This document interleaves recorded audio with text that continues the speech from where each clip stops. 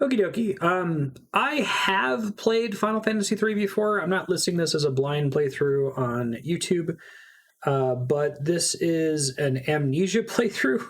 I played it once on the DS a long time ago, back when Nintendo Wi-Fi connection was still turned on. I think I beat it in like a week. Or actually, no, I didn't beat it. I got to the last dungeon, the infamous last dungeon, where you're not allowed to save your game. And if you die, you lose hours of progress. I never actually got around to finishing it. But I will, like I said, I'll call it an amnesia playthrough. I don't remember anything from the story or anything like that. My understanding is that the original NES Final Fantasy III was just nameless Onion Knights, and that this version that we're playing on PC here is kind of a port of the DS version and grafts a little bit of a story onto it. Not so much that it didn't have a story, but it didn't have like named characters or anything like that in the original version. So I'm excited to check it out again. Franchise Day is back after 6 months. I know, right? So many bonus streams we had to work through.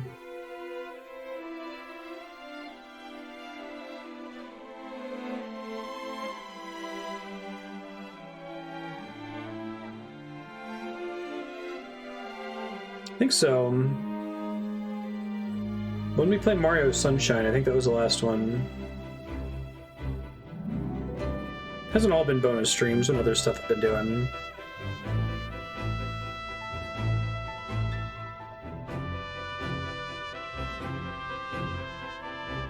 I'm pumped for the soundtrack regardless. Thought myself some Uematsu.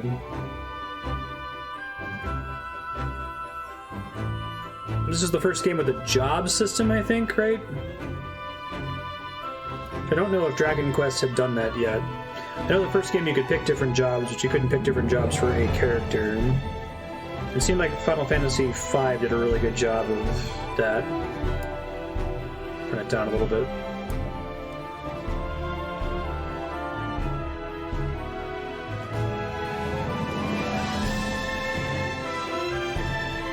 Pretty sure the same cutscene was on the DS version.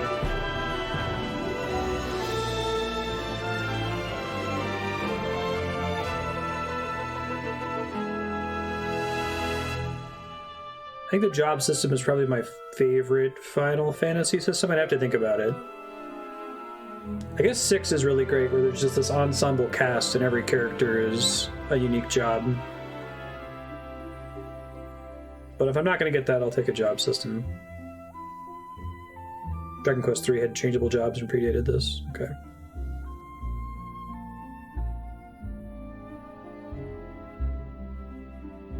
I assume they haven't really done anything to upscale the textures. Probably made it widescreen.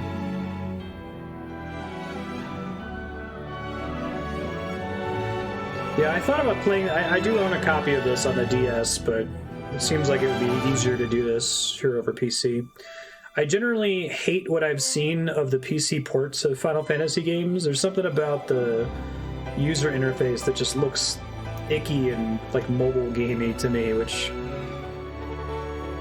It's not a real criticism. It's fine. No one else would care but me.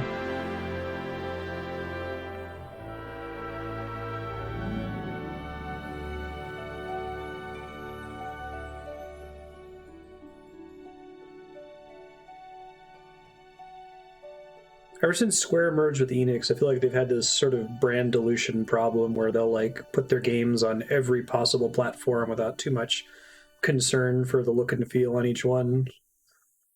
And sometimes they'll have like cheat codes integrated into the game like we had in Final Fantasy VIII. It's just like, well, stop that. No, it's a bad Square.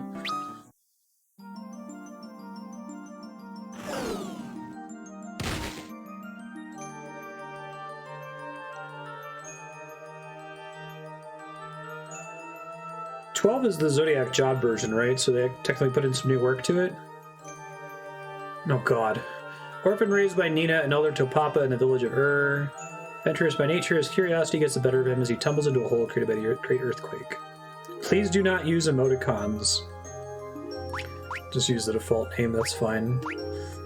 Is this like a mobile port, this one? That enter your name screen looked very mobile-y. Yeah, that's what sucks about Final Fantasy VI. Well, that's kind of cool, running into a battle there. No magic yet. Ooh, auto battle. It just makes everyone attack.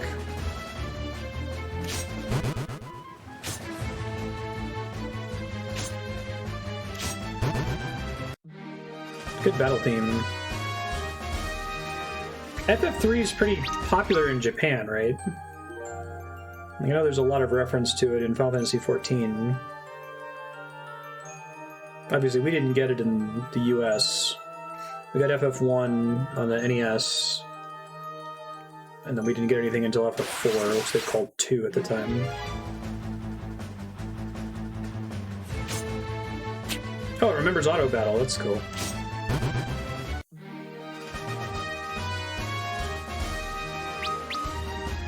Job level increase. What is his job? Freelancer? So the original game they started as Onion Knights, right? That's where that comes from, this game. Magic, learn, exchange. Yeah, this menu, it's fine. I shouldn't care. It's stupid that I care. Config. Text speed. Yeah, this has got to be a mobile menu, right? Default move run, sure. Battle menu clear or opaque? I guess I prefer opaque. Music. Hints. Alright, it's all fine. So I guess this one doesn't have integrated cheats like FF8 does.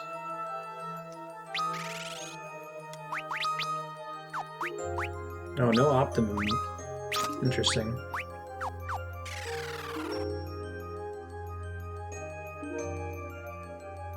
Something strange about that rock. Press left bumper to study the screen carefully. Interesting.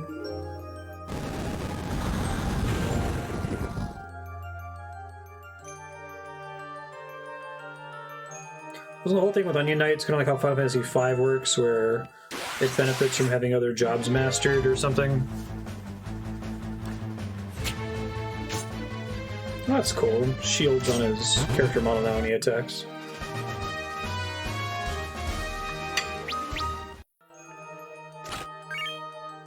Longsword. Nice.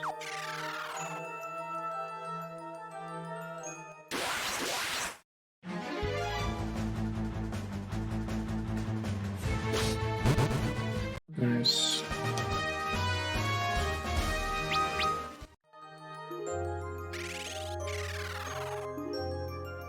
How did leveling jobs work in this game? Do you have separate XP and AP like FF5?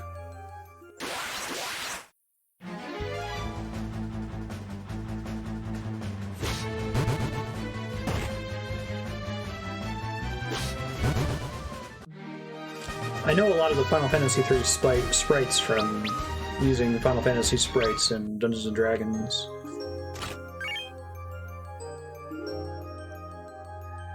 And we were talking about a lot of the first appearances of like classic Final Fantasy monsters in FF2. There's very few of them in the first Final Fantasy.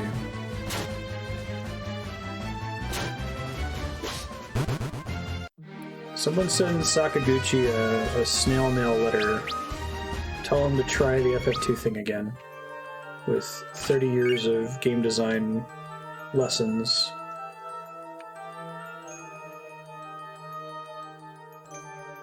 Job sickness, interesting. It's JP? Okay.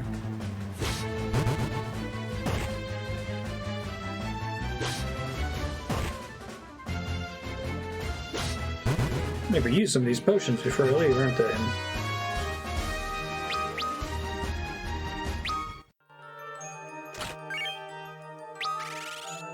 So JP isn't like formally present anywhere in the game, it's just something behind the scenes, basically.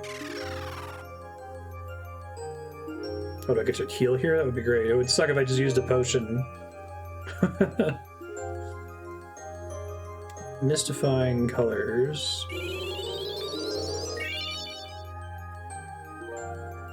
I see. So if you switch from like Black Mage to White Mage, no big deal. Black Mage to Thief, you might get in bigger trouble. Well, I'm gaining freelancer levels, so is that just JP is accruing, but it's secret and behind the scenes or something. Nani?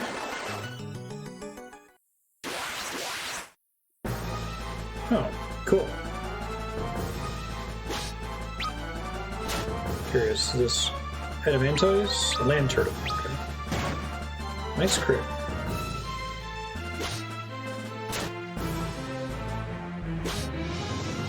Oh, auto battle includes a slight fast forward, it looks like. That's kind of neat.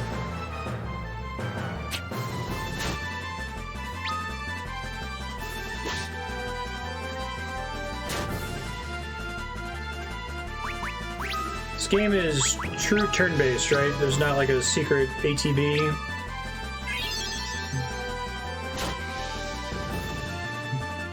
Oh god, no! Why? No! Don't do that, auto battle! Does auto battle just do the thing you just did?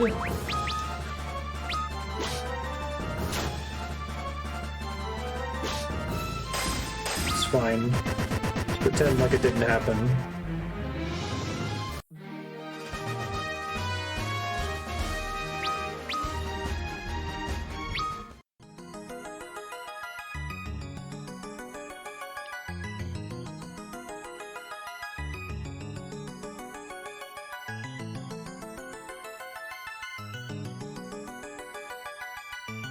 You have been chosen.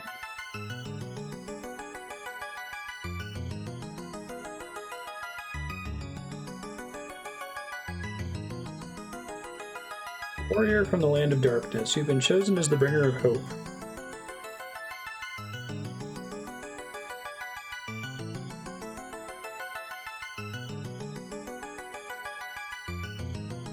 Cool.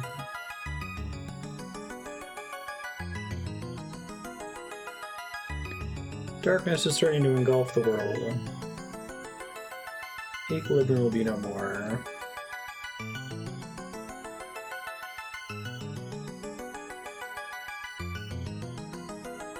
They pretty much just cast Blizzard.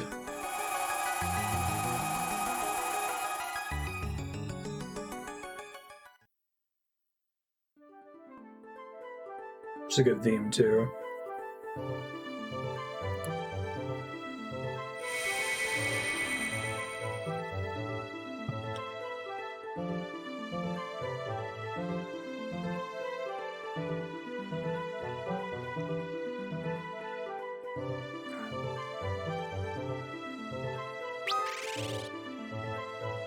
No job still. Now I can save though.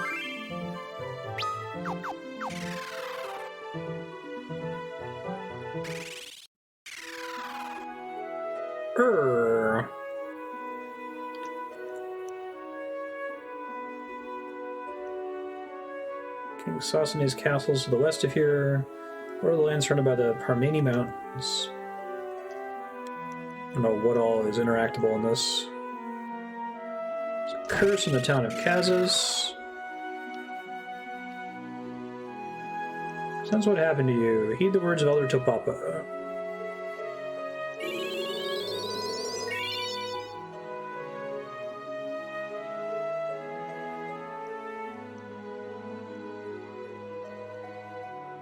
Nothing happens. Are we doing the one side heals MP, one side heals HP? Try looking at control hints. Save your progress frequently. You've come, Luneth. Meeting with the crystal is not happenstance. You have been chosen. For what? A traveler came to me carrying a newborn child. Oh, damn. Take your power, the light you hold in your heart, and use it well. I do like the art style for the DS version. They do a good job of, like, maintaining the look of the old sprites. Kind of looking like, the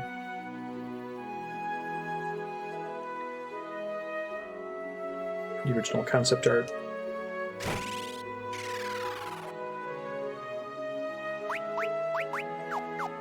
Maybe buy some of that later.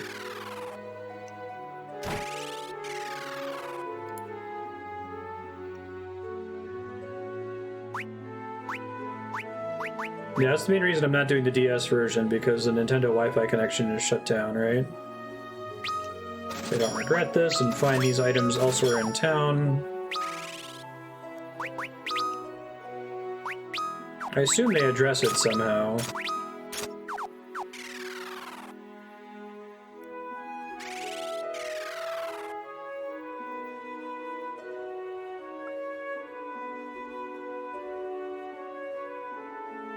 Those are your friends making a ruckus near the far end of town? Make them stop already. Poisona. Now, is that like a you learn it once and then can move it between people kind of a thing?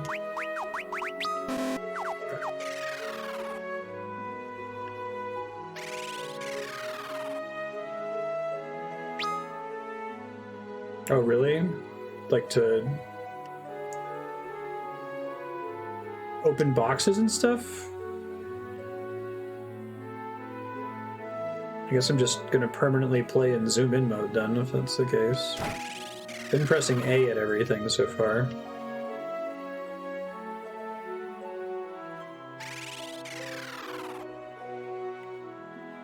It's bizarre.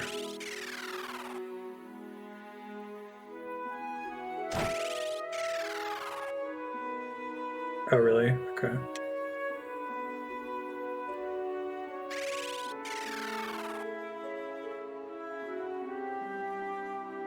Freelancers can use low-level magic. Their base attributes are pretty low.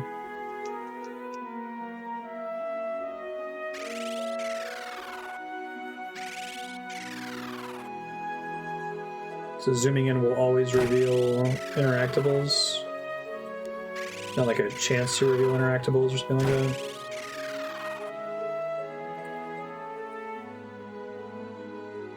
Do you have to be zoomed all the way in for it to work?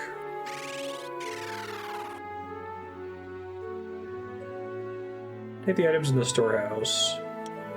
Watch for monsters, though. Some, like, monsters in a box.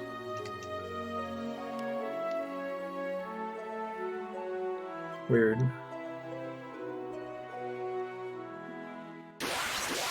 Oh, no.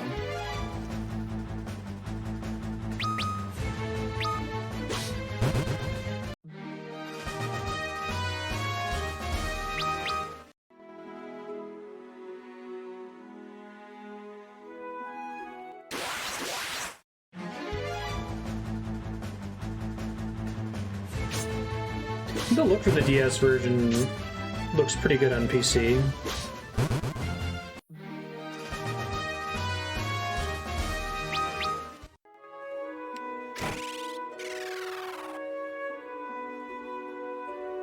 Switches that open hidden passageways in towns and dungeons. Look closely to find them. Oh, this is the tutorial for zooming.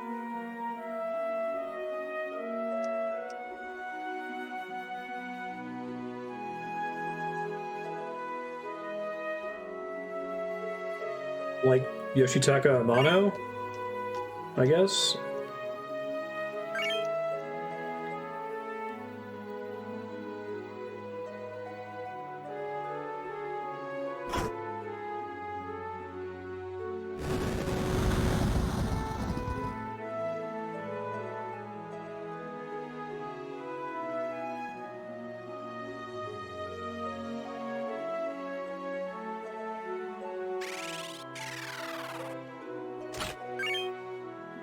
Cure, that's good.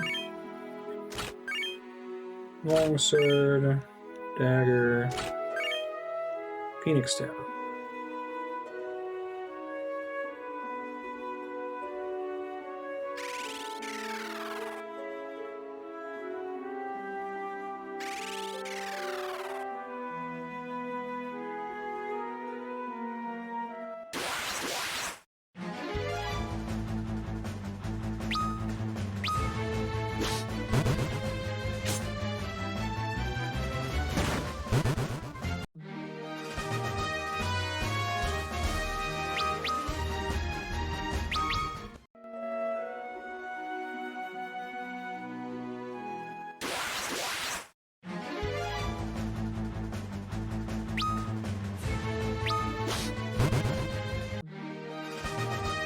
They adjusted for the Nintendo Wi-Fi connection, though.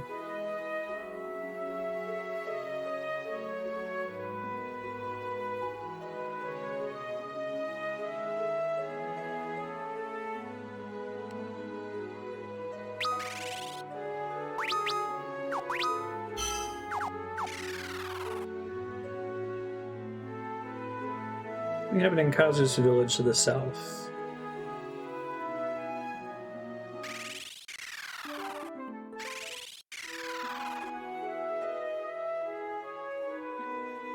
Talking about my friends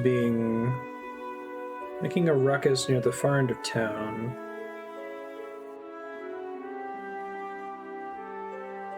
Take the potions in that well with you.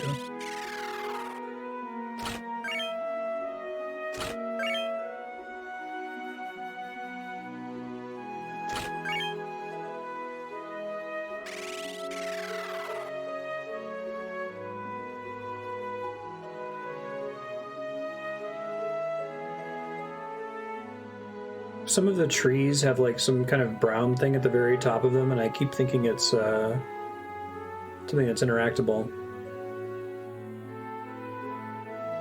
Ghosts don't exist. Go there yourself and prove it. You're a coward. Orphan raised by Topapa, Lunath's best friend. For his reading over gambling in the wild. Okay. Natural scholar.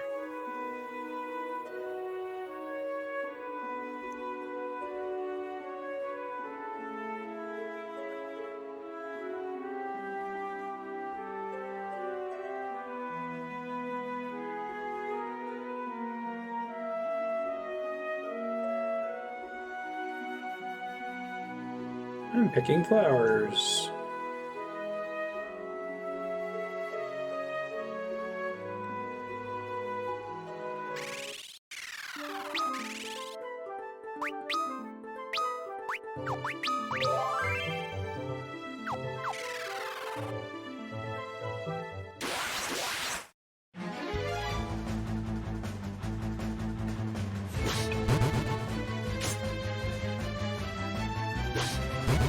What's the frame rate complaint? Just that there's only 15 FPS worth of animation? It doesn't feel like it's running choppy. Oh, shit. Kazus.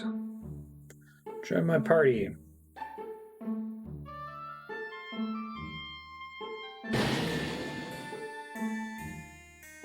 Did a PC version complain? Did they like do some interpolation in this?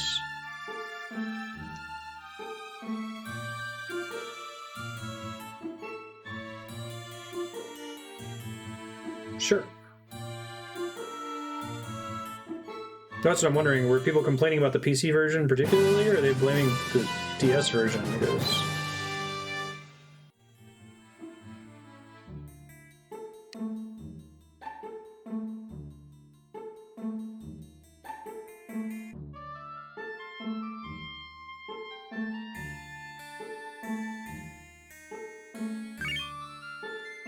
Mythril helm, that's nice.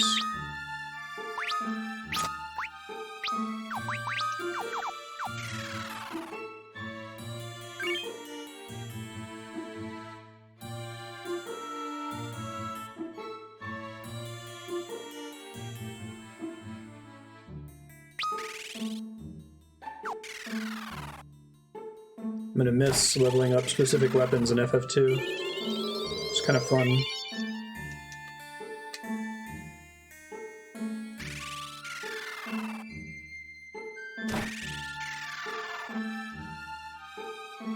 Curse that Djinn.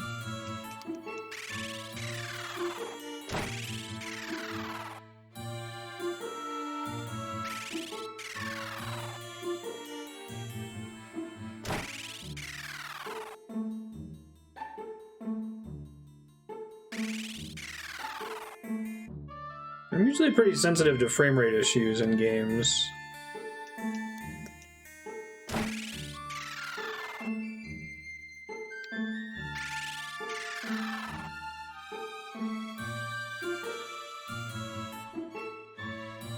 It seems fine so far. Mythril ring.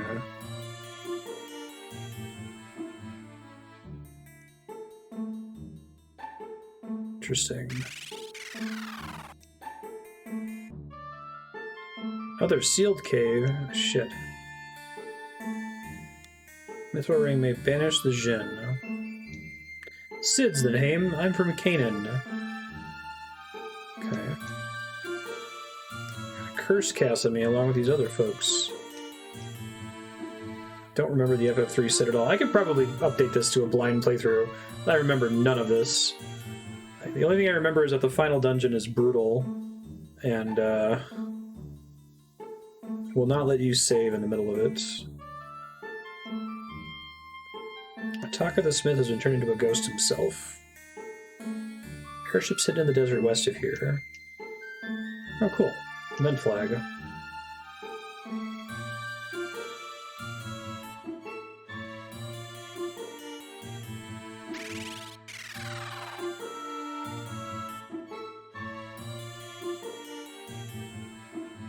Okay, we're getting frame dips in XCOM, and that was making my eye twitch. The game generally runs pretty smoothly.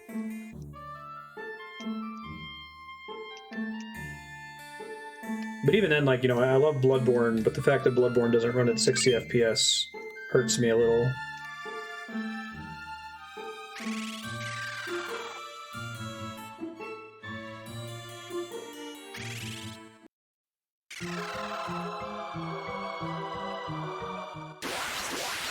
Maybe we don't want to do the Mythril Mines just yet. Am I going to get, like, instantly wrecked here? Yup.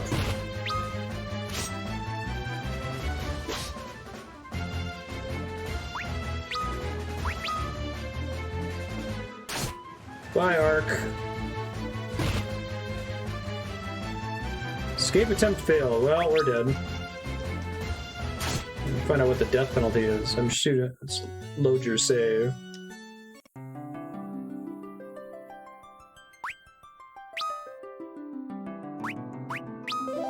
But I saved outside.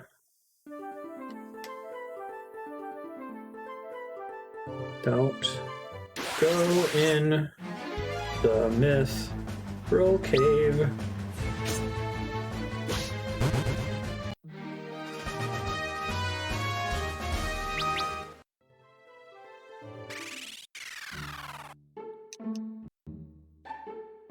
I was hoping maybe I'd luck out and get a skip cutscene option.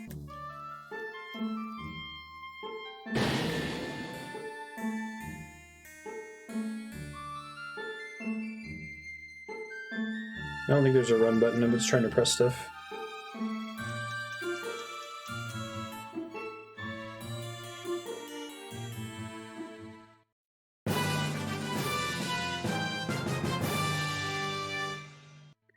Alright, there's a Mythril helm back here somewhere.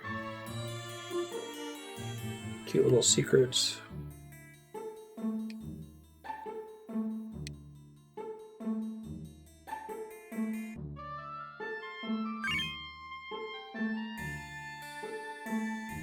Hey, Capo, how you doing?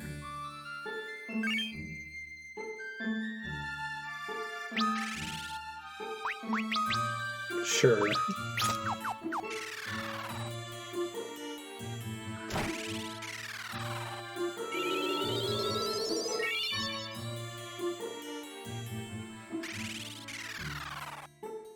Nice, grats. Andrew's coming off her 2-week cutoff for her second dose Wednesday. We're also done with our quarantine from that family emergency travel. Maybe we'll get symptoms tomorrow, but I think we're out of the woods. We managed to not contract COVID, despite going to a horrible state to visit for not getting COVID. How do you get to the thing behind the bar there? Oh, fancy. It's cool. Sup, Sid?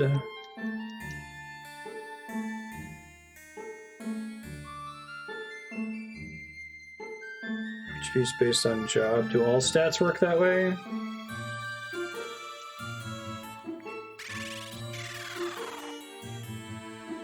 I assume that when you're a black mage and get a level up, you get more intelligence or whatever. Free resting.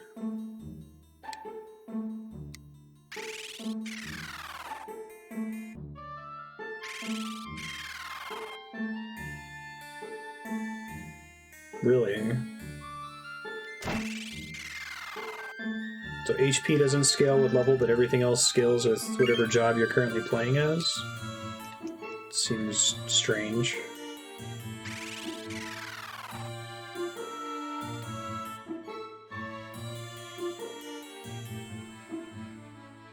Okay, caught back up from the game over.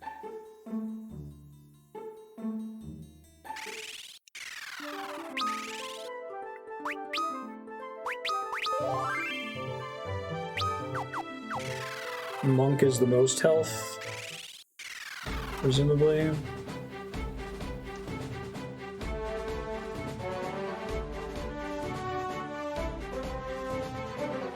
What are you doing here? I could ask you the same thing. This is Sid's airship. He's letting us use it. Refia. Oh, it's a smith's daughter. That's cool.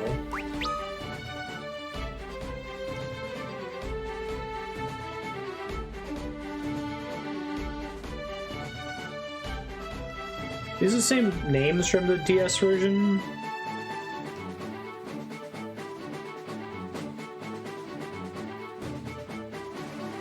Father forged a mithril ring for King Sasune.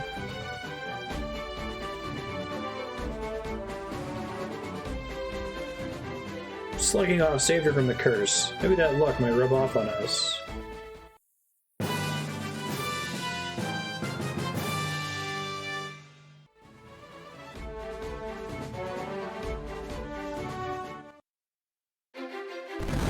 This is now canon for Final Fantasy III. Earliest airship ever?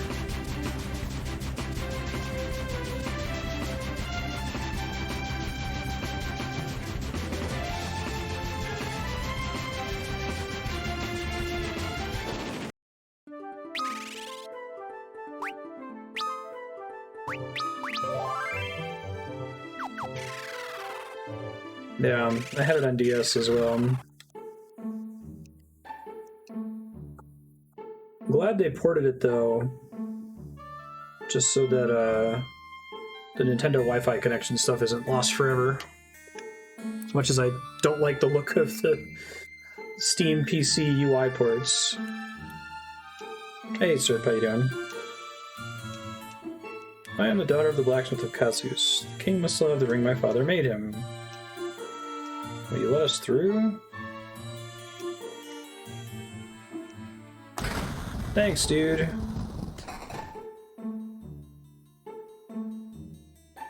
Benedict, what are you doing? Kitty's being bad for some reason.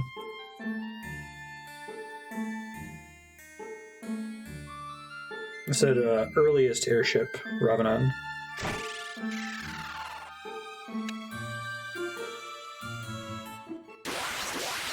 Not earliest airship in the series. Earliest your party gets access to an airship in any of the games.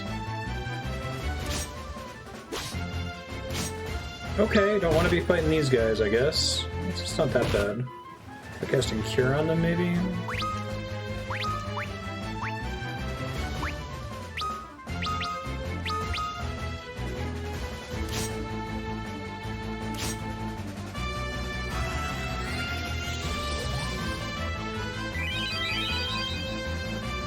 Nice.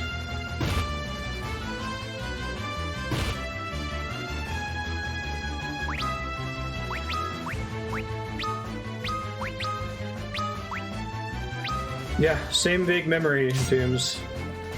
So I think the final dungeon is, there are no save points in it. So you get 3 hours in there. Game over, all your progress is lost.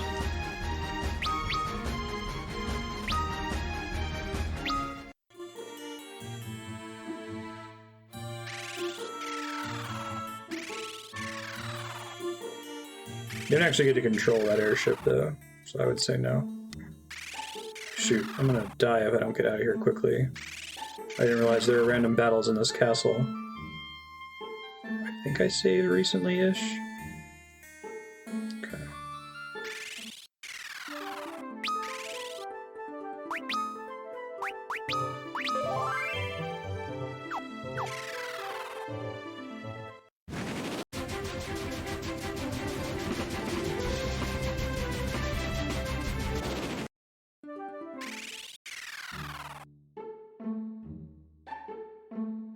She doesn't want to go in the town. Well, I need you to not leave the party because I need you to heal.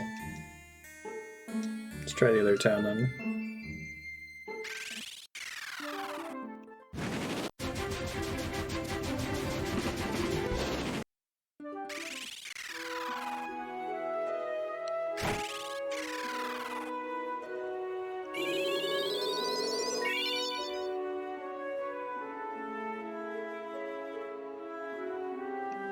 They're both just healing, and it doesn't heal you if you're already topped off. Okay, gotcha.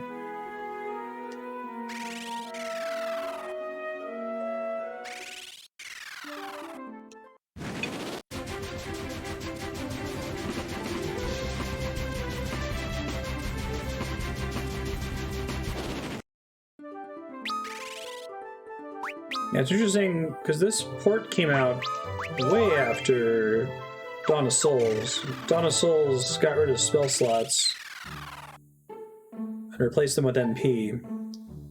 So interesting they did this again.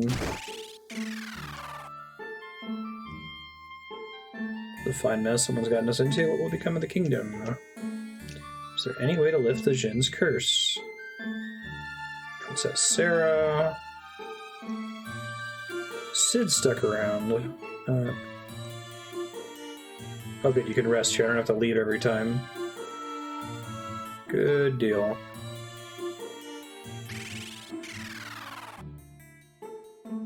Oh, that's cool. You can see where there are gaps in the walls. Phoenix Town.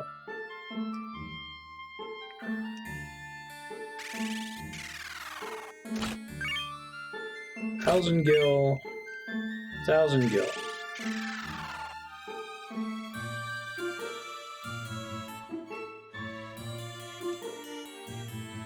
Is there nothing back here?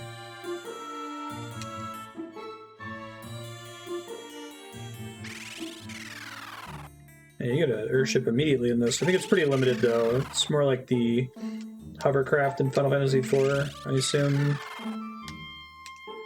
So you can't fly over mountains with it. Leather shield, wizard. Oh, nice.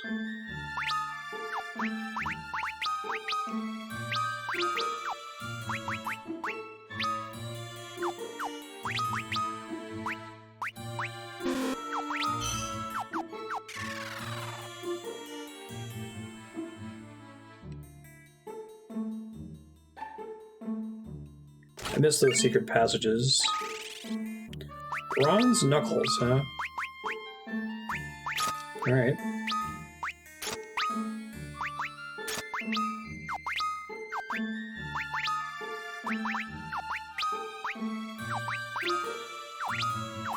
So we had this issue with Final Fantasy 1, I think, where staves had like a hidden magic bonus if you had them equipped. Is that a thing in this game, or weapons just for physical attack damage? Unless if they specifically state that they have some kind of added effect.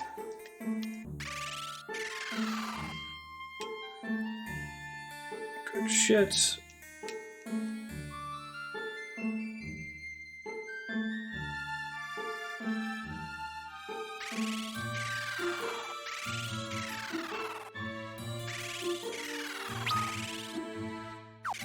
Yeah, there is a quick save system. Glad they added that. I think that's in the DS version too. Pretty sure that was a Nintendo requirement. If you had a portable game, there had to be some way to just like turn the system off almost at will. Which makes sense. The sword White Slayer, Bane of All Undead, is stored atop the Western Tower. I know. You must know that cure is harmful to them. Thank you. Important information in this game. Can you not use the staff as an item if it's in your inventory?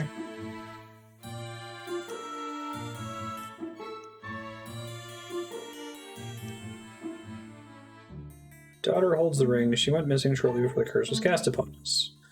Get the thing to get the thing.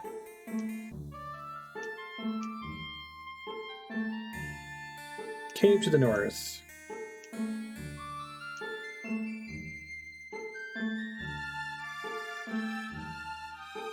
Ingus.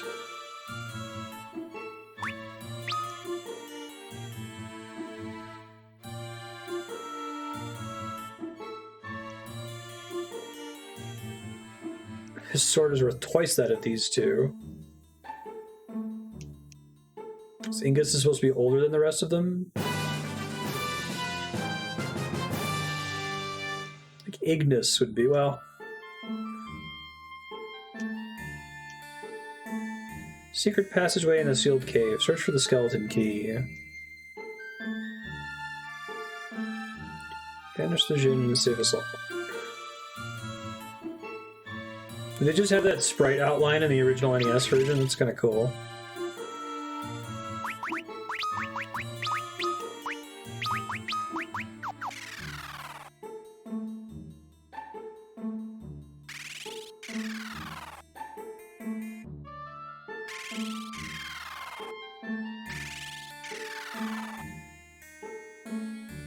Yeah.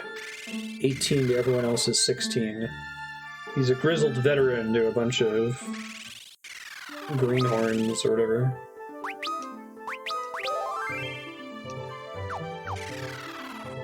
So should I be trying to minimize how many level ups I get as a freelancer before I get jobs, or it's not going to really matter that much early on? If you have like an FF6 Esper situation, aka the worst possible situation. Much as I love FF6. I guess it doesn't really matter in 6. If you ignore the stat boost from leveling up, you'll still be able to do all the content without having to try too hard. Okay, they're not all... That's bad, at least it missed.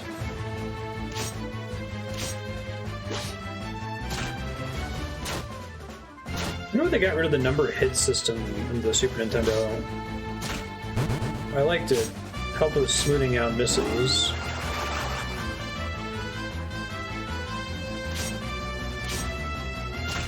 These guys are presumably not undead. That Bronze Knuckles is paying the bills right now. I don't know how dual wielding works in this game, but I might try it on Ingus.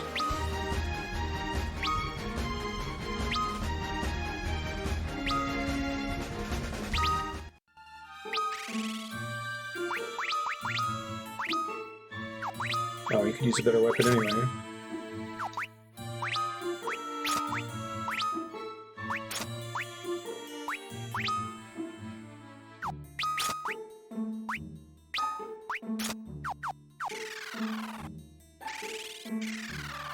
Do that blizzard spell now. I could try that next time. Wooden arrow. Holy arrow. White Slayer, but it's a trap.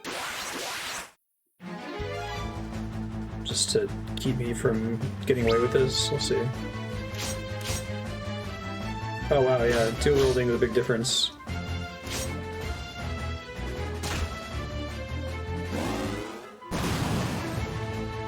Ow.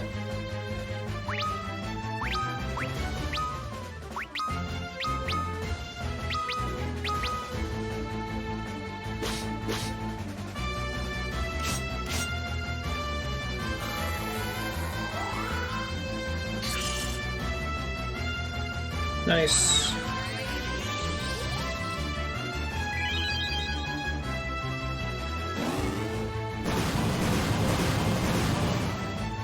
Dick.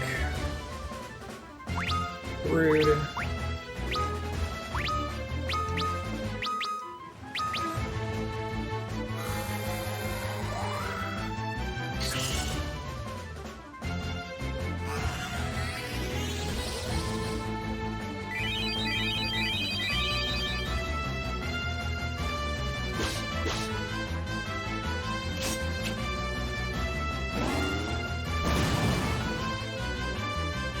Ingus, no!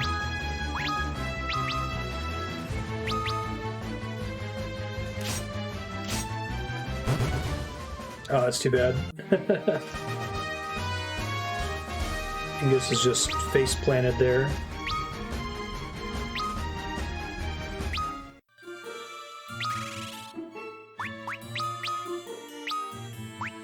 White Slayer. The White Slayer and Bronze Knuckles. Let's spread the level a little bit. No, it said one wooden arrow, but I guess it's actually multiple. Okay.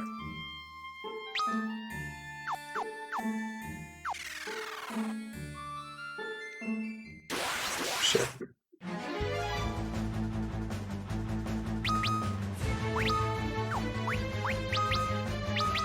Arrows work the same way in Final Fantasy IV. Holy shit, okay. Yay, White Slayer.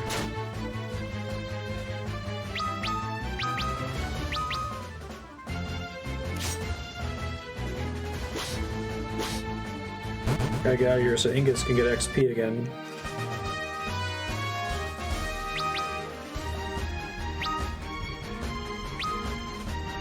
We're soon about to find out if resting at an inn resurrects characters, and if using one of those magic pools resurrects characters.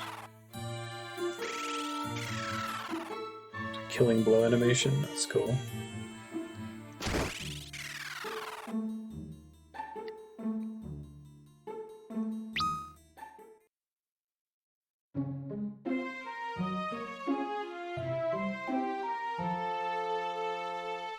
I think the best sleeping noise is FF7 from the series. It says restored. Yeah, okay. Sometimes there's a difference between recovered and restored. Let's see if the little pool includes a resurrection. Also have to burn a phoenix down. There's only one turn from not needing to.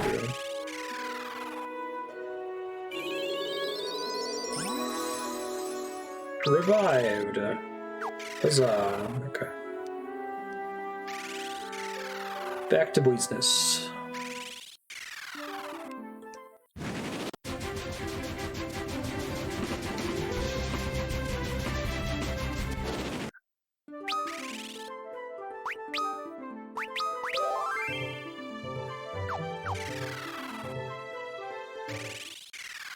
So people probably don't know this, but I'll ask because I ask every game. How do experience points work in this game? If when you win, is there a finite amount of XP that's divided among living party members? So if you had, I don't know, 150 XP, and you had 3 living party members, everyone would get 50, and you would get fewer per person if you had 4 living party members? Or does the living party member simply miss out on XP?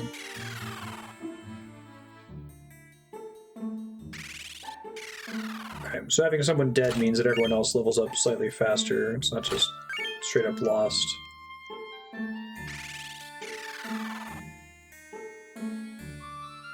Okay, thanks. Potion, wooden arrow. Oh, okay.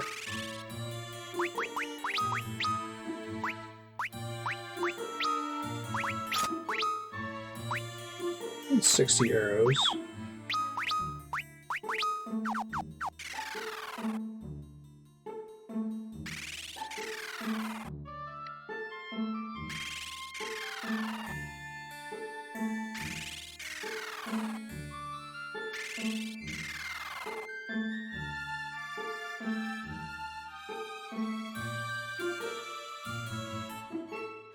Lunath's little messenger bag.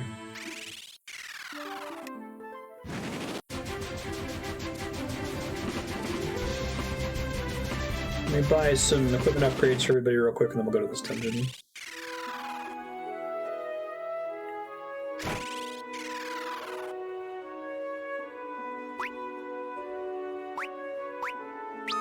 And then I mean gloves.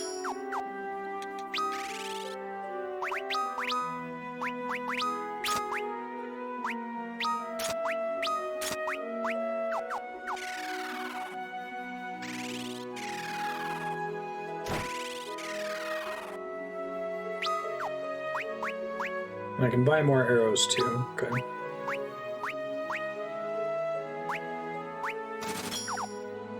Just don't have to think about it too much. Oh, do those not...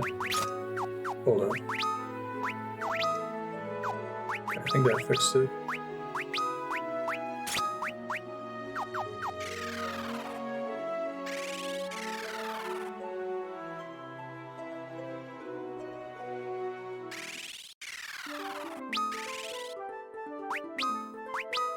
So getting that blizzard spell early seems pretty useful.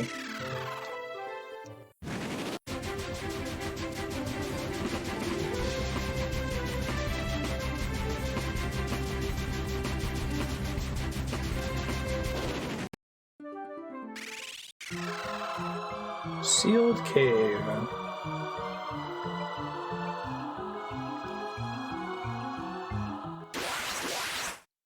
I guess the zoom is like, I assume that in the original game there was just stuff that you had to mash the button to find, and it at least gives you a way to see it at all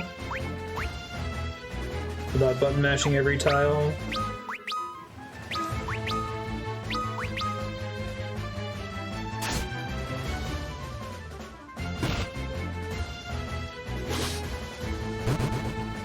Okay, White Slayer.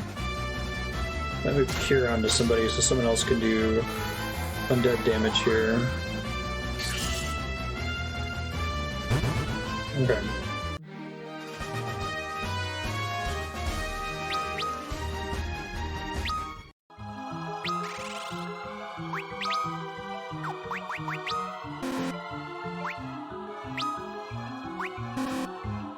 Wait, that's confusing.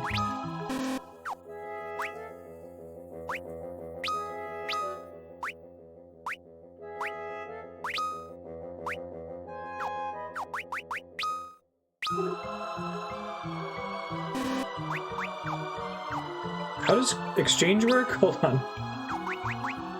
Exchange... Arc...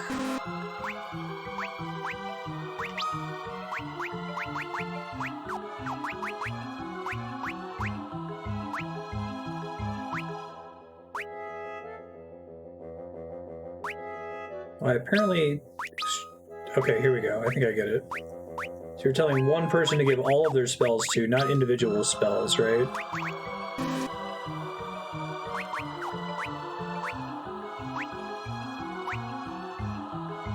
Arc already has it. Okay. So you're saying give all of this person's spells and or swap all of the person you've just selected spells with the person you're targeting? I guess.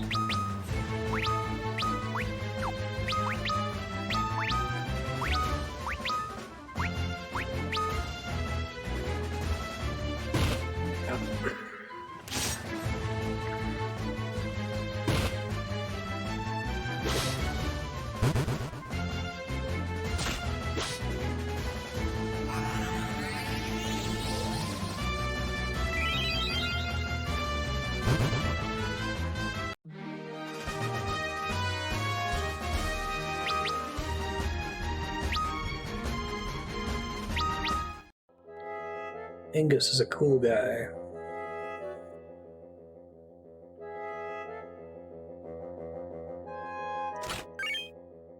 Cure, nice. Not two people can have it.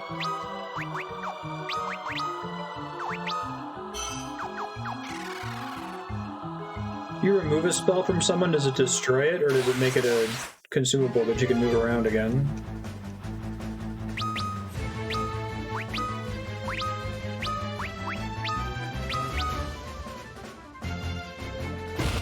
Okay, so you can move stuff around, you're not like committing to equip it.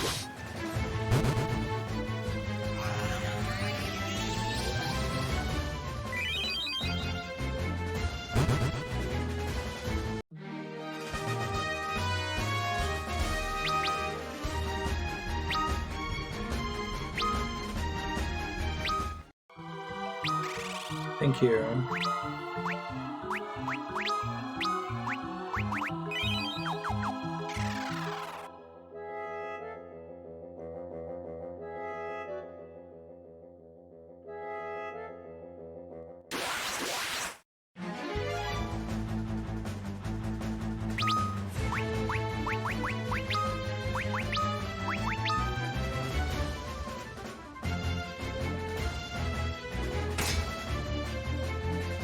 Oh, defense not bad.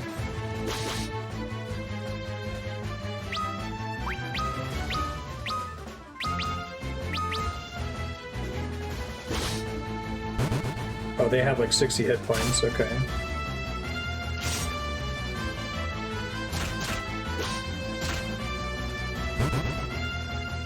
Nice 4-hit from Ingus.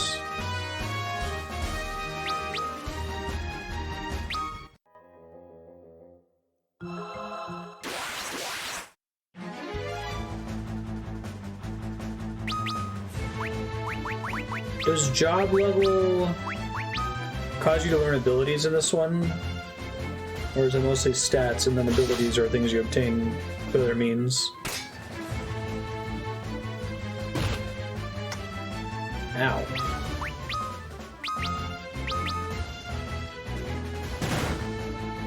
Oh, it was a confusion.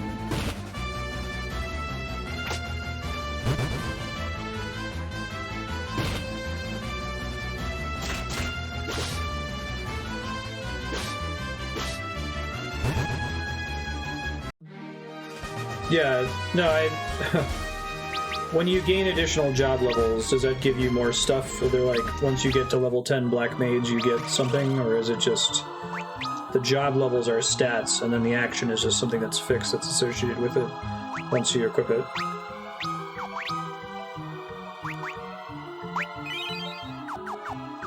Not a huge reduction in efficacy for casting on everyone.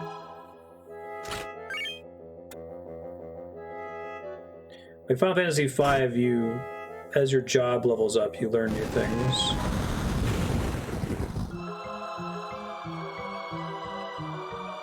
Okay. Job level is just a stat, doesn't gate new things. Gotcha.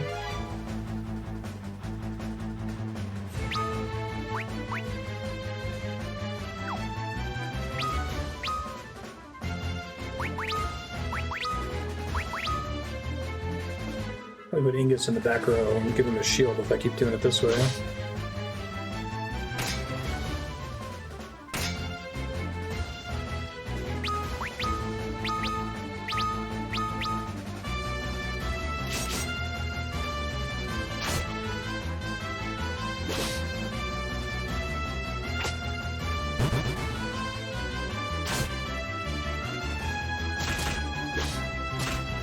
Added effect dark.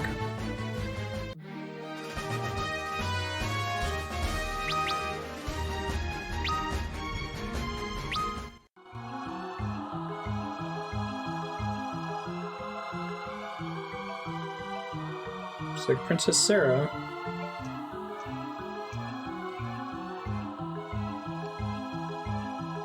I'm gonna borrow your Mythril ring.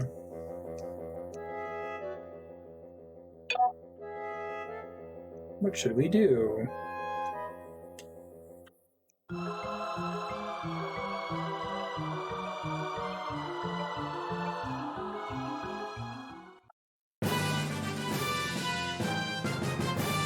Guest party member, basically.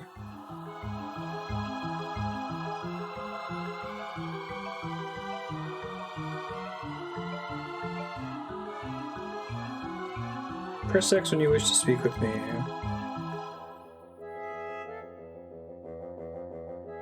Hi, Princess Sara. What's your name? Nice to meet you.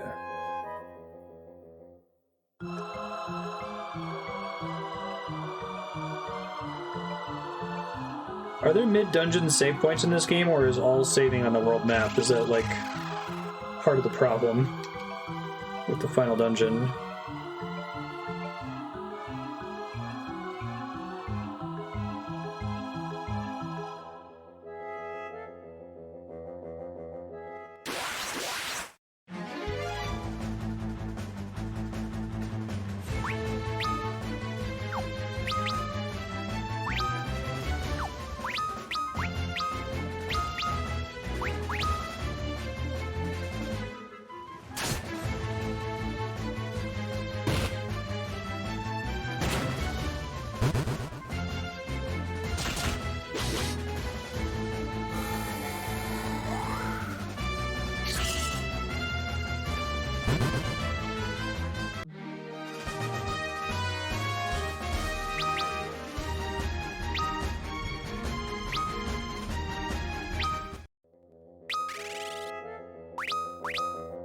Alright, well I might regret this, but I think this game also expects a little bit more grinding. I'm gonna try to leave to top off and then come back, now that I know where to go. And presumably the next room has both a healing pool and a save point in it, so this will just ultimately lead to me doing more fights.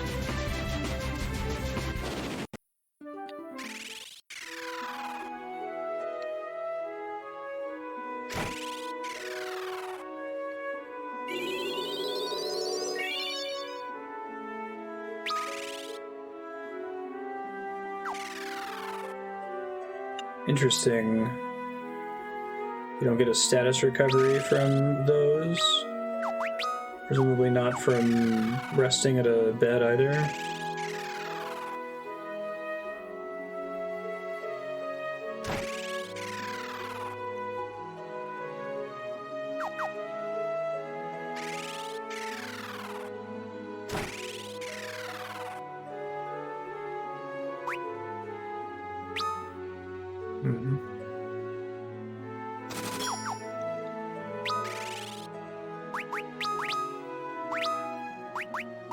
Resting in a bed might fix it.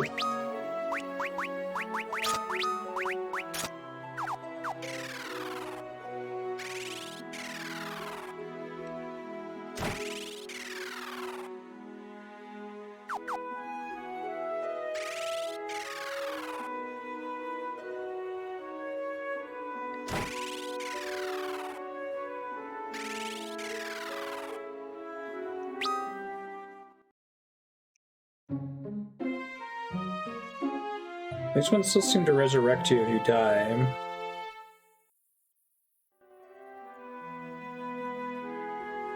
I slept like a log. Weird.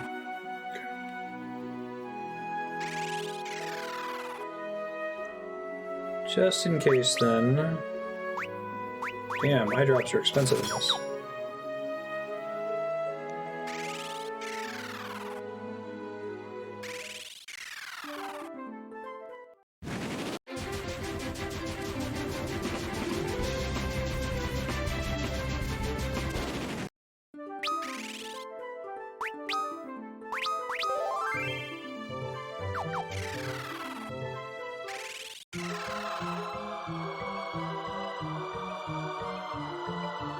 Kind of sad they dropped the keyword system from Final Fantasy II so quickly. But that was a cool idea.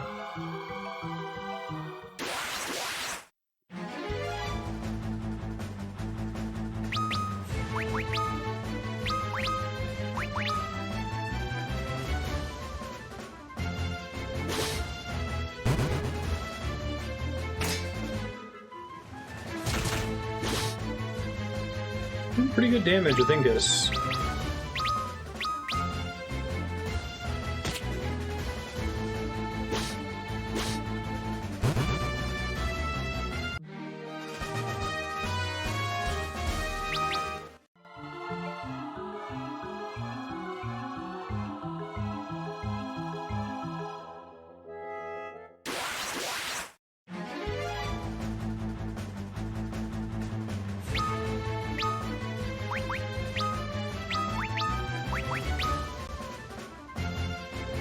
Let me handle this. Oh. That's cool. This is a chance for your guest member to do something. Just wearing the traditional princess garb, I guess. Of course you attack the person that would take the most damage.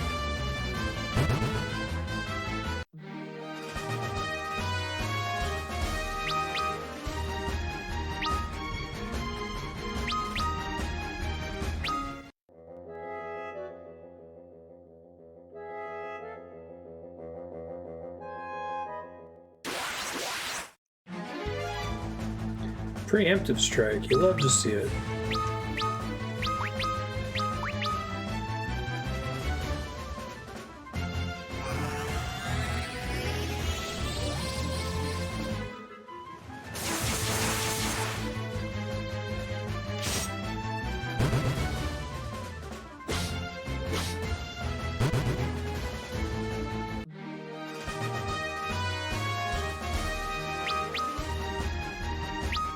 Speedrun for this game has to be interesting.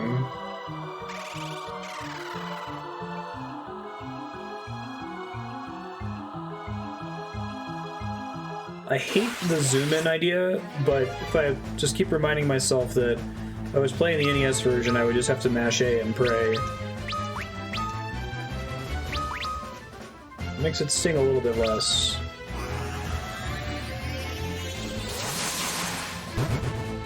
Nice arrow.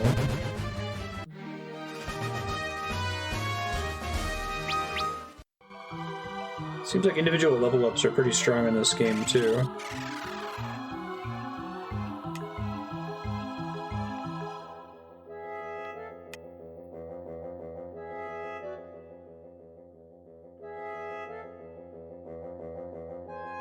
Which one was progress? I can't tell. Eye drops. Oh, this looks like progress. Hey, zombies.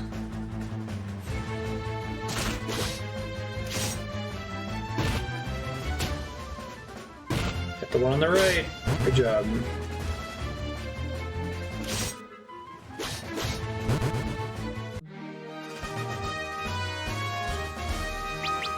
So does Ingus has spurs. What a cool guy.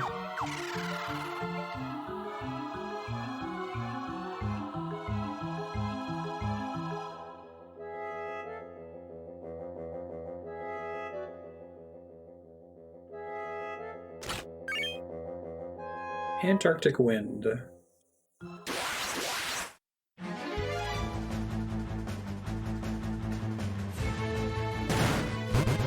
Nice crit.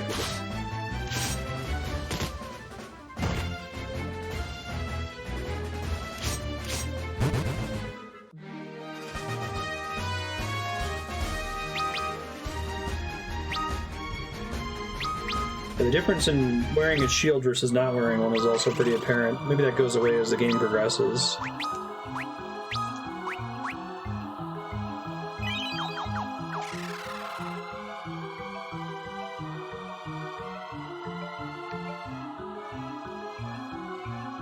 Like these RPGs, the math just gets fuzzier and fuzzier the further you get into them. And you feel the weight of equipment more right at the very start. Oh, palette swap skeleton.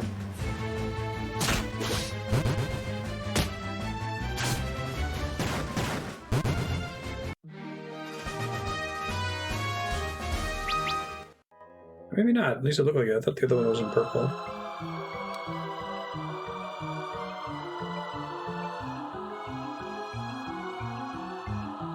This links up with the earlier area. Oh, there's the Djinn. Assuming it doesn't kick me out of the dungeon when I face him here. Prepare to meet your doom, Djinn. Do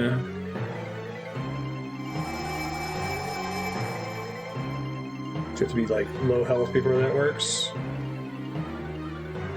Ha ha ha ha ha. Pablo has no power over me now that I'm infused with the power of darkness.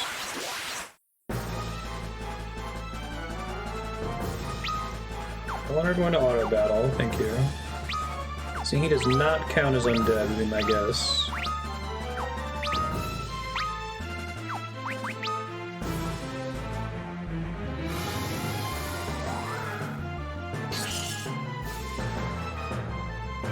Nice. Ow. God damn. Of course he gets to go twice.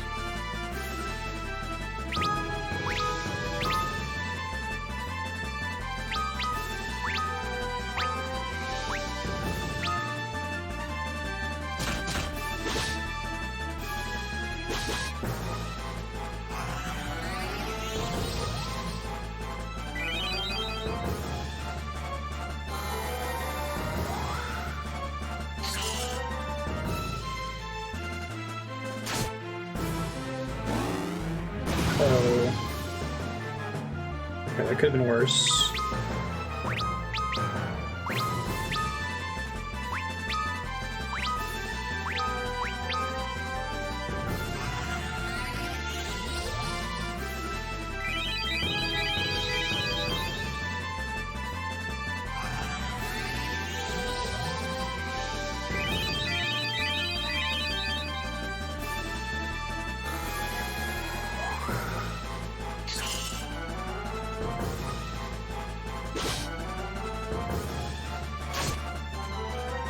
Stop getting crits.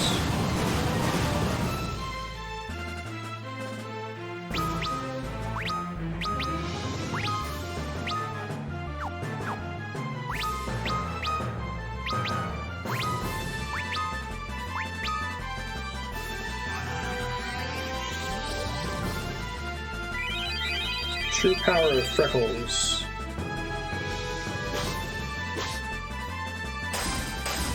Nice.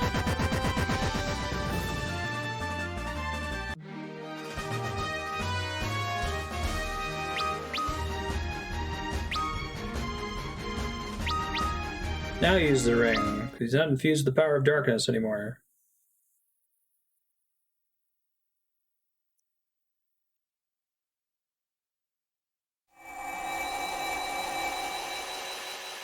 No!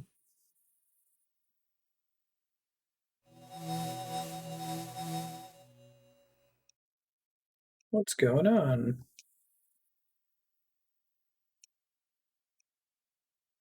What is happening? Well, so much for that other path I missed. Could probably head back there in a second here. Oh, is this where we're gonna get the jobs?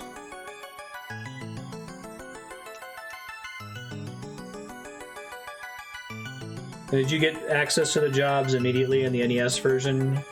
Because you had all 4 of them in that starting cave? I who summoned you.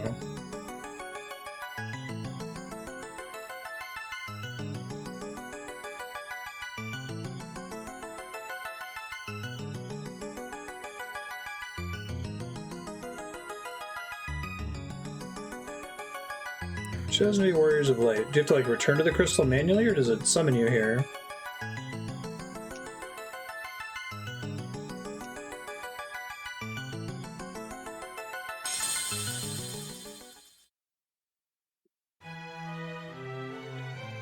It's interesting, surprising.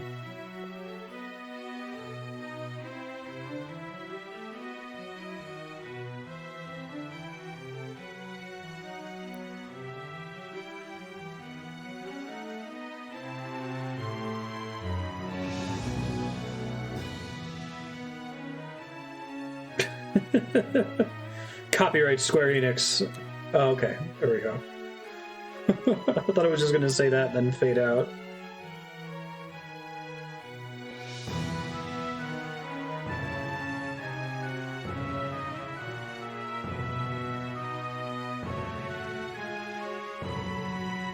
Yeah, after the land turtle.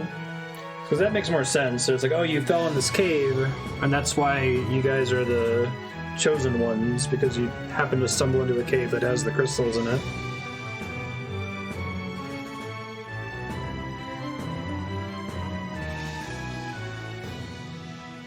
Powered by Matrix software. Mm-hmm. Yeah, that was my understanding. I haven't played the NES one though, so.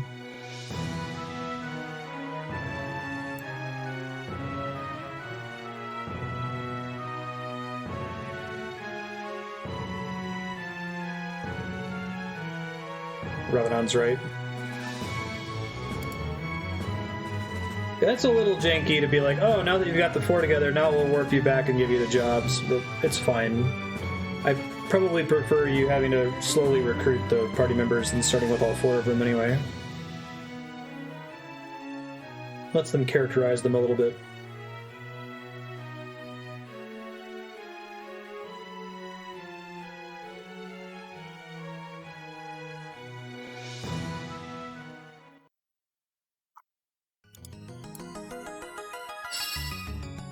And man, what was with those credits? That was really weird.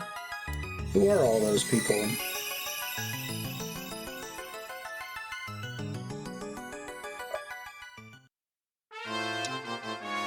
You have been blessed with the crystal's light, which means you can now have jobs.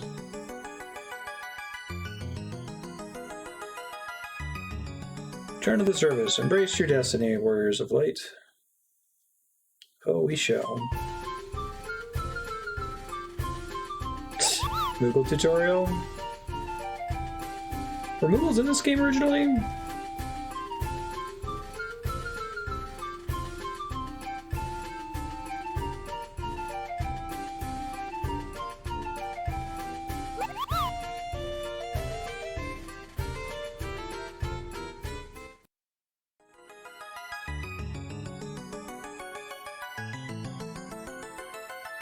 I'm guessing Onion Knight's like a pun in Japanese. I think they're called Onion Knights because they have the hats that kind of look like onion sprouts, right? Sprout implies that you're like a newbie. So they use sprouts to indicate newbies in Final Fantasy XIV.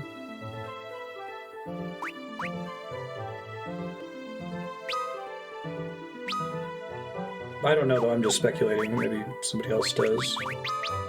That tells you you've been blessed by the light. Alright,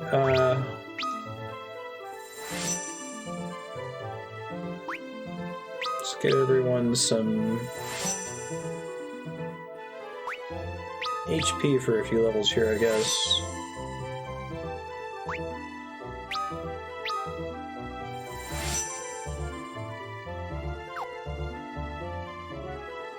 Let's see, so they've got that job sickness as the down arrows. So is it that they benefit from having nothing equipped, or is it that they don't have weapons equipped in this one? Seems like a vow of poverty type thing. Optimal would be really nice in this game.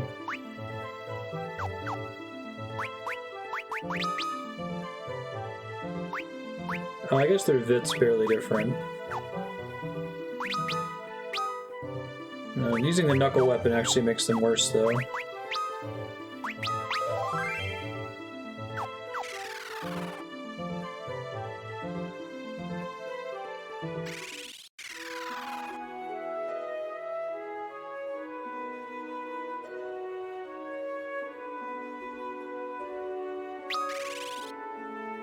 You get a full heal for that.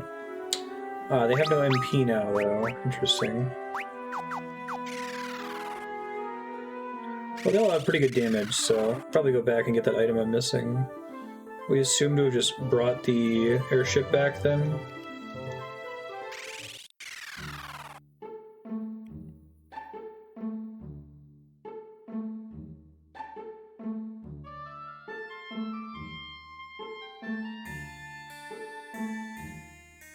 Y'all should have your shit fixed now, right? Oh wait, why is the curse still here? I can't do business when I'm a ghost. Well, let's go back to the castle then.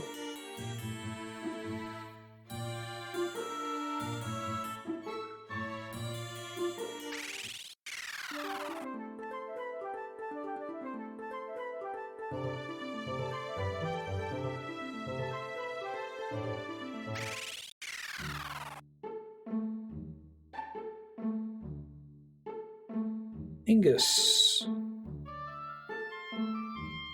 Cleanse the ring in the blessed spring, and that should lift the curse. Ah, okay.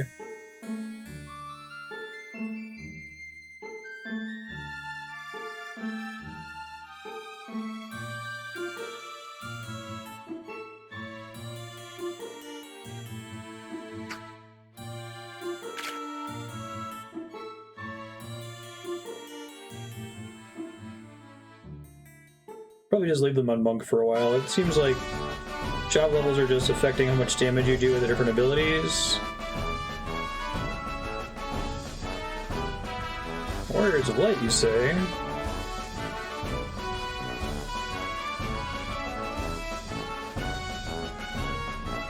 Hope goes with you, young champions.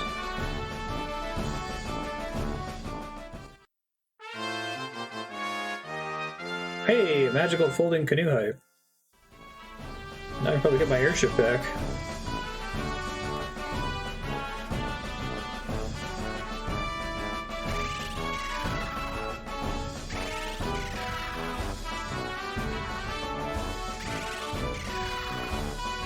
Talk to some shopkeepers.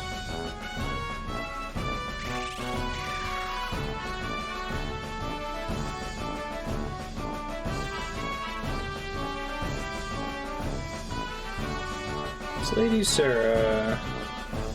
Promise me you'll come back to Sasune.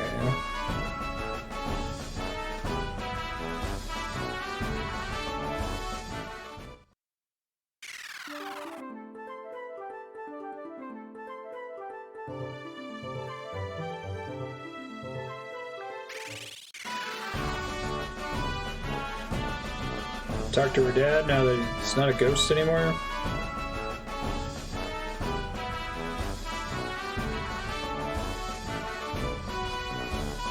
Father? Why aren't you a blacksmith job anymore?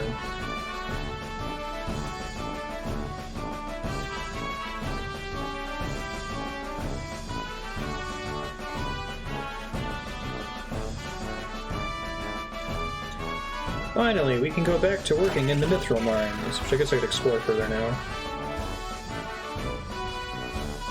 Fire, blizzard, and sleep.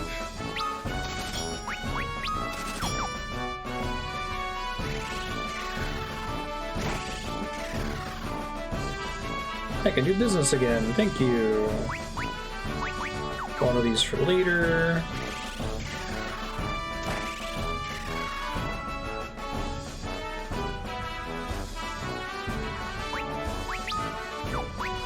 They can't equip it. Okay, that makes sense.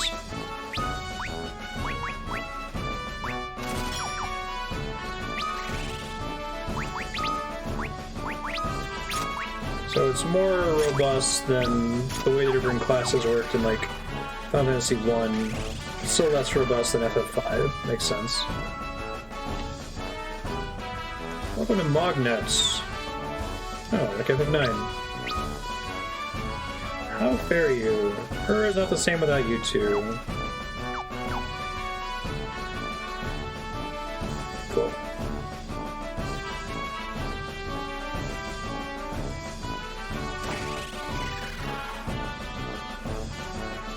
Can't you see I'm busy? Father won't let me go with you. Maybe I'll leave and she'll just join me on my way out.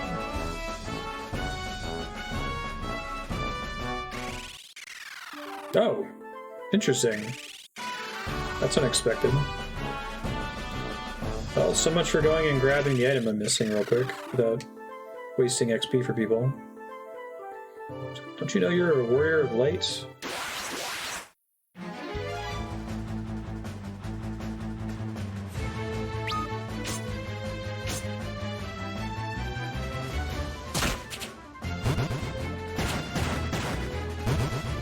Nice crit arc.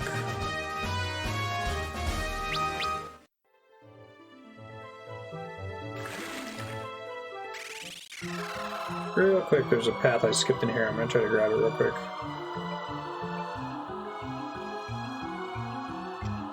Right. So you had 7 friends on Nintendo Wi-Fi connection.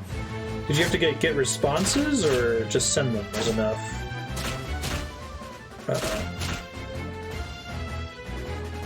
Alright, looks like if I want to use Monk effectively, I'm gonna have to train on some goblins for a little bit. Or have some people that aren't monks so I can still do normal damage.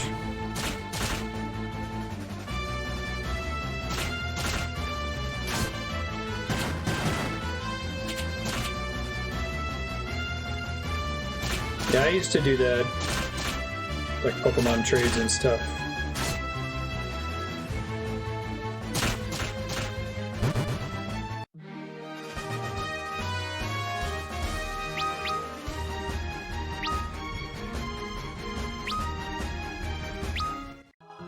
Try to get out of here before I take damage here.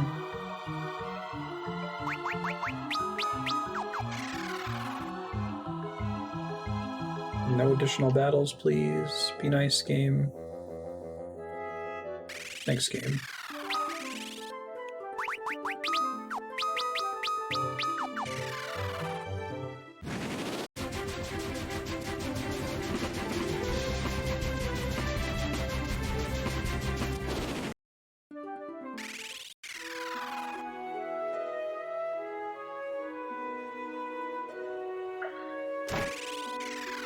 So if you didn't have 7 friends to send to, you just were SOL basically? It's interesting.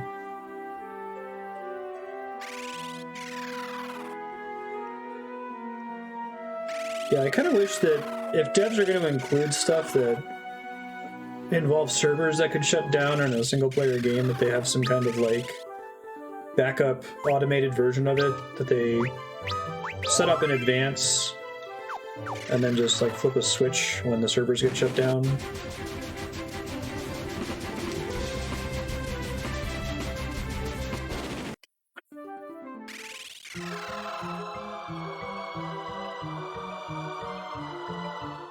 Yeah, I'm probably gonna make Ingus into a white mage, put him in the back row. I think we saw this enemy in here before, interesting. Wow, the difference between level 2 monk and level 1 monk is pretty significant.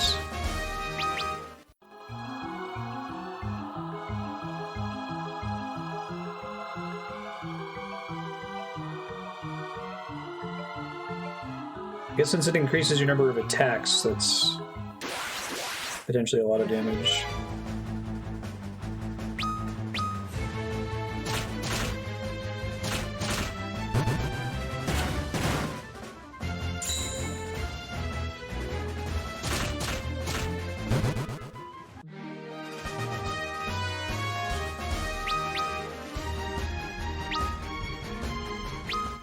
Huh.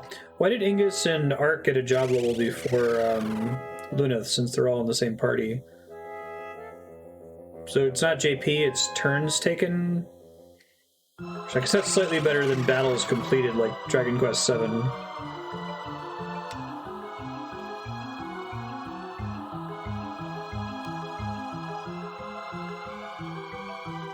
Oh, I guess there wasn't anything down there. Alright, well, getting some monk levels, that's cool. Preemptive strike.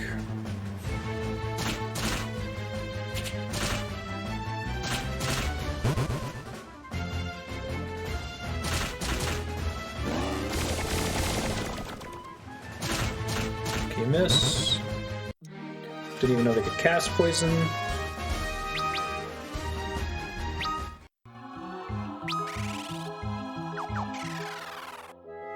So, are there jobs that just, no matter how high level they get, they never get spell slots, no matter what?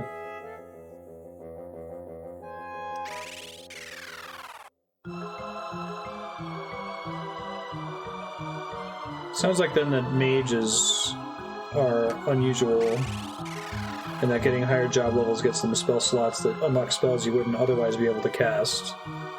But every other job is just if they've got one special ability, and the rest of job levels just give them additional stats, attacks, that kind of thing.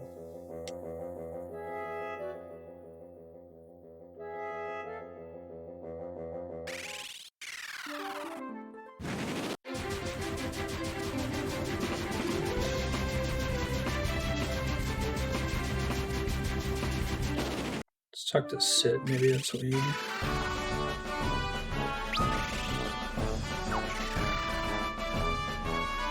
Their health seems to be higher after switching to monk, so we think that even on the PC version it works that way, that you, for some reason, hit points advance separately from your equipped job. Everything else advances according to the job, or doesn't advance at all. It just switches based on what job you are.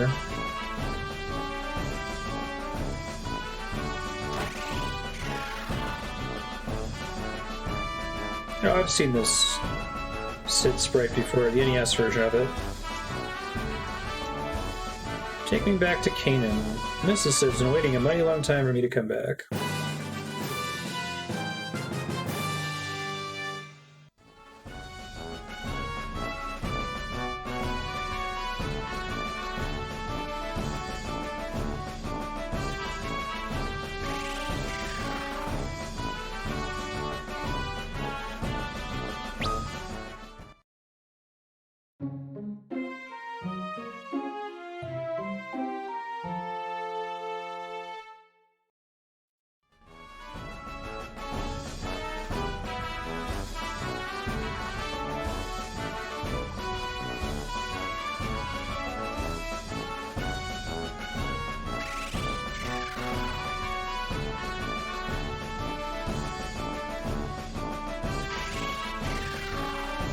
Alright, don't say PC, say player character, it looks like.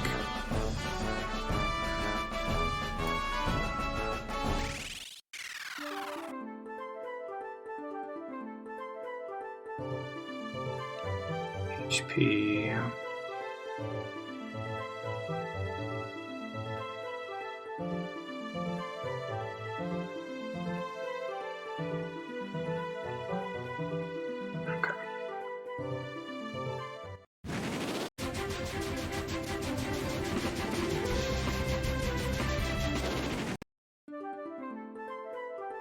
Can't go that way.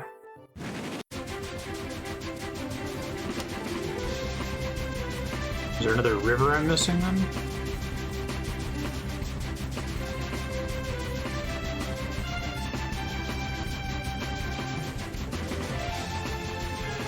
This place is isolated as all hell. Let's try going through the Mythril cave in the back of town. I haven't done that yet. So I'll save right quick.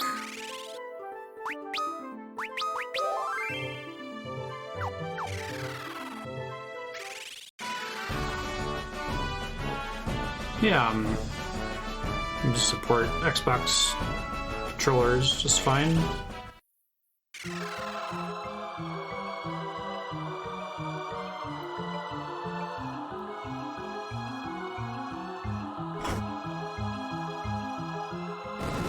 Whoa! Secret tunnel.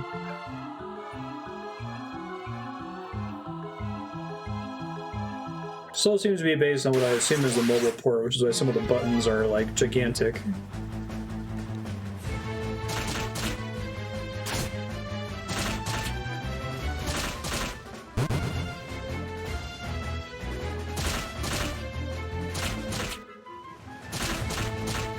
Nice, didn't take damage.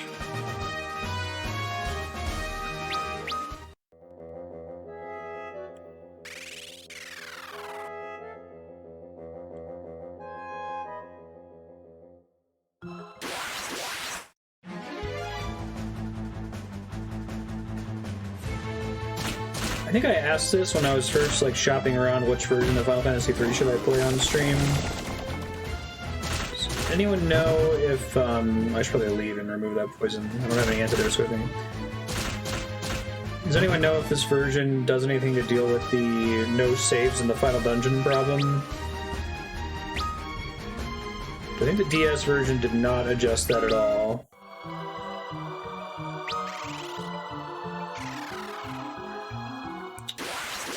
Boy.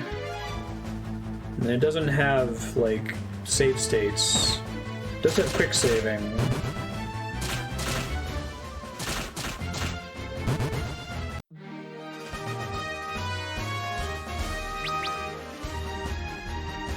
There's no Moogle charm or anything that turns off random encounters in FF3.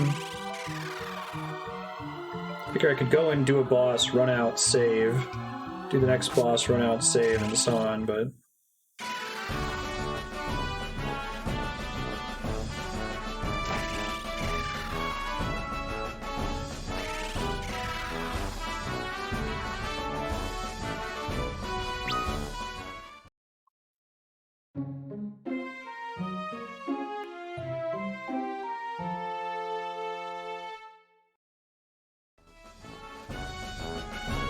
I slept like a log.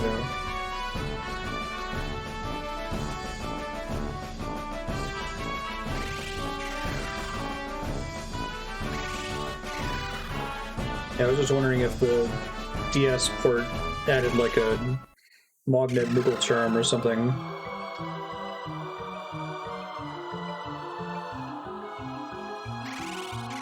So they just buffed the enemies to compensate? Okay.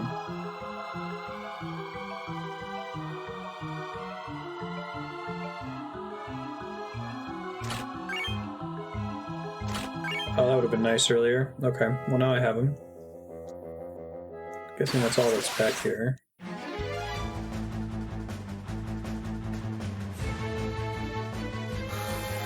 Thanks, Sid.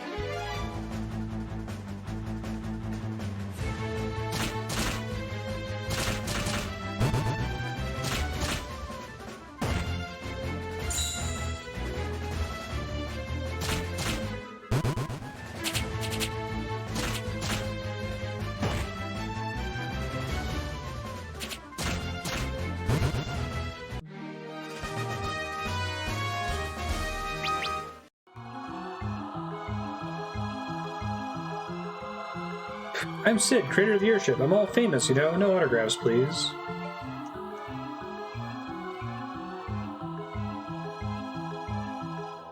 Okay, anything else to say about it? Isn't Refia with you? Her dad took her back home. At least it's good to know she's safe and sound.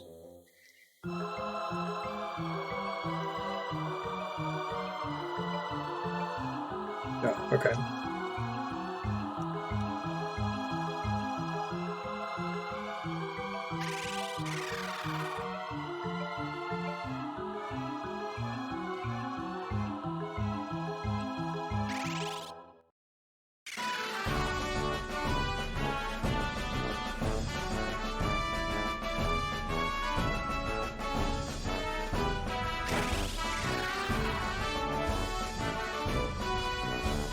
Sid, you old dog. It's good to see you, and not through you again.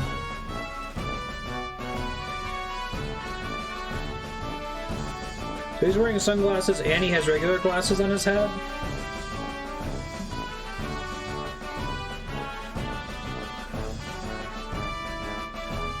Mythril Ram, eh?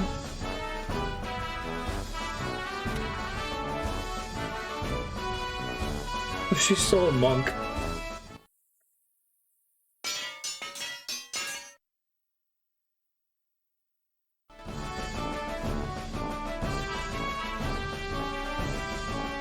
Sterling handiwork as always, and fast too.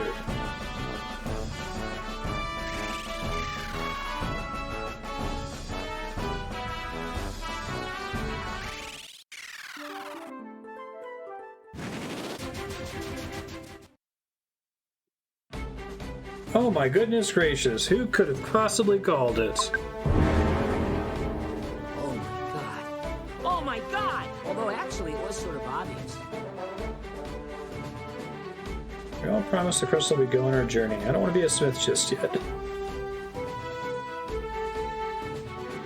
Everyone's an orphan. I, too, have no parents.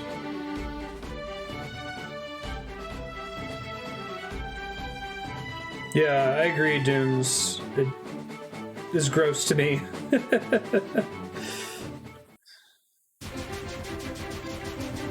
Like, the actual game looks nice in this, unusually so. I still don't like the UI, but... Did I just suicide my airship to do that?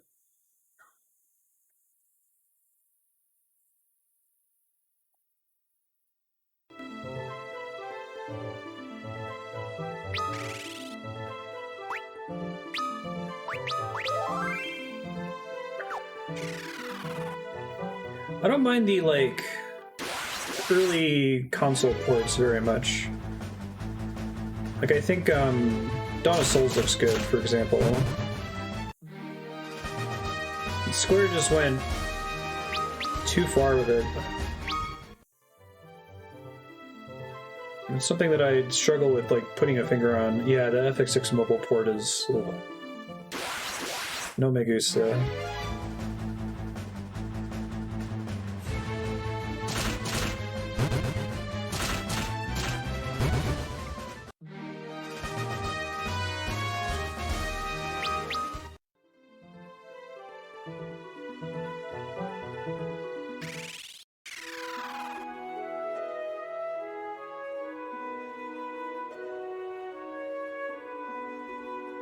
Put your hands on our new airship. I'm the man for the job. To meet King Argus first. I only made the airship's hull. Argus makes airship engines. Really? Surprising. Bye, Sid.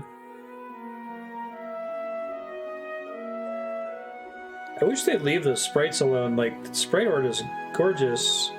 Maybe have an option for, like, the Super Eagle 2XX Psi pixel interpolation, which I also dislike, but, you know, people want to turn it on, fine. I think they look crisp when they're not interpolated, though.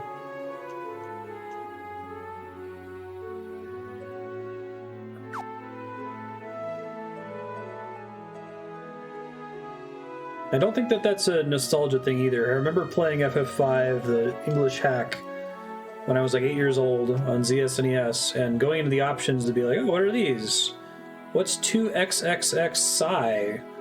And I turned it on, and it made the game look like puke. And I'm like, I don't need this. I'm gonna turn this off.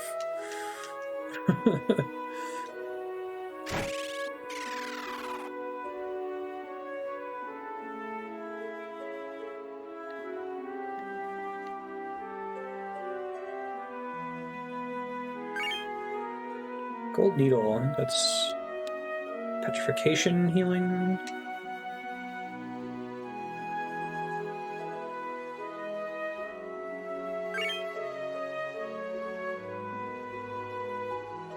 They haven't butchered Chrono Trigger, have they? There's not like a Chrono Trigger port that's all mushy. My beloved Desch, when will you be back? Why did you go to the mountains in the east, where a dragon is said to dwell? She's like passive aggressively demanding we do a quest for her. I'm gonna do your quest for you on principle.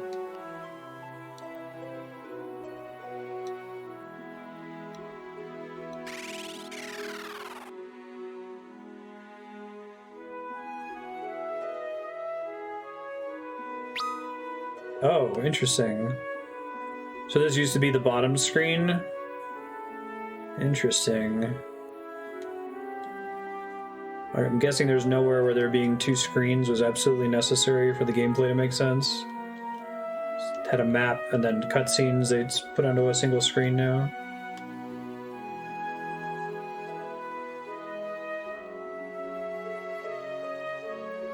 Cool. Classic Final Fantasy IV goofy town secrets.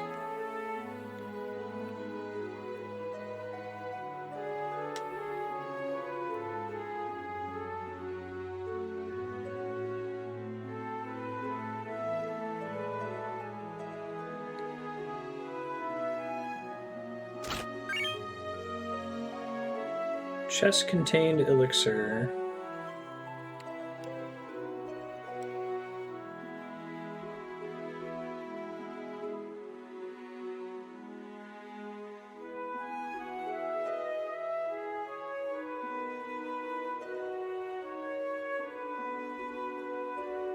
I guess this game has survived just because it was fully rendered in 3D from the beginning.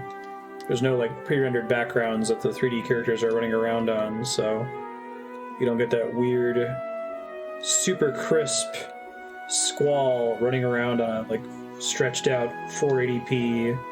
Still beautiful, but stretched out 480p pre-rendered background.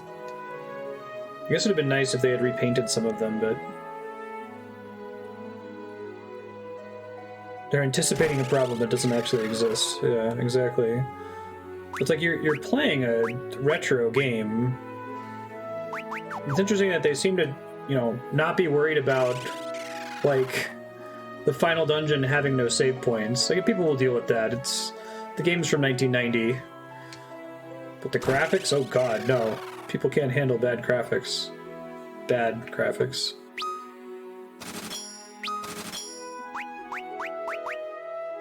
Level 2 black magic, and I'll come back to it.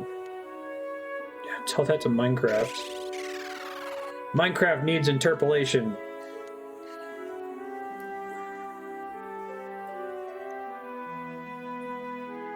Something that I'm working on this RuneScape video essay, and there's a lot of people that have tried to do a like why you should play RuneScape in 2021 kind of style of video, but they've all played it for 20 years, and almost all of them, the thesis of their video is don't let the graphics bother you, man.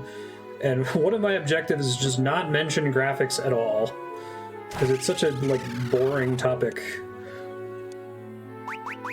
Alright, this sells Mythril stuff. I do have Mythril gloves for Refia.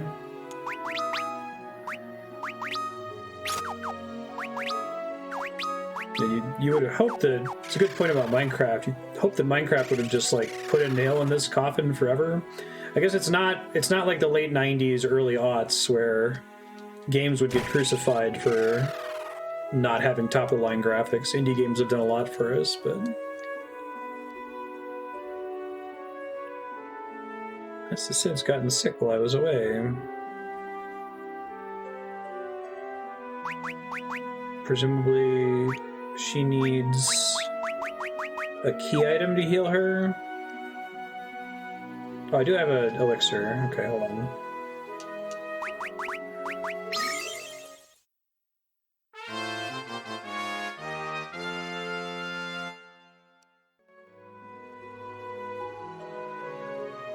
She's clearly not an important NPC because the texture on her face is a lot less clean than the one on Sid's or any of the party members.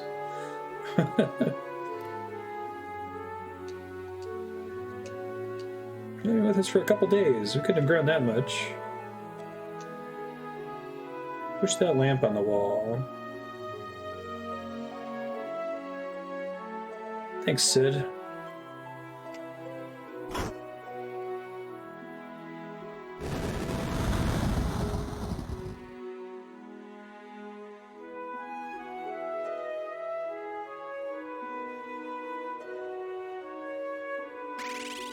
It's kind of interesting in OSRS to see like modern artists who are tasked with making new content for the game that still fits aesthetically with the like crappy 2007 programmer art.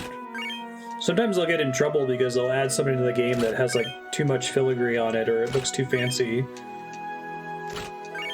And they'll like pull it and be like, you know, remove some of the pauldrons from that armor. No jewels. Yeah, they called it Zelda. It's not Zelda, it's Zelda.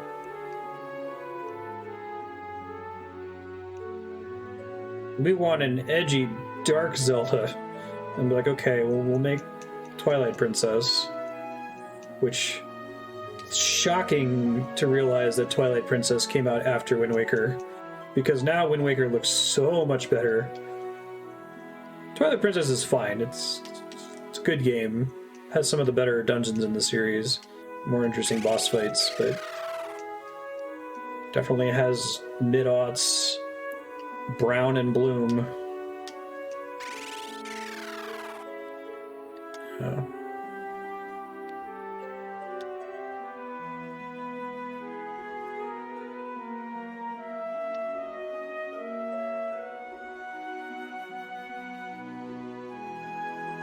I'm glad Desch bought the last mini scroll off me. What does that spell do? It shrinks you to gnomish size. That's what it does. Remember when the MVP spell of Final Fantasy II for my playthrough was fucking Frog? That was so cool.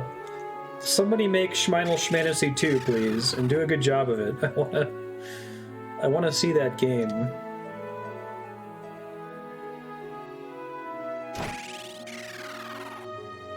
We're talking about mini can't be information.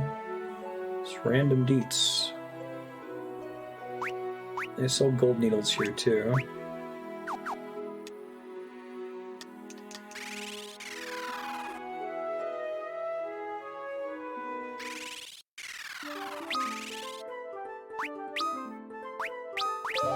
Well, Desch, we already know, is lost on the mountain. It's the girl who is passively aggressively setting me on a quest in her sleep. Oh no, my boyfriend's lost in the mountain. That mountain is the mountain that's east of here. It's the one that's to the east. You can't miss it. Yeah, I'll go do your quest for you.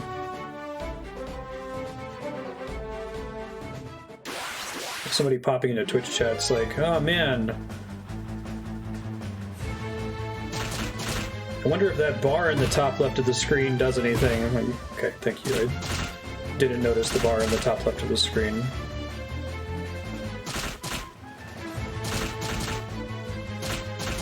Oh good, enemies with added effect petrify.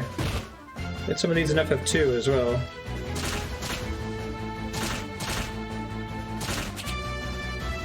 Alright, well I'm about to die. Probably need to level up a bit more before I come in here.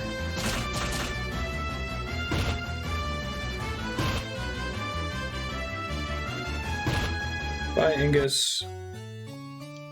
Party has been defeated. Really? Do they stay petrified out of battle?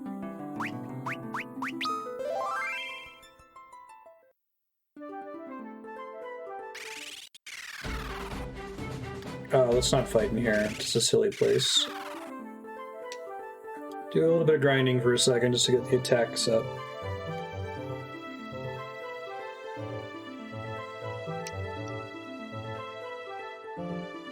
And the world map encounter rate's lower. The Wolfman.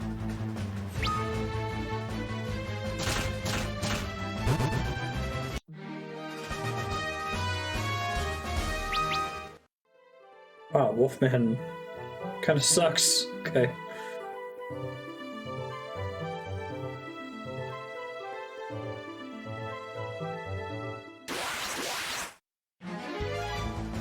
I guess if job levels are based on turns elapsed, maybe we want to get at least everyone to get a chance to go in each combat.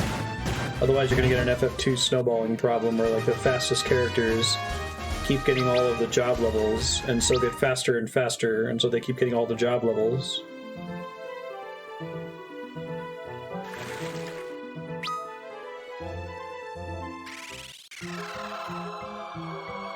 Dungeons have maps? Huh.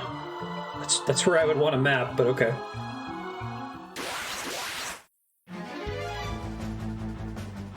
Alright, I'm gonna try to just get everyone like 2 job levels, so talk amongst yourselves. Any gaming topics that are interesting? Having to spend a couple slides in this RuneScape essay talking about degeneracy in game design. We had some conversation about like, do you really want to use the word degenerate? Because doesn't it just mean reducible to a simpler form? Couldn't you just say reducible? Because the community is already kind of misusing the word degenerate to mean bad or negative or low quality, right? And I'm going to stick with it because the word is already used in the industry to talk about degenerate strategies, which in the case of degenerate strategies means reduces the complexity of the game strategy. But a lot of people hear that phrase and they intuit what it must mean, and they think it means bad for the game strategy or degraded strategy, right? But I bring it up because the example I'm going to use, or why I want to use the word degenerate as opposed to reducible, is that in math, at least, and physics, degeneracy is talking about something being reducible under very specific circumstances or when viewed from a specific angle. So it's not the same as just like, you know, a circle with radius 0 is a point. That's just reducibility. The example I want to use is, I'll use Final Fantasy. I might even use a screenshot from FF3, actually. That if you have 3 spells, Fire, Blizzard, and Thunder, and they all cost the same amount of MP, and they all do the same damage, then if you're fighting an enemy that has no weaknesses and no resistances, those 3 spells are degenerate. They reduce to each other. You could rename them Magic Attack, and mechanically they're all basically the same thing. But you break the degeneracy if you introduce an enemy that has elemental resistances or weaknesses, right? If you have a mob that's, I don't know, weak against fire and strong against ice, suddenly those 3 abilities don't reduce to each other anymore, and when viewed from that angle, now the differences matter. And I think that, like, game designers have an intuition for this concept, even if it's not, like, formally named in the industry, and that's why you don't see video games where you get, like, 2 spells that do exactly the same thing and have no differences whatsoever. And it's why I usually ask the question in these games, like, hey, so this game has Petrify, Paralysis, Stun. Like, it sounds like all of these abilities are just different words to mean you can't control your character. What breaks the degeneracy? Is it just that you need different items to remove the status effect? And then sometimes you'll be playing a game where someone will be like, well, when you're petrified, you can be crit. Or when you're petrified, you count as being dead in this game. You don't get XP, so it's not strictly the same as just 3 different ways to describe loss of control of your character.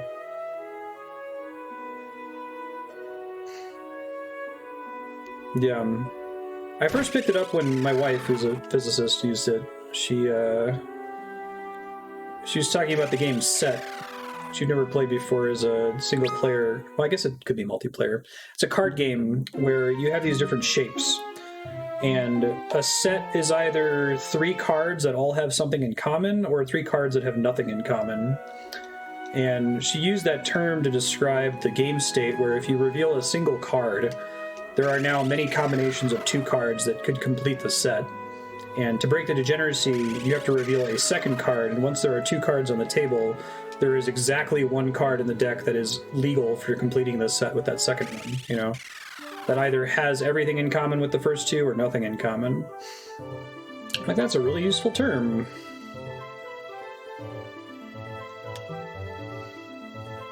European Super League. How is Disco Elysium, other than you've been enjoying it, Yukiko? We're going to be playing it soon on your own stream. You're doing the one with the voice acting? Book Club for Games was saying that it greatly inflated the How Long to Beat, but I don't know how true that's going to be since we're not doing a main plus extra playthrough for it. Cool.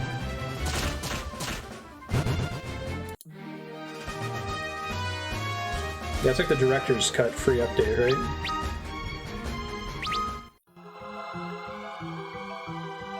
Alright, we'll get one more job level up for Refia, and then I'll be good to bounce out of here.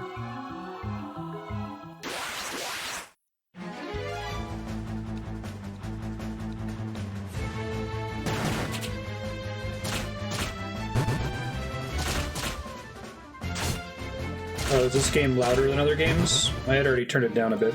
Turn it down a bit more.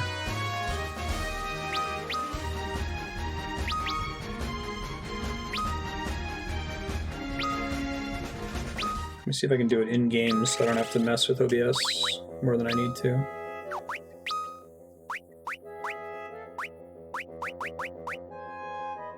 Oh, okay. Very good. You enjoy the FF3 soundtrack. Gotcha.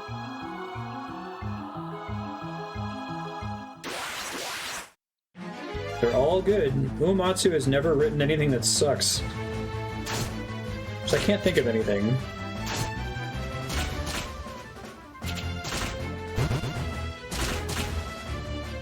I feel like I gotta play that Fantasian game just to hear the soundtrack, even though I'm very unhappy about it being on Apple Arcade only. If I own no Apple devices in my household, how can I access it? Like, can you pay for an Apple emulator or something? Ugh. I don't know if I can bring myself to buy an iPhone just to play a Sakaguchi Uematsu game.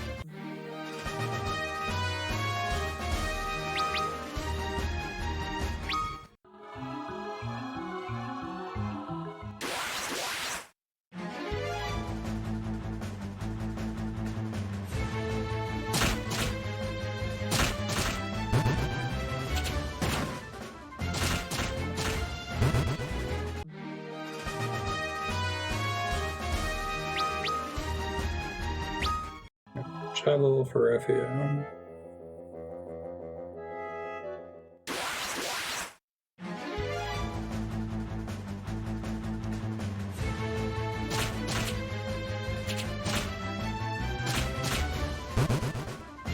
Yeah. I have a capture device for phones. That works for Android at least. I don't know if it would work on an iPhone.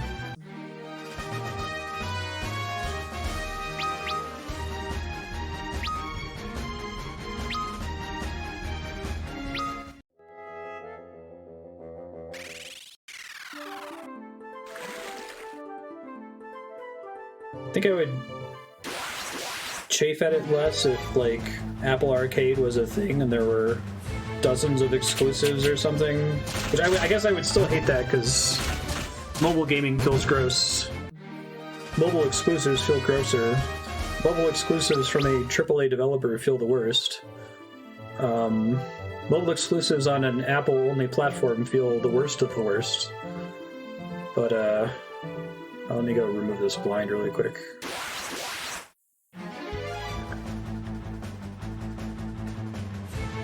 If it was more than just a single game, then I could feel like justifying it a little bit better.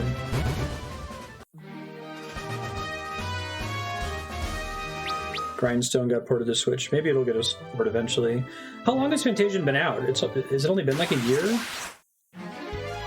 I heard it got decent reviews, but see, that's another thing, is that if Apple Arcade is like a content desert, then I don't know whether I can trust the reviews. If it's like, oh, it's good for Apple Arcade, you'll see that very frequently when I look at the Metacritic for a game I'm about to play on stream, and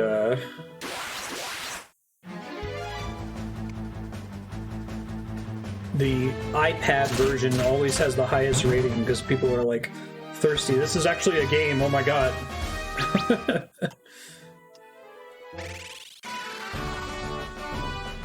Oh, it's only been a few weeks. Interesting.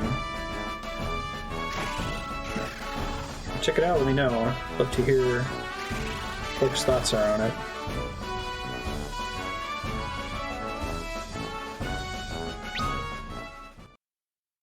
Square published mobile exclusive FF game in the classic style with job systems in the Play Store.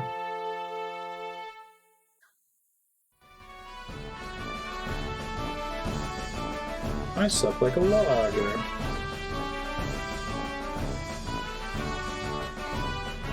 Yeah, the same impressions of the VR game reviews.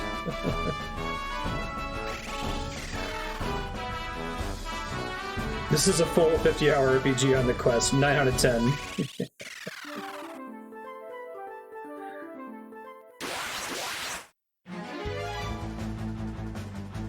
Yeah, I mean, reviews don't matter. We can't reduce the quality of a game to a number. Blah, blah, blah, blah, blah. I agree in principle, but as an aggregator, if the game has received at least dozens, sometimes hundreds of reviews, I think that it does a pretty good job of letting you know how polished a game is, you know, if there's anything that's obviously jank with it. I think the number of games where I played a game where the Metacritic was way too high or way too low, pretty uncommon. Metal Gear Solid 5 is one that stands out to me where the Metacritic was way too high because the devs played like, or not the devs, the reviewers played like 10 hours of it and didn't realize that it completely falls apart. Alright, I think we're probably good to continue into this area and get petrified a whole bunch of times. It's going to be awesome. Probably need to come back and buy some more of those gold needles, but let's see how far we can get in there without them. Yeah, if you check it out, let me know, Aki. More job systems, Square games.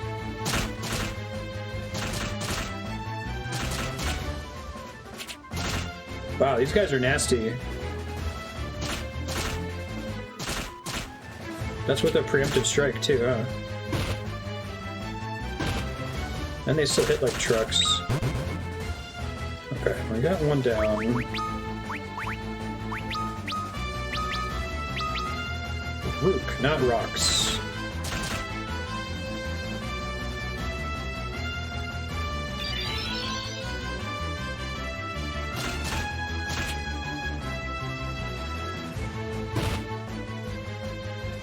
Hey, I didn't get petrified twice in a row. Hooray! So if it's based on actions, could you go up against an enemy where you're like, they don't do very much damage, but they're really tanky, and just like hold down the attack button and leave your computer? Or can you only get one job level per battle or something? Can you do the FF6 Elite River cheese?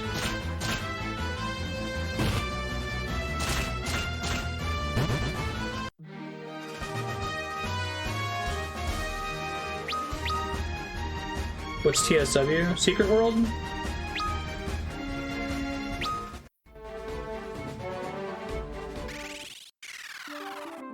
Yeah, I mean, I guess aggregation's only as good as the input data, right? So I thought there was a room with a revival pool somewhere in this town. Let me check. I never played the Secret World. I remember seeing trailers for it and thinking it looked cool.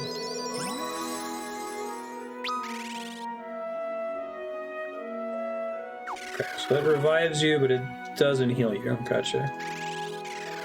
So unfortunately, I think I have to do a little bit more grinding. Those rocks still hit me like a truck. and I'm still not doing enough damage to them to take them out in a single turn of everyone focusing one. So back to the cave we go. Carry on discussing whatever.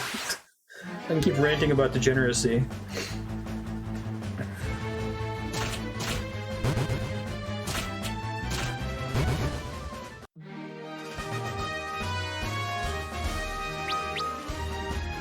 All right.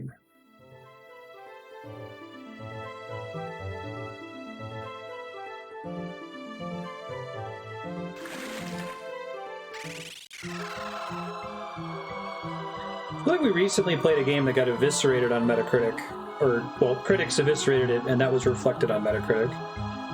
And we played it, and I was just like, what the fuck? Like, this is not a 72 or whatever it was, at least in the high 80s.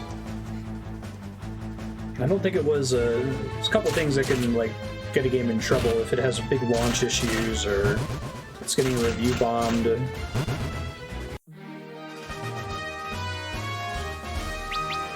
I think if your rule is if you look at the higher of the critic or user scores, that's usually going to paint a pretty reasonable picture most of the time. Because I haven't looked, what are the user scores for MGS5? Did people hate it? Metal Gear Solid 5, Phantom Bane. 95% critic score, jeez. 8.2 user score, that's a little bit more reasonable. Okay. Overwhelmingly positive on Steam. That's fair. It's kind of accomplishing the same thing.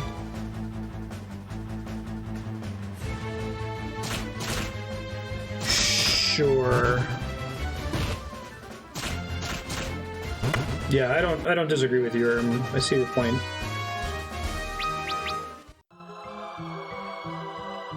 You would hope that that would, like, fade out a bit the more reviews a game is getting, but it sounded like the Secret World was niche enough that maybe it didn't have hundreds of them. Just about everybody has to like it for overwhelmingly positive. I think that's a better method, honestly. I know Kotaku was doing non-number reviews for a long time. I think they still are. Here's what I liked about it, here's what I didn't like about it. Summary, should you play it or not? / what are my biases coming into this game? But you would hope an aggregator, the reason I trust Metacritic most of the time is that an aggregator would smooth out that across, 50 reviewers or 100 reviewers or whatever. It doesn't matter if 2 of them hate MMOs and they're reviewing an MMO, because the other 48 are neutral on that topic.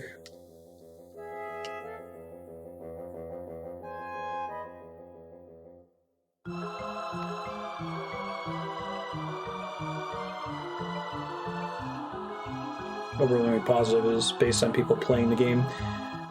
I guess the issue, though, is that suppose a game makes a controversial art decision that a certain crowd of folks on the internet don't like, and they all downvote it as a result. Like, I guess maybe they have to buy it to do that. So maybe not being able to review it without having actually played it controls for that a little bit.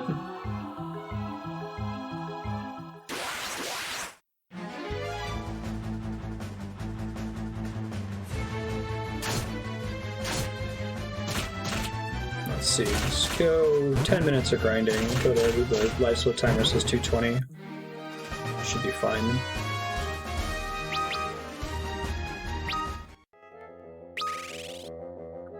Kind of getting to an awful point where, like, the skeletons are dying too fast, but the rock enemies are dying too slowly. Do they weight? So when they're determining whether a review is overwhelmingly positive, did they weight it at all based on hours played?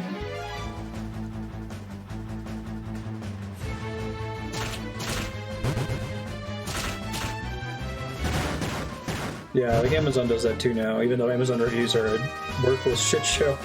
You need, like, external plugins to be able to parse them. Okay.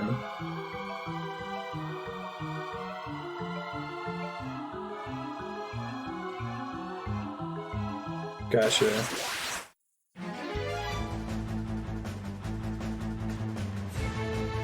Yeah, I guess adding recent was smart. I feel like you'd want recent most of the time. That saves you from like launch bugs and other things that could have been patched. Yeah, right, exactly, Dooms. That's definitely a thing that happens. I know there have been a couple games that before Steam started changing the way they handled that would literally relaunch the game, you know, like Realm Reborn style. I think that Marvel Heroes did that a few times, the Diablo 2 Marvel game, before Disney bought Marvel and tanked it. Their initial launch, the game was awful, and so they like relaunched it as Marvel Heroes 2013 or something, just so that it could get another pass at reviews. Super helpful for games as a service stuff, right? Sure. Like, I assume... Okay, Metacritic's not great for Warframe. I guess people hated Warframe when it first came out, and they've been iterating on that for like 7 years now, so that score is not super helpful today.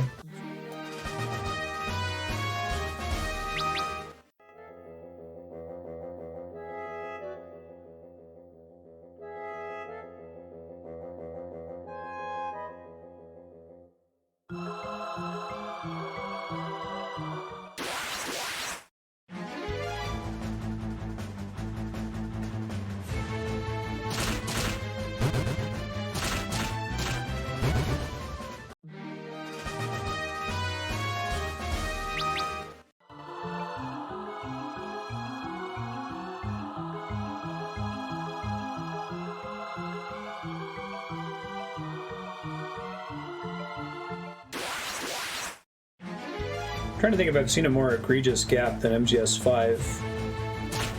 Where it's like, here's evidence that most of the reviewers did not play beyond even like 20 hours.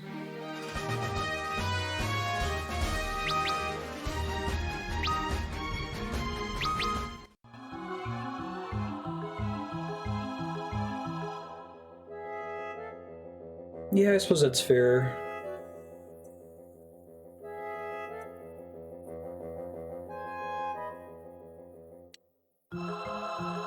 I have them all as monks at the moment because monks give you the most hit points per level up, so I'm trying to make sure that their base HP is reasonably high before I start using more interesting jobs like Black Mage and White Mage and the like.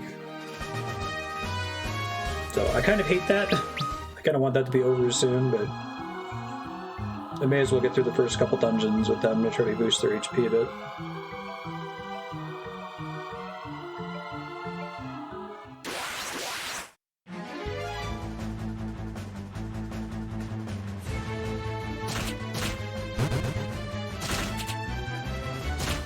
I've said a bunch of times now that, like, the Great Filter is not going to be nanomachines or nuclear energy. It's going to be the way the internet fucking destroys context, right? It sounds like that's what's happening there. So I don't know that Steam has the ability, if they included the overwhelmingly negative reviews from people review bombing it, to, like, succinctly summarize the context for why that's happening, you know?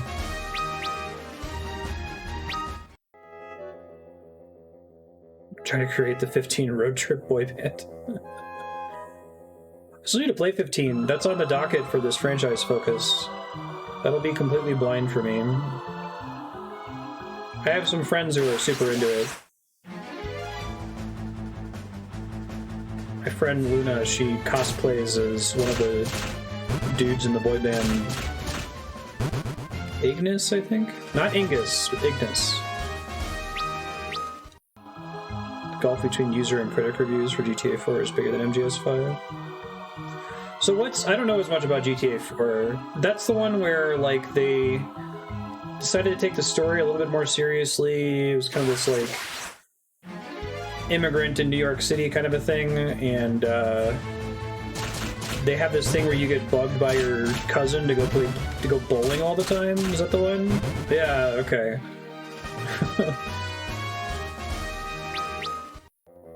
Or like it's cute if it happens to you once, which maybe reviewers had it happen once, but once you get spammed with it constantly, it gets annoying.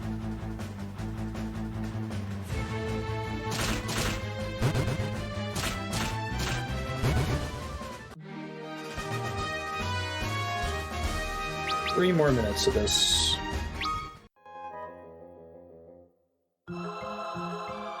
Yeah, I'm probably just conflating I've heard the meme and users were unhappy.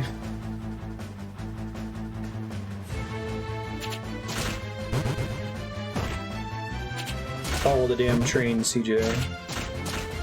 I never played San Andreas, but I watched my friend in high school, or middle school?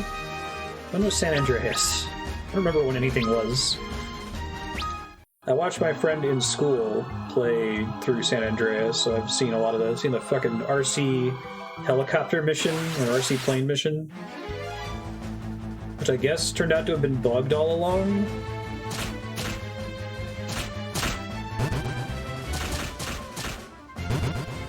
PC port performance issues. 4 is more impressive than it is fun. Is that like the Nicky Jakey like critique of Rockstar games in general, that they moved more and more into like this linear storytelling style that's set in an open world?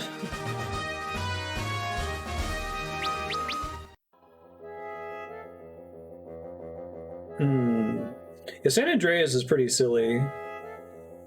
4 cut a lot of the goofy stuff from San Andreas, like all the over-the-top ridiculous vehicles and like character stats, right? You can't make yourself super fat or really buff by working out.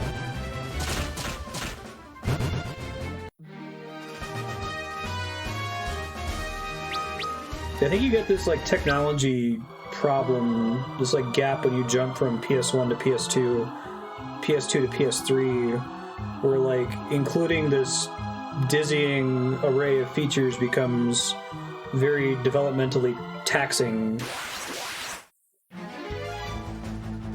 Like it's much more expensive to add this cool feature where the character can get fat or skinny based on how much they eat, because now the models are so much more complicated and have so much more detail, right? And there's all these other issues you have to test for in cutscenes that they show up in and that sort of a thing. Critics saw 4 as this is elevating games as an artistic medium. Players saw it as okay, but it's boring. Gotcha. Yeah, that was what my friend did, Aki. They leveled up bicycling so high that the bicycle was faster than any car in the game, which was hilarious.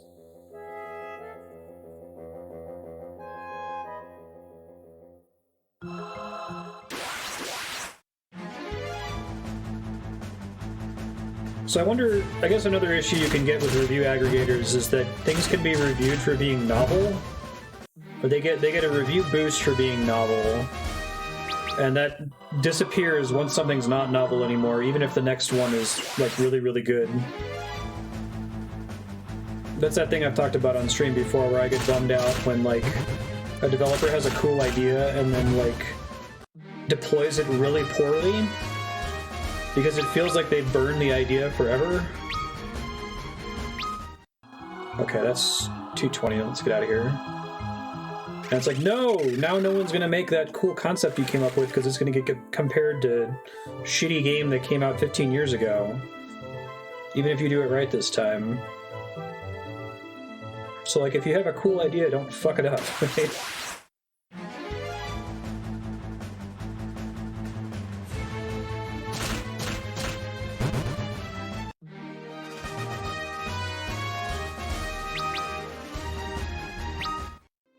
Alright, let's heal up, and then let's go try these rocks again. Hard to pitch an idea to a sex when your only reference point is a failed game, yeah. Yeah, like, it seems like it's hard even from a development, even before you get to the game being published and trying to sell it and having reviewers compare it to a failed game.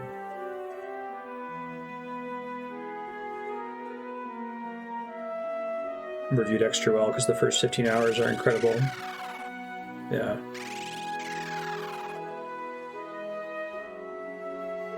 I'm surprised we don't see more of that from these, like, massive scope games where they, like, really try to make those first 10 or so hours outstanding, like MGS5. Just to review bait, and then you see every game starts to have scope problems the further you get along, like, things kind of, the seams start to come apart.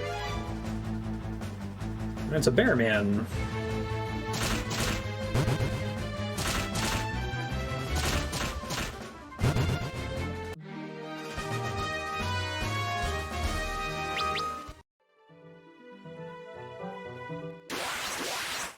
Yeah, that's kind of just a general issue.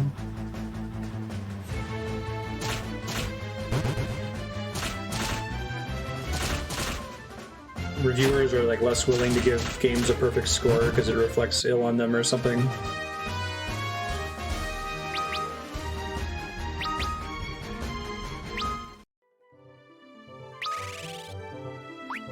I've got too many options to compare to now or something.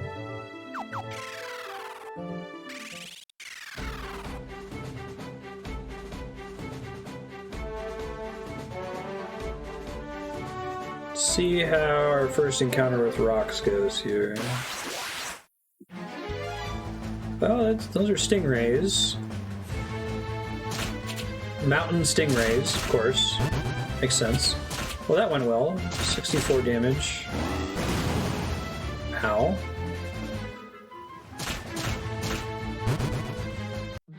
Okay.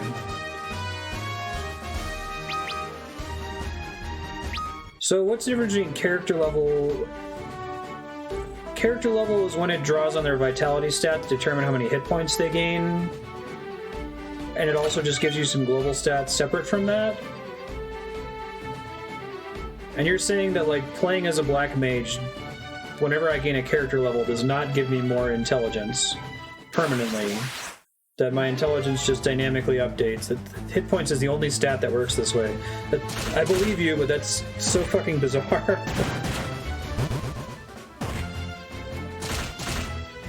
Maybe the intent is, like, we want, if you have a character focus on, like, a tanky physical class early on, we don't want you to just freely be able to swap them to a mage class in the late game. So this is a way to sort of enforce an archetype on them. It's a Dargon. Is that the Dargon?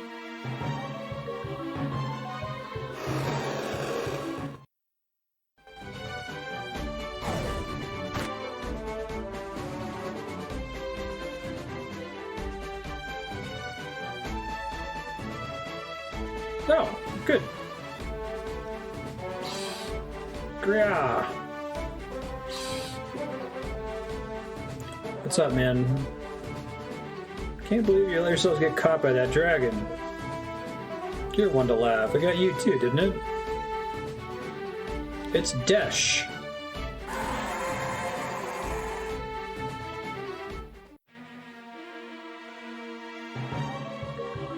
Is it Bahamut? Don't even think about fighting that thing.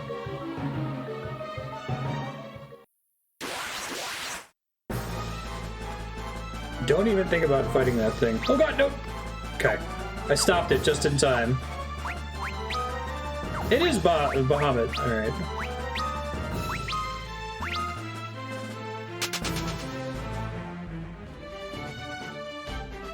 And before the Gester comments on this YouTube video that he grinded enough to be able to beat Bahamut in that fight. Scroll for the magic spell Mini. Lost my memory.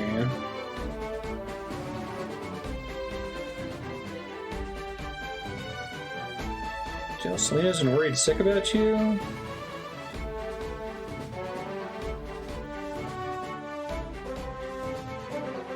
This mountain theme is very, I mean, this came out before Pokemon, but sounds very Pokemon-y. Joe?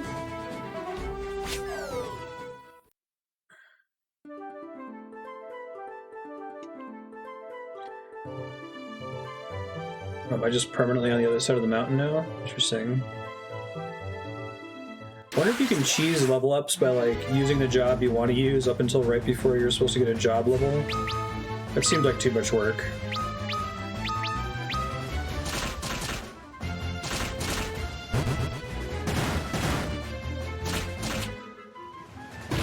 Ow.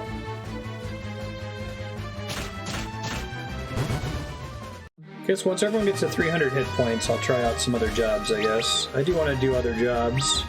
I don't want everyone to just be a monk. I like the job system. How does retaliate work for monks in this? It's not like counter, it's like stance you turn on. If you get hit, you don't take damage and you hit back or something. Maybe there's another way out through here.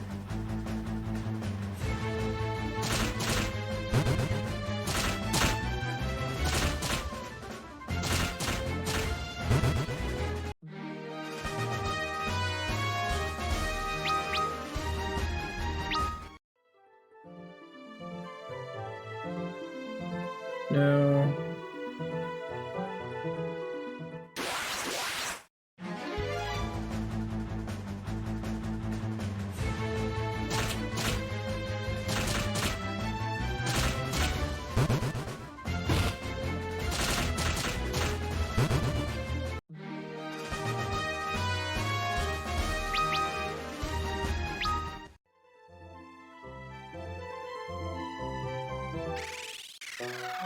Oh, here we go.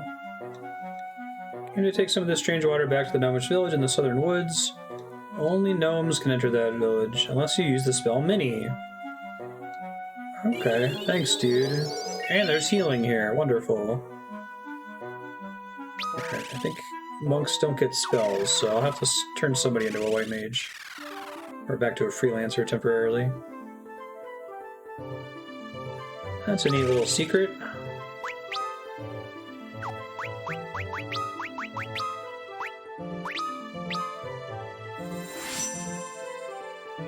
The costume changes.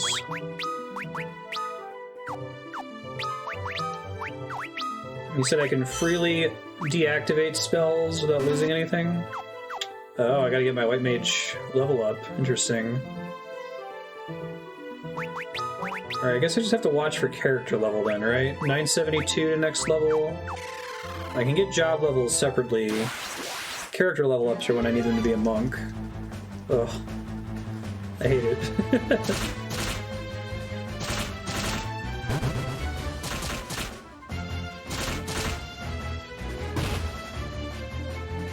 At least it didn't hit Ingus. Look how grim he looks. 90 XP, so I get about 10 battles before I gotta turn him back into a mage. Or a monk. I wonder what the deal is with the job sickness. That's an interesting choice.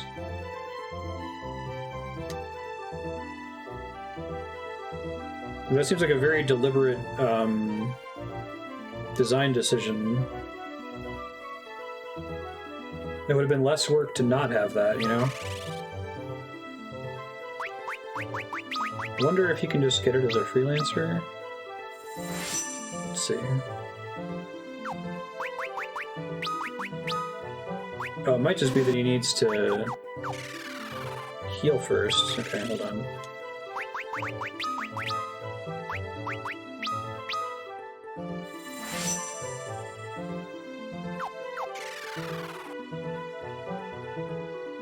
Keep track of everyone's XP after every battle. Oh my god.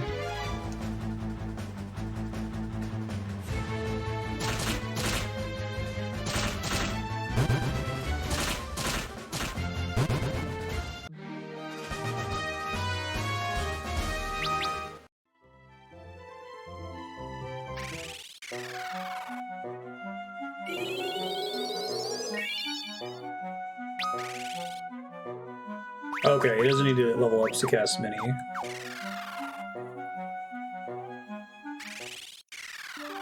I think they just have to be monk at every level up. If what Mega Man's saying is true, and that the only stat that works that way is hit points, which is still so bizarre. then you always want them to be a monk or a black belt if you unlock black belt.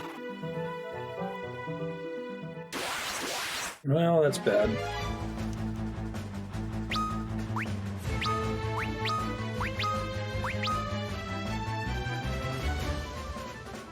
Oh, thanks. Maybe he'll actually kill them before the runaway actions trigger.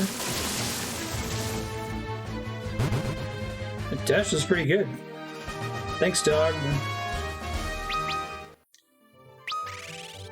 None of them get job points for that, I guess. I'll keep him as a white mage until I get through here. That's a pretty cute mechanic.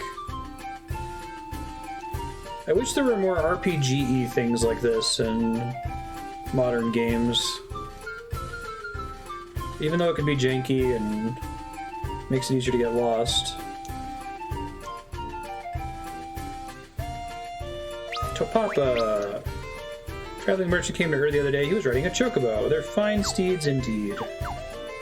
Remember how the chocobo theme in Final Fantasy II only had, like, the melody and none of the verse? It's like a 3-measure or 4-measure repeat or something. Dr. Shalko's fallen ill. We're doomed.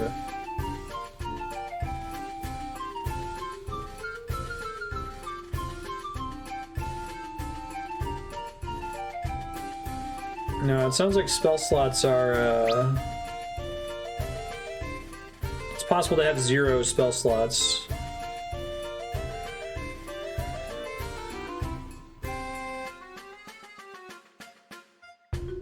Based on what job you're playing as.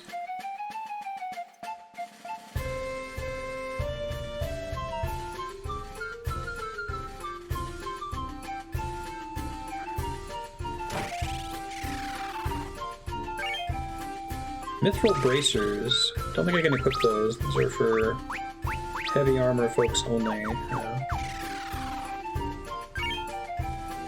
Fire staff. Damn! What's with all the hot shit in here? Cura as well. Need an antidote.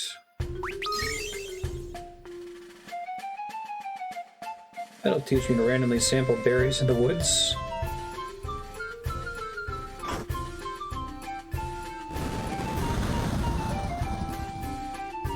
So many secret passages.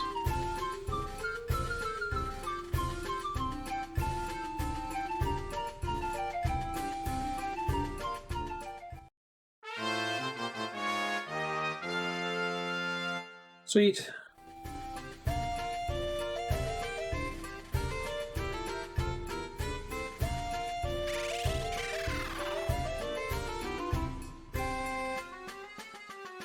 Yeah, it's so bougie. All these secret passages. See the world of gnomish bread.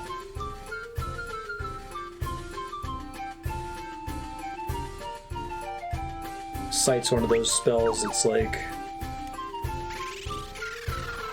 I see what you're trying to do. Hey, you smell funny. It sounds like literally every stat in the game is dependent on class and character level, except hit points. For some... The only thing I can come up with is what I was saying, that, like, they must have... They must have wanted you to, like, commit to an archetype once a character started leveling an early job, and not, like, dynamically switch them to a different one in a late game. That just comes across as so silly to me. Okay, got at least one of everything.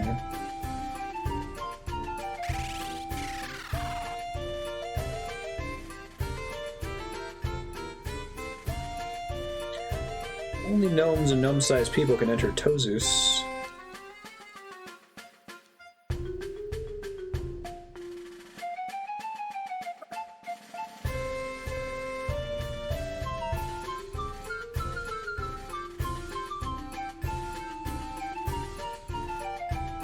Anything else I'm missing here before we leave?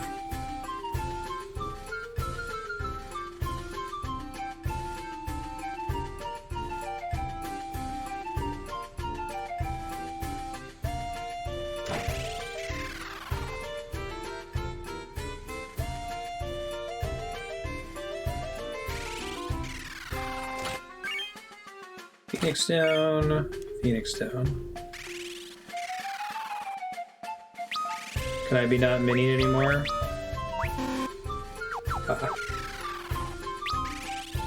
Not while I'm in this town, I guess. Okay, that's fair.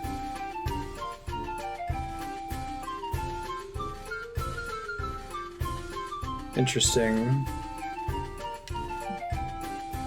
That sucks for FF1. Hopefully these things are already adjusted for me being mini. Let's find out. Oh, good. Thank you. I was worried about that.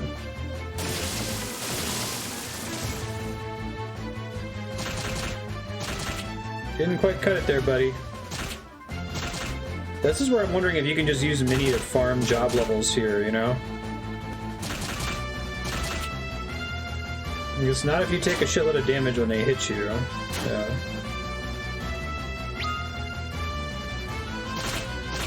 Really needed you to pop up there again, Desch. I think I actually learned arrow there.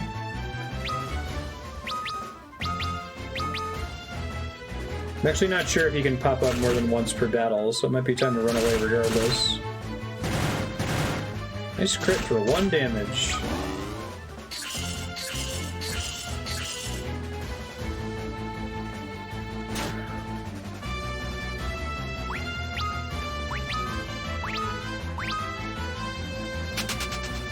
Successful escape. Please don't let there be a brave knife or whatever.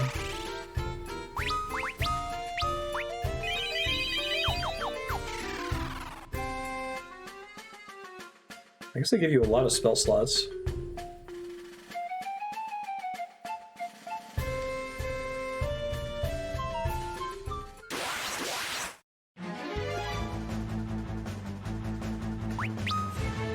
What are we?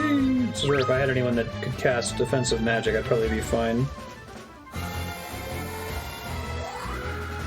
Slightly more Thundara damage, maybe?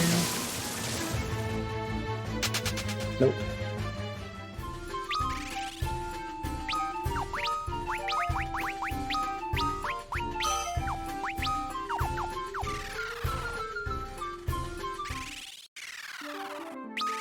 Hey, I don't have to be mini anymore.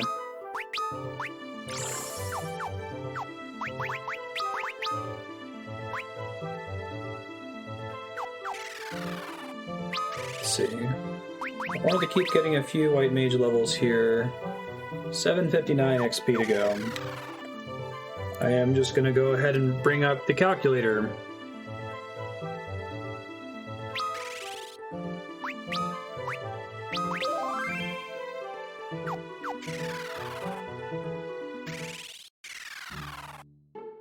Vikings Cove. Is this the one where Viking is a job? I feel like there were a bunch of really weird jobs at the end of this one.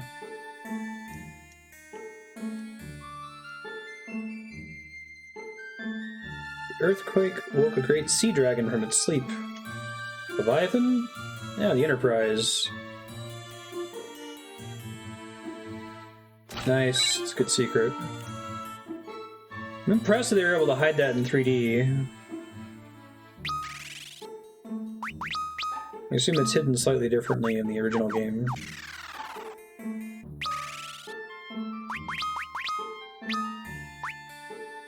Fire staff.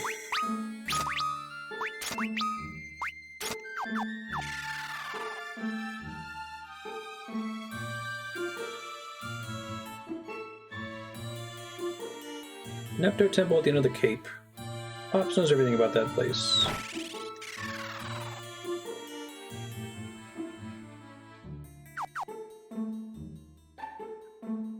You know, I did all that grinding to be able to deal with the rock enemies that can petrify you, and then didn't run into any on the mountain. 40 gil.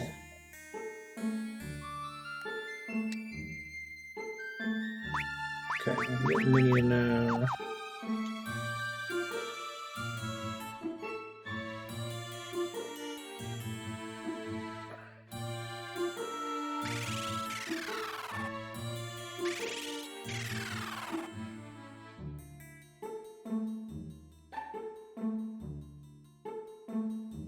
Wait, is there a typo in that?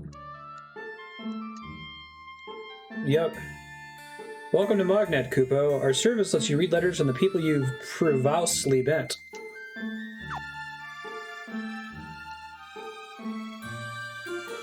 It's the boss down there. Well, that was a good use of a cannon. Enterprise is a fine ship. No one wants to board it as long as that sea dragon's lurking in the nearby waters. I run things around here. If you defeat the dragon, our ship, the Enterprise, is yours. Really? Promise? Vikings honor. Okay. Nepto dragon. Okay, so not Leviathan.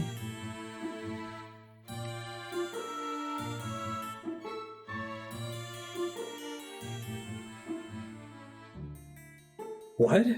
Steam version of FF6 somehow has typos that aren't in the GBA script that it uses.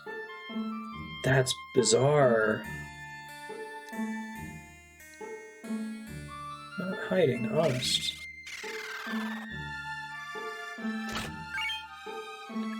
Viking axe, cool.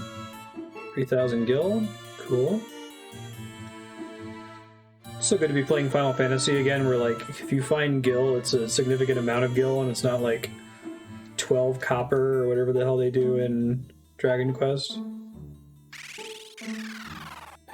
Here's your 723rd pointy hat from an in-game chest.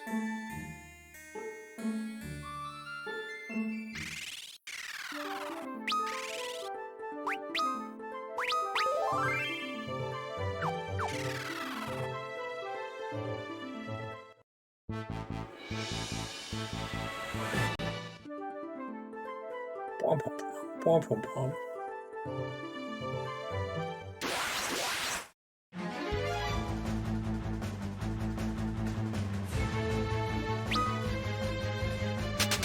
Whoa, right, because the last thing I did was escape. God damn it. Such a... okay.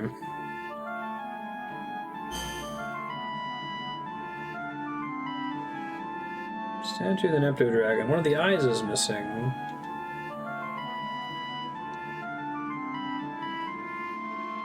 It's cool. Squeeze in there if we use Mini. The NES game had all these uses of Mini as well. Oh, I gotta go rest and get my MP back.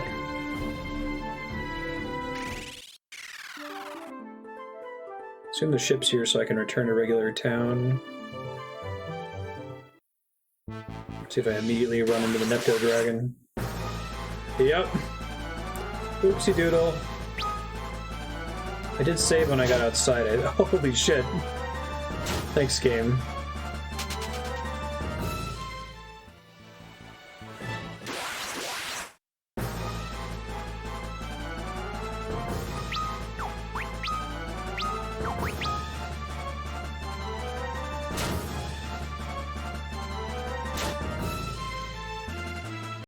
Womp womp.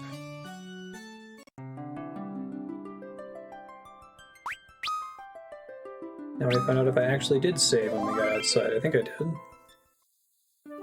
I did, thank God. Okay. Gotta go pay the inn the 40 gil.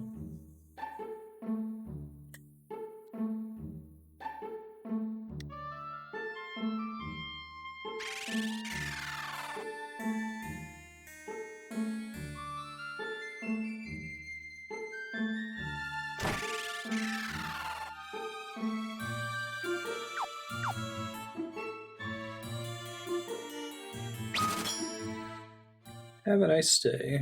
I do like all this early use of Mini encourages you to use magic. It's kind of cool. I think Mini was in FF2. I know Frog was.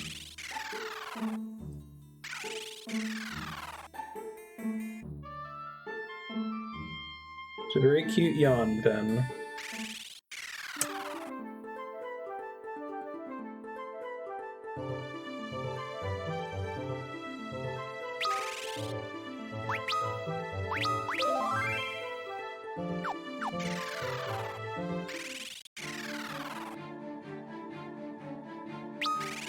Nepto.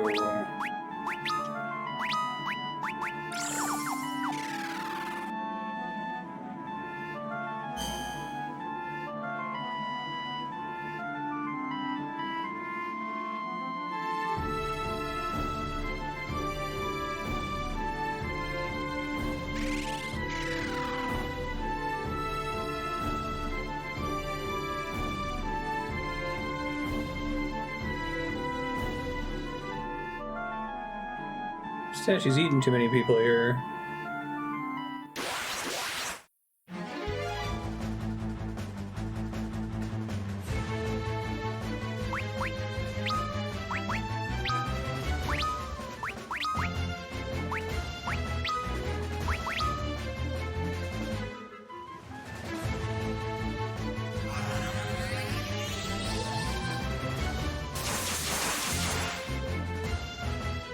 I don't know if I get very many casts of that.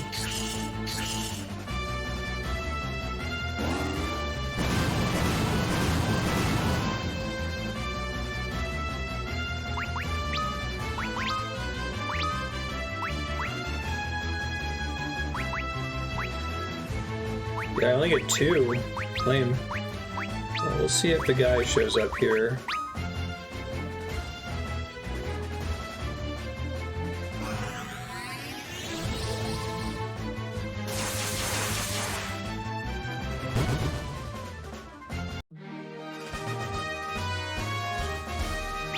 Let's find out if there's a exit over here, or if this whole place is in mini. Probably shouldn't have dropped in a hole. Okay, it looks like more of the place is in mini, so I'm gonna have to switch to mages. Still try to do the switch to monk thing. Hold on.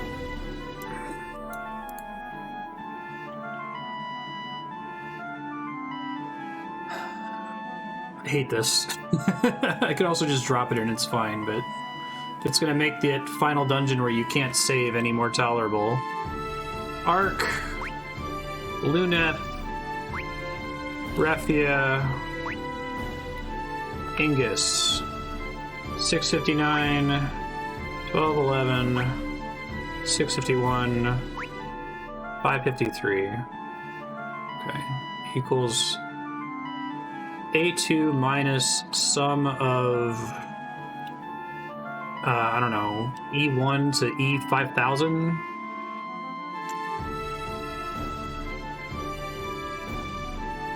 Alright, and I have to make a little dollar sign.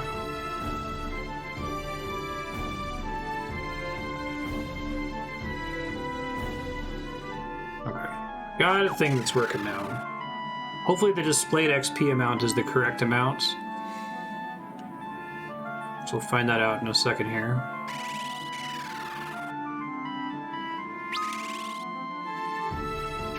So we're gonna probably do some more grinding here in a second. Much like FF1 and FF2, free conversation. If you had anything you wanted to talk about, anything interesting going on in game design, speak up. Let us know your thoughts. Do the job switches now so that they all get MP. So let's see. They all need to be able to cast spells to be useful. I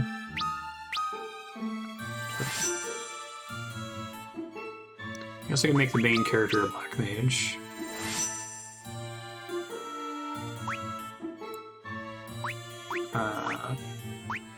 She can be a red mage.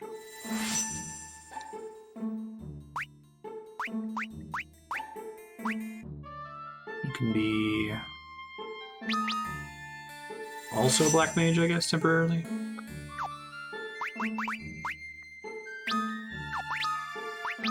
Alright. Let's make sure they all actually have some spells they can cast here.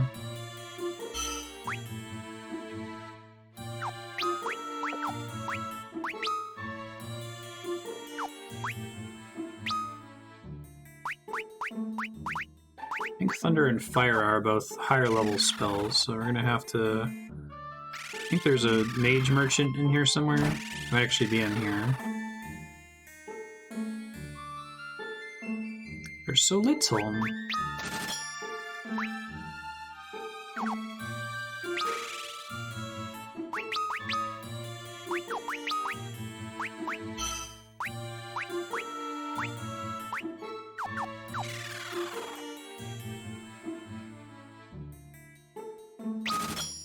I think if you get job level ups, you don't immediately benefit from the spell slots. You have to rest to see how many you got, I think. I'm not 100% sure about that. I slept like a log. Alright, so only have 3 level 2 slots, and sleeping at the end did not cure a mini, which is fine.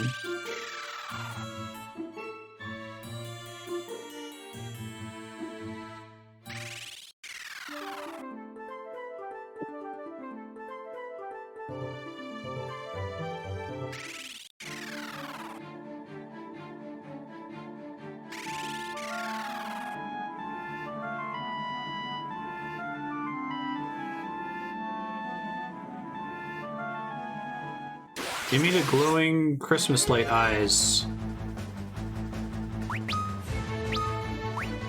Lilliputian.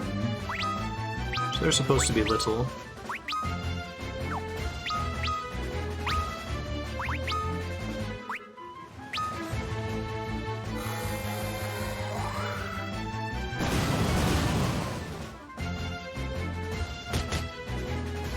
You tried, Ingus.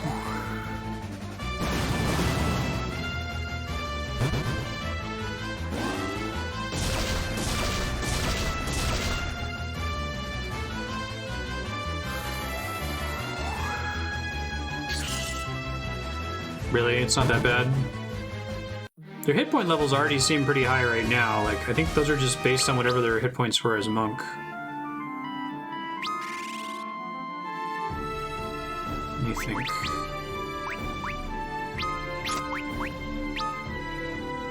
Can I use that fire staff?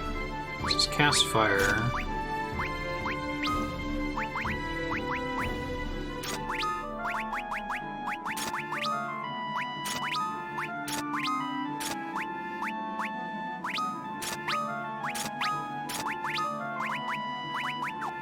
Bows but no shields.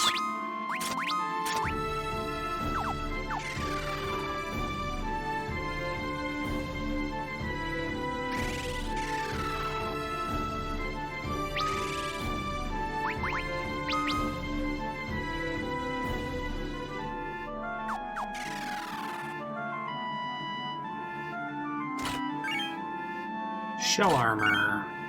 Shell helm. Interesting.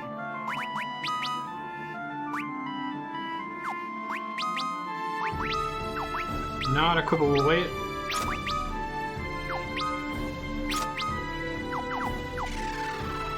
Those are upgrades. Cool.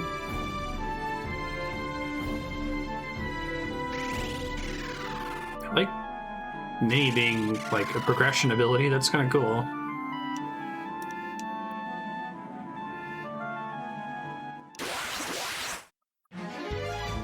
Bats.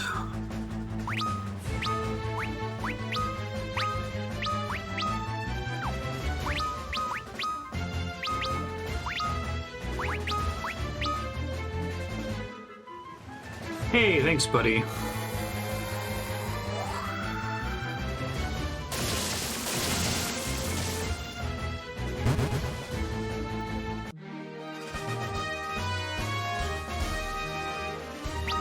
$110 XP.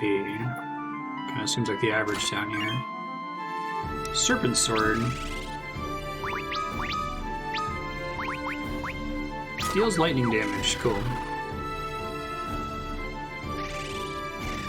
I don't know if I want to go down another hole just yet. Oh, I do want to go down another hole just yet. Okay.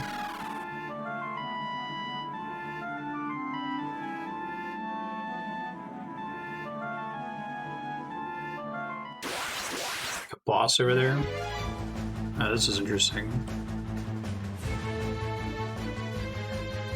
Let's see. Oh, group means... okay. I didn't realize that. Makes sense. Save for the boss.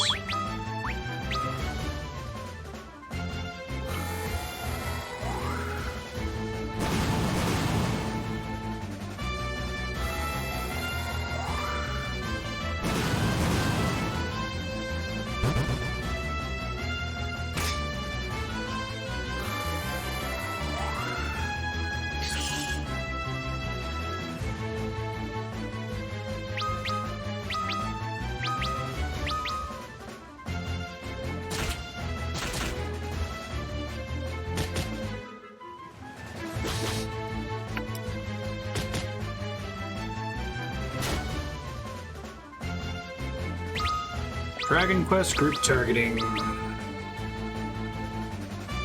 There you go. Now he shows up.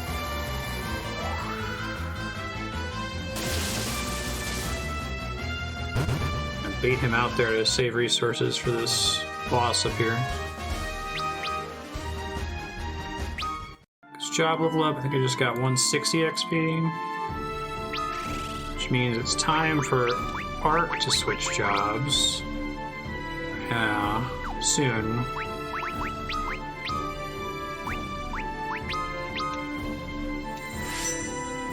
Well, I guess that makes him sink all of his MP, doesn't it? Okay.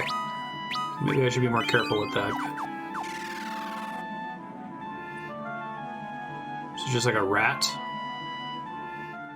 Oh, it's guarding the little eyeball crystal we need. Who you be? I guess actually Luneth and Ingus might get level ups from this too, depending on how much it gives. We'll see. I'm not going to get to level 99, no matter what. So I just want to have a high amount of HP for that final dungeon where... oh shoot.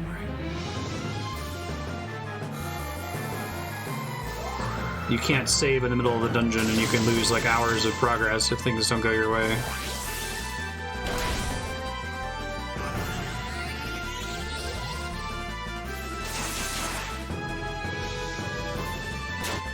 Ow. And poison. Just focus all your damage on one character. It's a smart thing for the computer to do. It's also incredibly mean.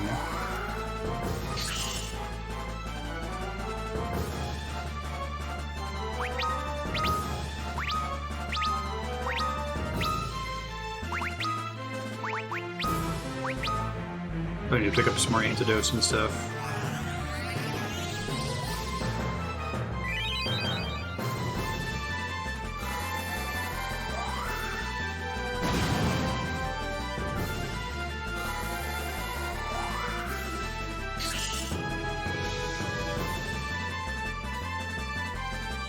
Don't hit Luneth twice, please.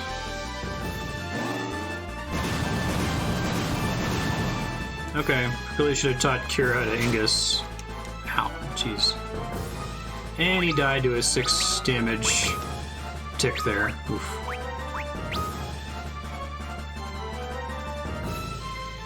No, Luneth was the next closest to leveling up, so if he stays dead, that might actually be a good thing. We'll see.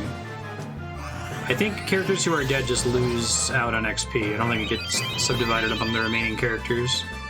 It depends on what the because the displayed XP is the amount of XP everyone gets.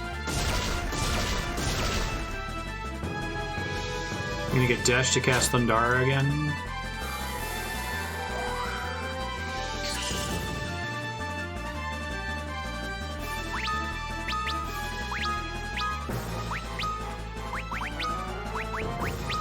How much health does he come back with on a Phoenix down? And will Ark go for... nope, he will not.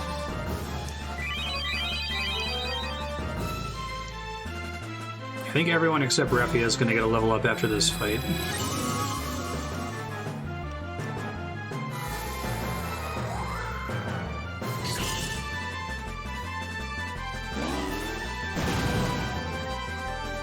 Well, shit.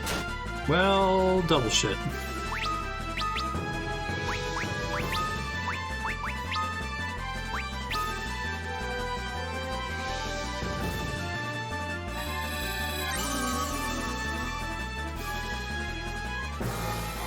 So Rat gets to go twice. Desch doesn't want to help anymore. Hit Refia.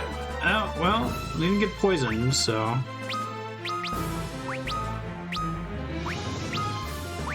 If I had equipped Cura, I might be okay here. Let's see. I need to see how expensive Phoenix Downs are in this game. If they're one of the ones where it's like 1,000, which is hard to absorb early on, or if it's not so bad. Hit Refia twice, please. She's the tankiest character. Okay, again. Ingus didn't die.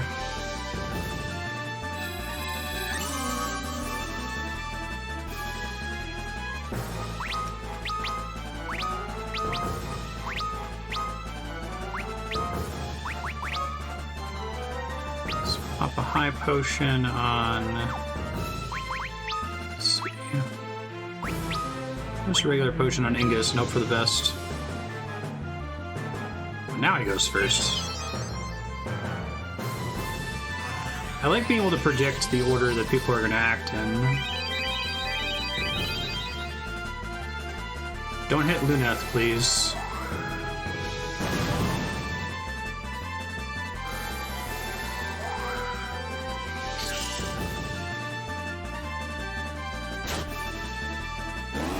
That was the thing I asked you not to do, game.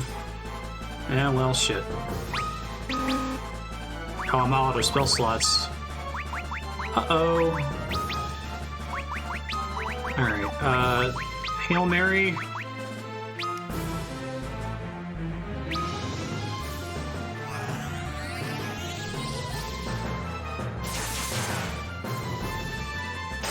Hey, Hail Mary. Too bad Arp died, though. He could have used the monk level up. It's pretty close. 600 HP. Or XP. Well, shit.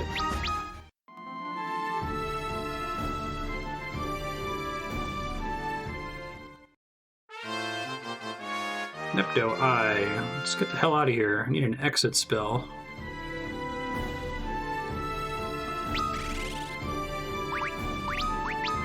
Refia's got 231 to go now.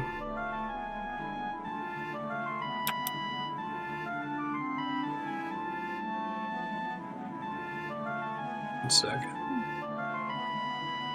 231, 1280, 173, 271.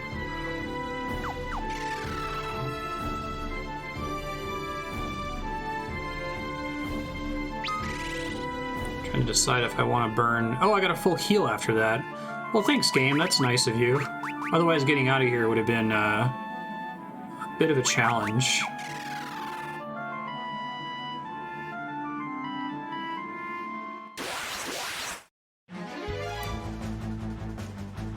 There's a regular rat. Yeah, just being out of spell slots would be brutal for getting out of here, I feel like.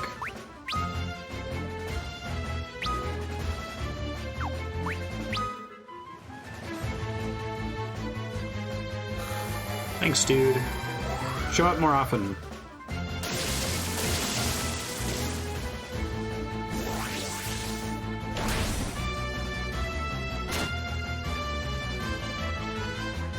So it doesn't reduce the damage you take at all, as far as I can tell.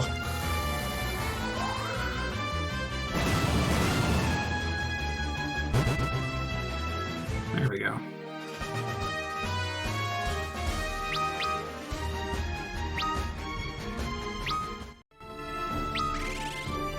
I think that was like...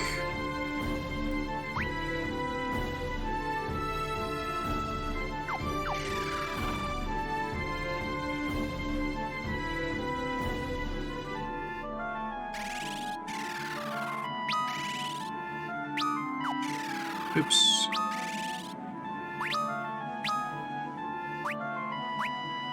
Just top everybody off here.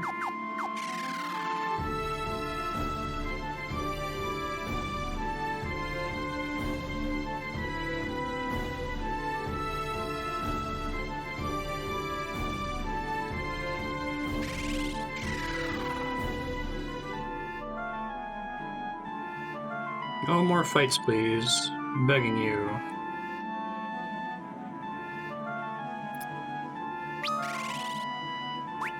Refia is like pretty close to one more. Time to switch her back to a monk.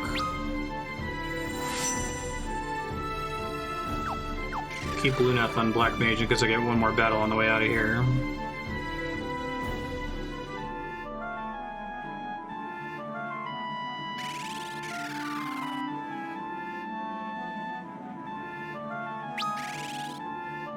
Stop being mini.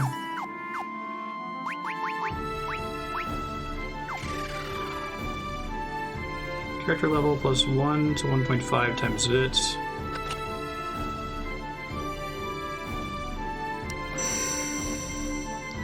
Okay.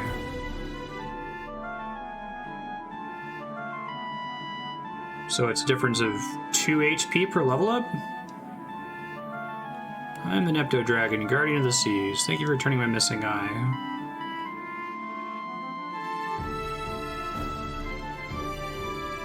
I guess that adds up, but that seems too mild to care about.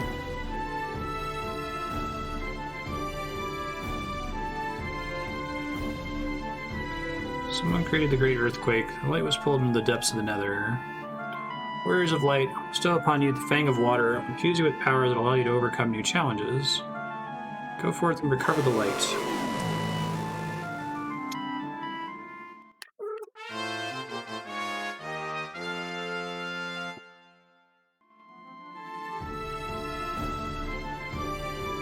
Okay, I was thinking it was like 30 health per level up, so thanks for sharing the math.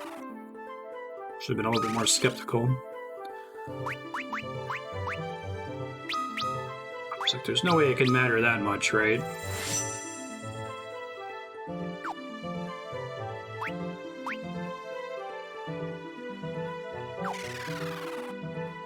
I'll still go ahead and get a few more level ups with it just to get my early health up as much as possible.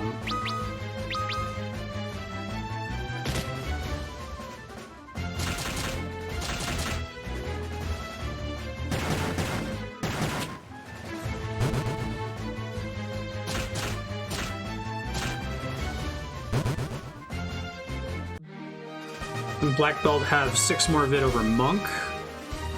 How much more does it have over a Mage? Okay, I gotta go talk to them before I can take the boat. Gotcha. Take good care of the Enterprise, alright?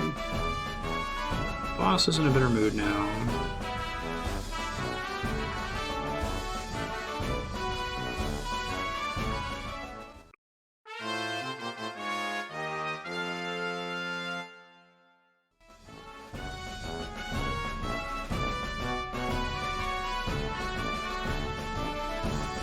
I guess 12 HP per level. Is the 1 to 1.5 just a random roll whenever you gain a level up?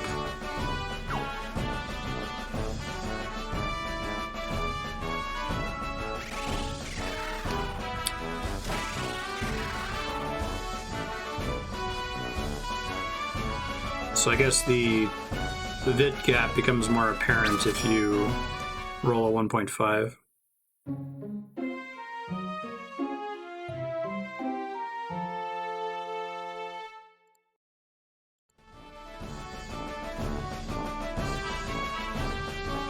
Yeah, Mega Man made such a big deal out of it. I thought it was like in Final Fantasy II, where if you have someone in the back row, they just don't get hit points XP at all, because they have to survive an attack to get hit points XP. So it quickly snowballs to a point where they're like, you know, at 200 HP and everyone else is like 4,000 HP. And you gotta work really hard to catch them up.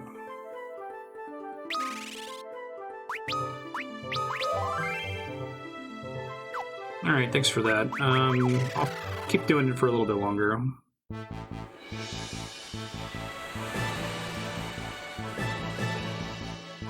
I want to get into a Monk snowball situation where I have a problem with Monk now, where it's too powerful for me to justify switching to another class.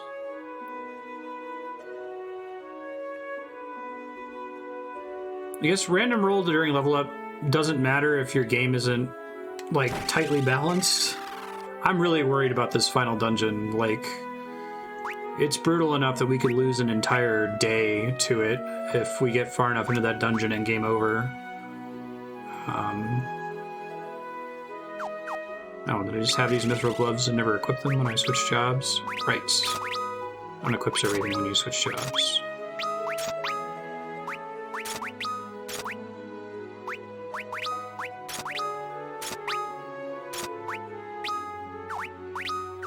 The difference in the bronze knuckles damage.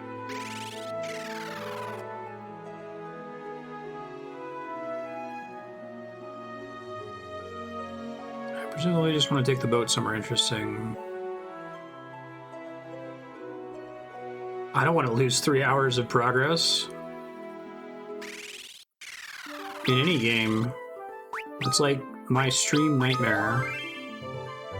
I think it's happened one time.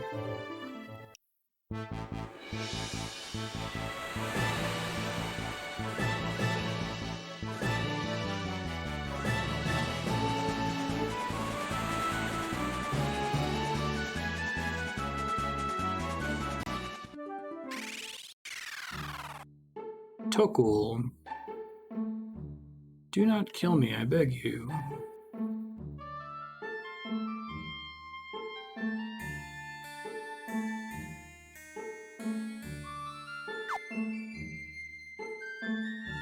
Level 50, the difference between the highest and lowest bid is like 20. Sure. I'll keep that in mind. Yeah, it's happened once because I'm overly cautious about it, and there aren't very many video games that give you a 4+ hour long boss rush dungeon full of mobs that can one-shot you, that could cause you to lose, you know, more than 10, 20, maybe 30 minutes of progress. That's Final Fantasy III's thing.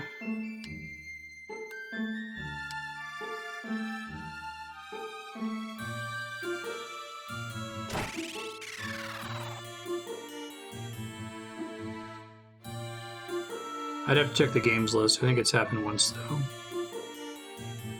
Oh, did the kid run away? Okay, I'm like, why did I get stuck there?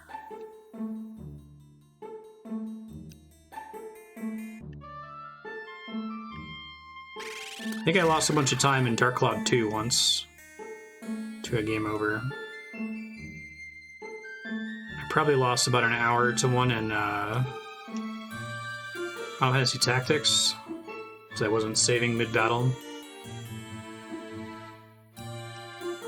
Seal of Argus.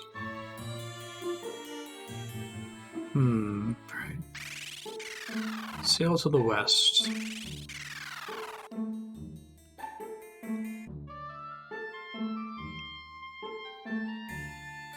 It's inhabited by people who can see into the future.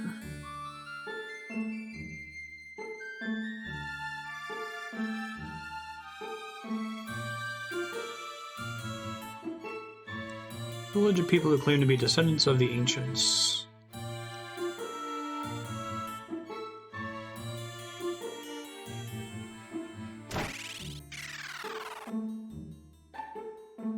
I am the elder of Tokkul. Take away our grain, our water, any able-bodied townsfolk. Nothing we can do.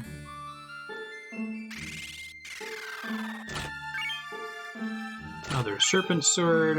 Kenpo. Alright, I could probably equip that. Nice. Wow. Very nice, actually. Sonic Knuckles. Haha. Cute. Is there an item description for those?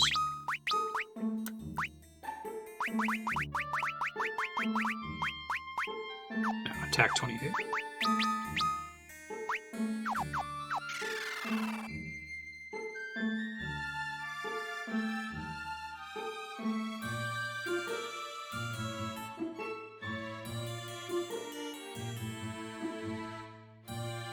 Menachemia took me about an hour and a half. Game's a lot faster when you know what you're doing.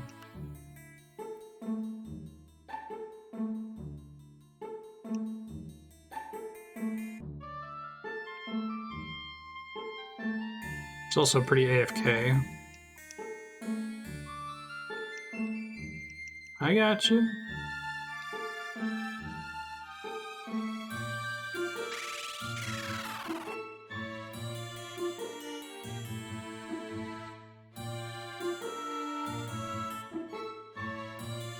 It's a non-enterable house.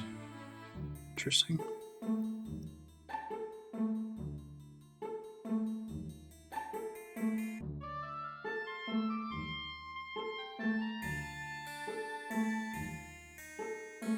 Yeah, it took me 4 hours to get there on stream, but when I knew what I was doing and what to skip and what to recreate, it was like an hour and a half to do it off stream.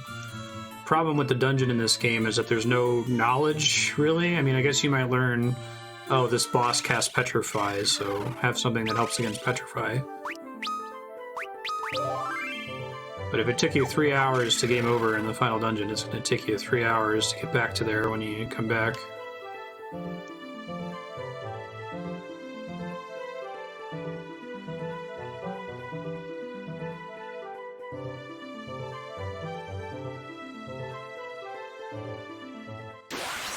Chocobo Forest, maybe?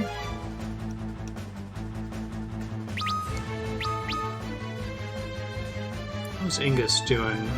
Had him at 1165.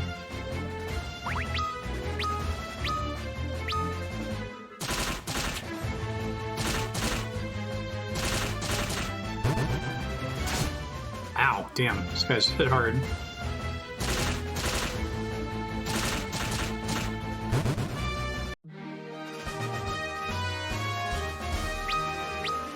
$160.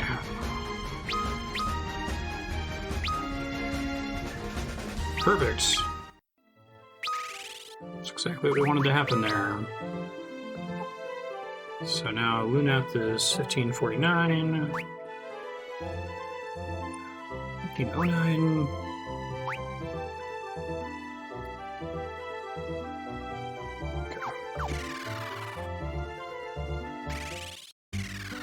It is a Chocobo Forest. It smells like Chocobo. Well, I don't have any Kaislaw greens. Gotcha, Chocobo.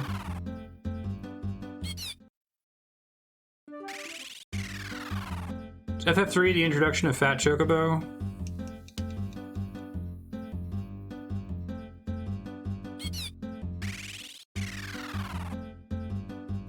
I like the look of the Chocobo in this game, it's cute.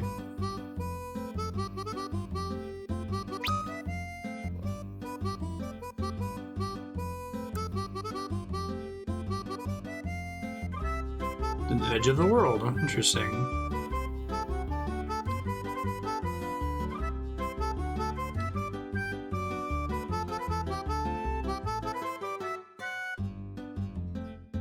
Desert was pretty suspicious. Because you can use a Chocobo to gauge if there's like an enterable secret in a space like this. Yeah, right. It was awful, and FF2 Dawn of Souls like, come on guys, it's a remake. The NES one might have.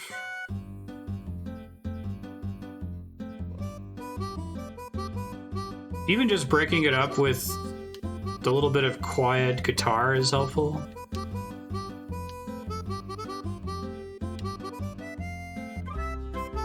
Cave there that I can't really get to. This looks like it might be important. This is PC.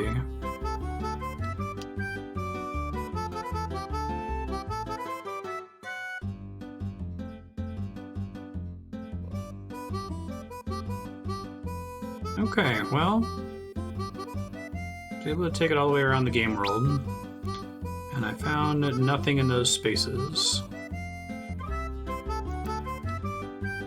The land looks like it should be water on the map. It's very confusing.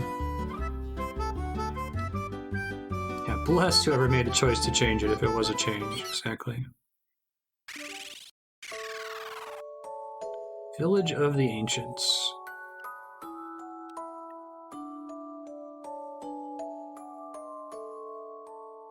I'm going to Mognet Kupo. Don't forget to talk to Mog.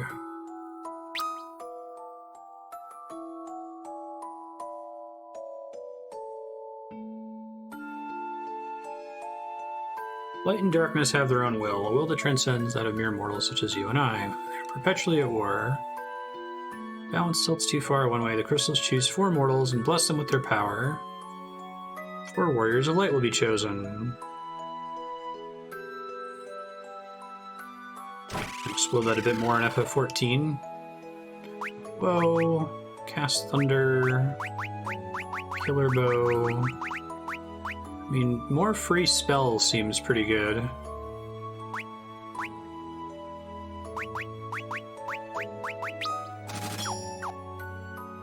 I'll try using it if it is effective.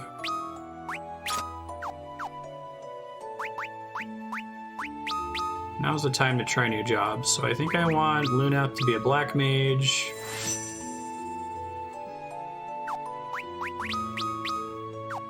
Like I said, until their character level is 30 or higher, that's when the VIT difference starts to matter, so I was doing it at the exact wrong time in the game. Don't focus monk early, focus monk late. Okay.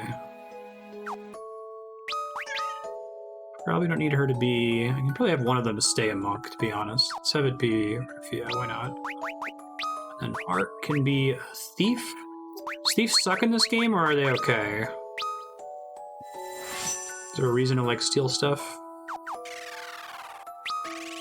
I think Thief was bad in Final Fantasy 1, I want to say.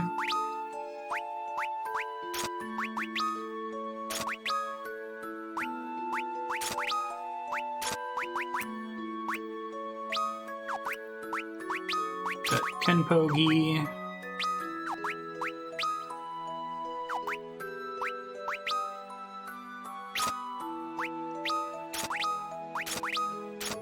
Bronze bracers.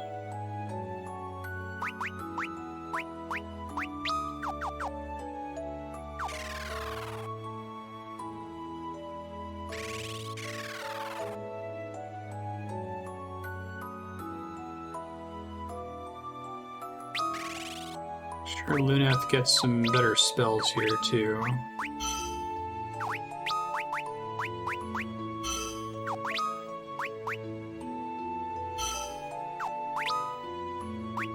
I will never cast those.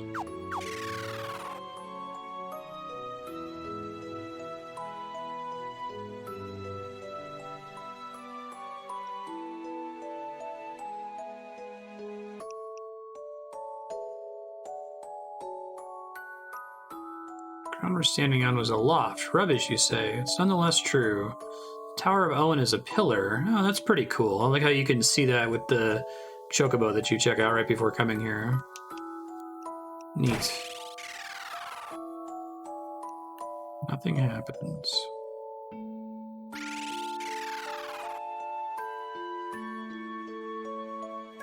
Ancestors built a great civilization. The War of Light. They have to harness the power of light. 4 warriors emerged from the world of darkness and stopped the destructive forces of light that our ancestors had conjured. So, does Yoshi P really like Final Fantasy 3 or something? Because this seems pretty similar to the plot of FF14. Kira, teleport out of dungeons, yes. Thank you. And blind, no, why not?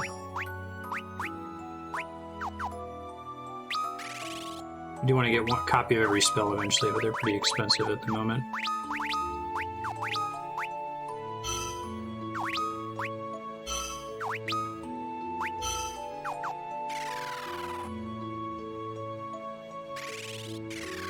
Oh sure, Yoshi P clearly likes all of the Final Fantasy games, but that particular concept is pretty critical compared to there being kind of like runaway, throw-off mentions to the other Final Fantasy games. I'm just curious if he particularly likes this one.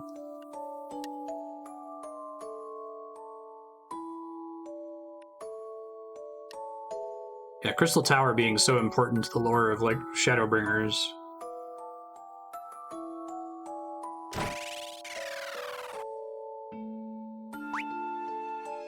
Flame mail, shell armor. I'll probably get more of these at some point. Man, shit's getting expensive. What is this? Dragon Quest?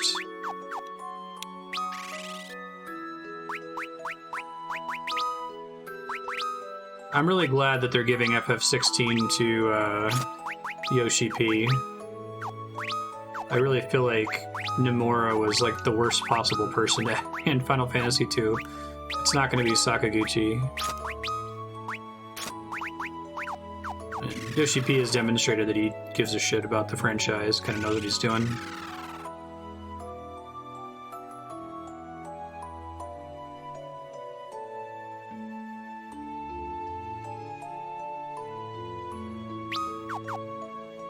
Oh, sure, like they reference creatures and bosses from every Final Fantasy. That was the main source of my joy playing through all of the game, looking for bosses that I recognized from earlier FFs.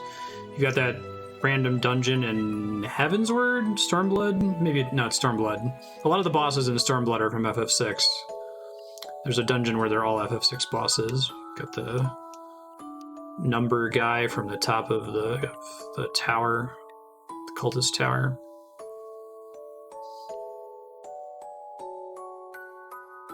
They can do a lot with like making a quick throwaway reference to Ivalice.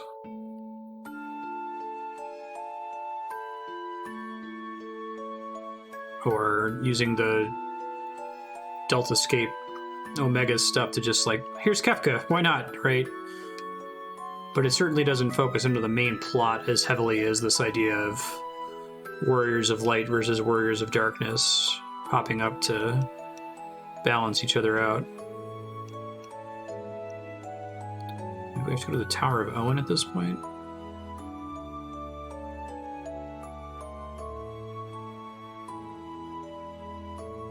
I remember now. The powers of darkness, they stop the flow of time on the surface world. That's how this floating continent was born. I do not remember that this game takes place on a floating continent to begin with. It's one of those, like, Sakaguchi has some ideas, doesn't he? Some consistent ideas.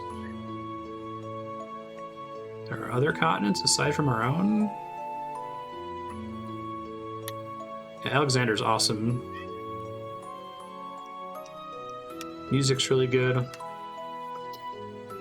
They bring back Alexander in a cool way in Shadowbringers, too.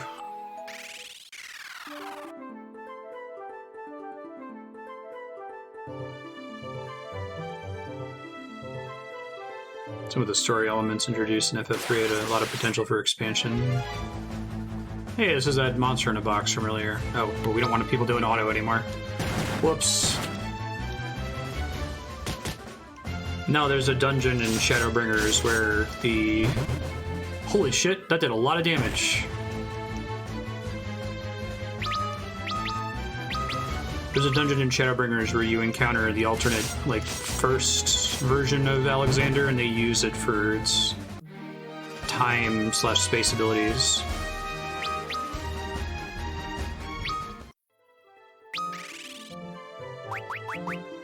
It's got, like, the Ironworks logo on it and everything. It was really cool. There's a lot of cool shit in Shadowbringers, but I'm super into that stuff. Let's see.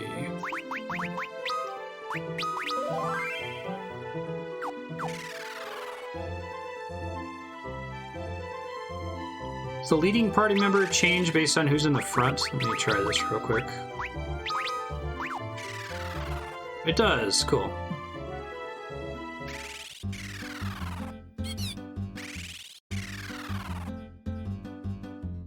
It's kind of like how I'll just play Soulsborne games forever, just keep putting them out, and I'll keep playing them. Just keep making 14 expansions and going to different shards. And here's alternate Shiva. Shit's fun.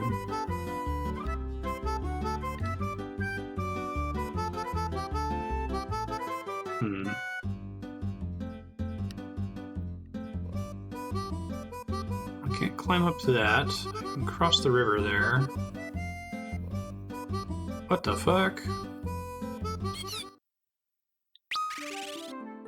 The hell is that thing?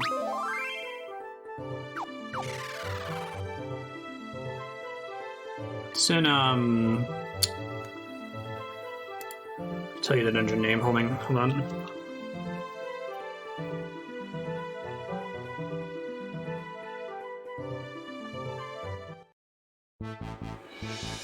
the final boss of the twinning.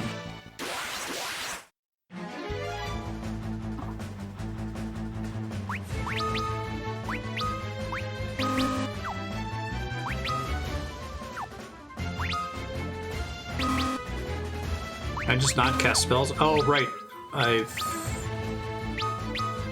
need to rest to get their spell slots back. Shoot.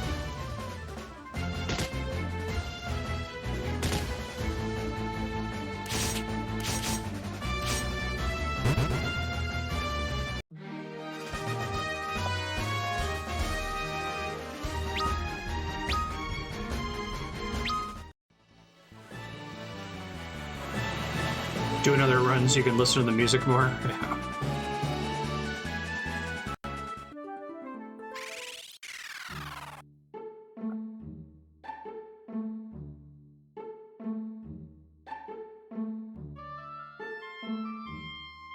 I think he's even named Tycoon because of Alexander Tycoon from FF5, which is kind of cool. Koji Fox has some fun with that game in its localization. Do they have a place that I can rest here? I don't think so. Everything's all boarded up.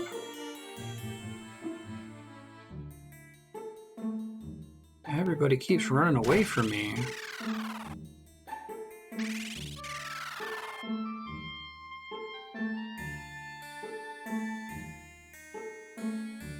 Soldiers made a real mess of this town, that's for sure. I guess maybe we gotta take him to talk to his girlfriend.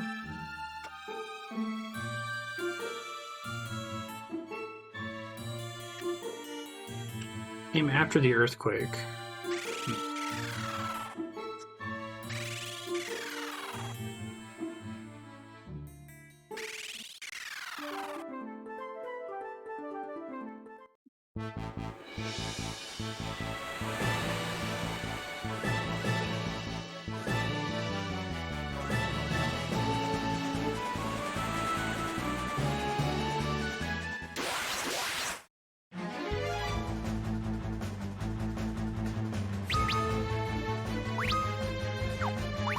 Guard. Hopefully this is enough to deal with these sea elementals. Should be fine.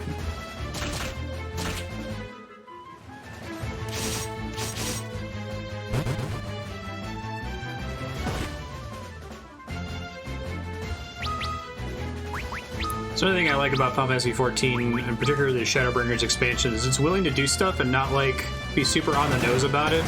There aren't any characters that look into the camera and are like, oh my god, that's Alexander, but from the first, right? It does that a bunch of times. You're like, oh, I get it. This zone is basically Lenosha. Or this is alternate Gridania or whatever. It's fun.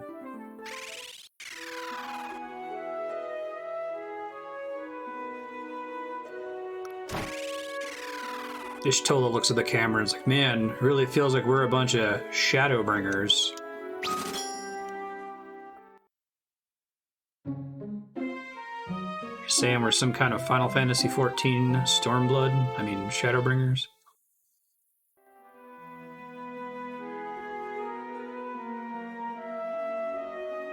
Okay, topped off. Heaven's Ward, yeah.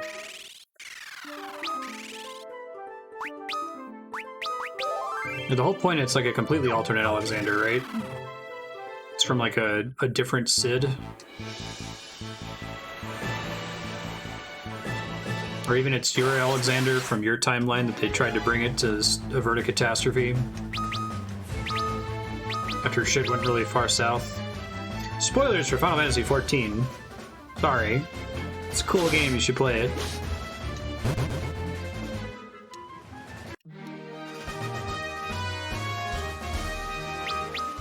Hildebrand misnames reference characters. That was a smart way to keep from having spoilers for Hildebrand, too.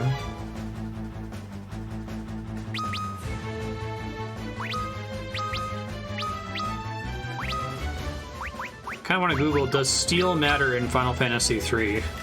Is there anything interesting to steal in Final Fantasy III?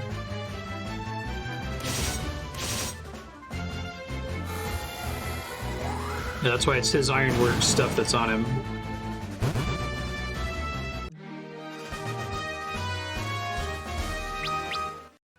FF3DS Thief.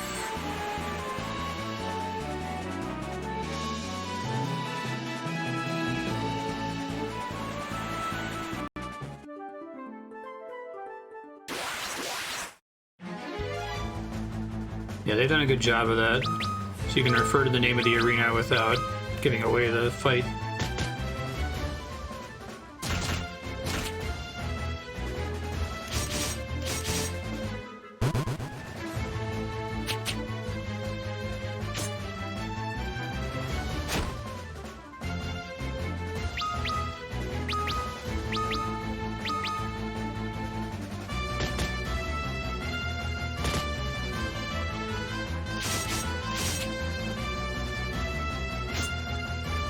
Palette swap goblin is jerk.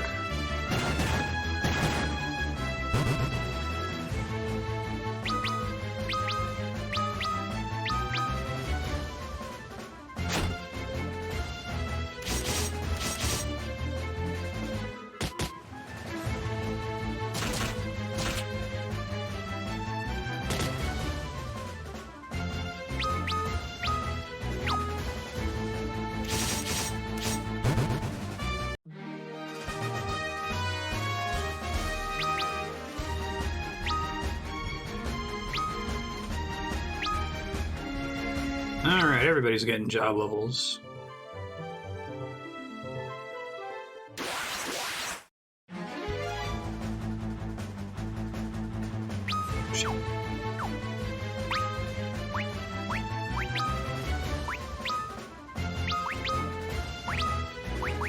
Trying to like quickly Google if there's any good steals in this game. Looks like there is one. Stolen items list. Stolen items. High potions, Lilith's kisses, high potions, Arctic winds, potions.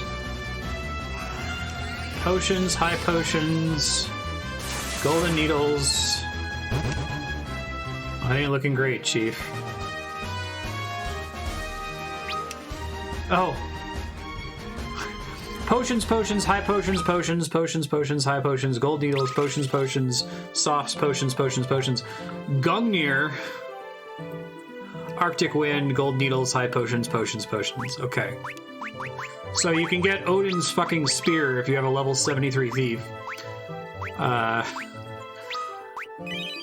every other steal in the game is garbage. Got it. Let's try warrior then.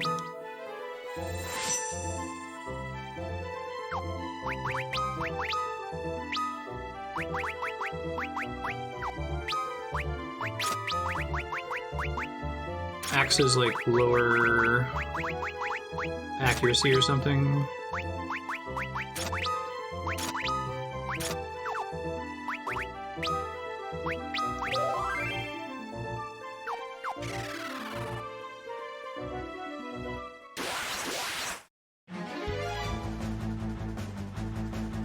I think I'm supposed to go to this Argus castle, but I gotta find it here. I'm struggling.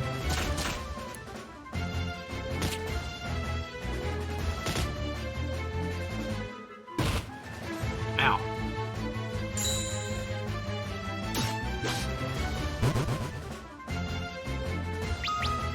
If you see what they are, let me know. I'd be interested. If there's like a random early boss that has a cool steal on it, I'll go for it, but...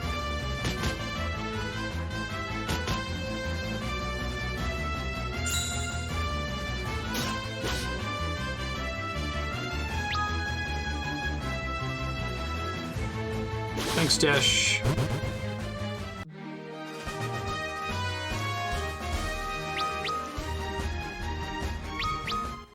I keep wanting to say Ignis. Ingus. Like an ingot. Like a cow that's an ingot.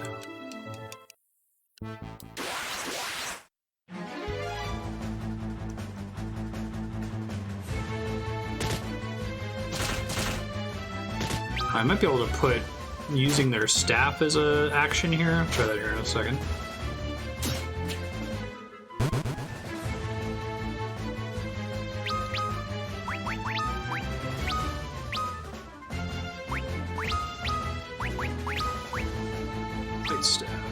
assume that used items can't break in this game.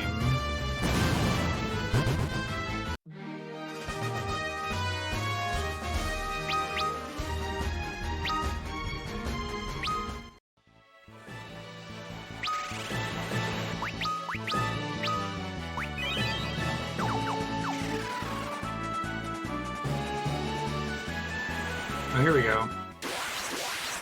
Unless if that's the pillar, which it might be.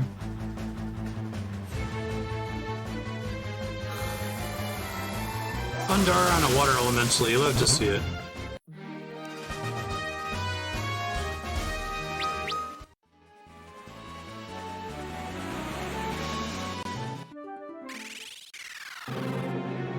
Tower of Owen seems like progress. Let's go to... Let's see.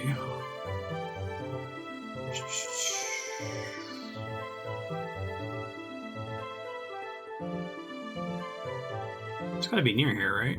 I don't think we can go past that whirlpool.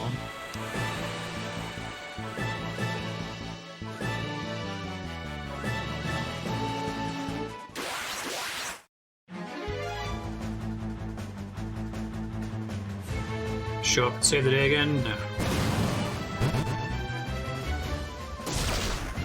Having them auto-use staff seems pretty good. I remember I feel like I had played Final Fantasy IV several times before I found out that you could use staffs to cast spells. I don't think that it was something that was advertised. Like, it may have said something like, you know, if you had an ice rod, it was like, contains the blizzard spell. But it just never occurred to me to use equipment in battle. That felt weird.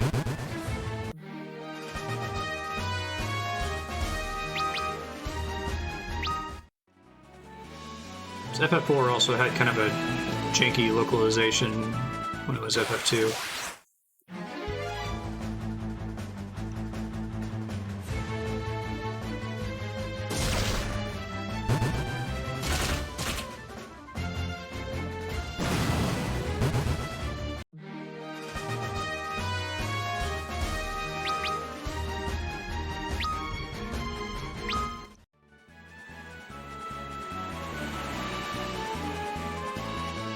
See. I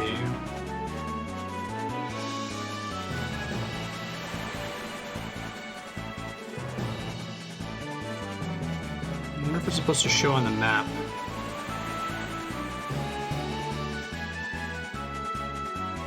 It's hard to read that map because I really think the parts that are supposed to be land look like they ought to be water. Oh. Living woods. These woods are blessed with life. We are fairies, keeper of the woods. Wizard Hine of Castle Argus is the one who put the curse on the Elder Tree. The Elder Tree was carved into the shape of a castle and wanders the desert aimlessly. We did see that. Hine changes his weak point when he uses barrier shift. To analyze him to defeat him. That's cool. That's the thing we saw flying around the desert. Wizard came and put a curse on the Elder and took him away.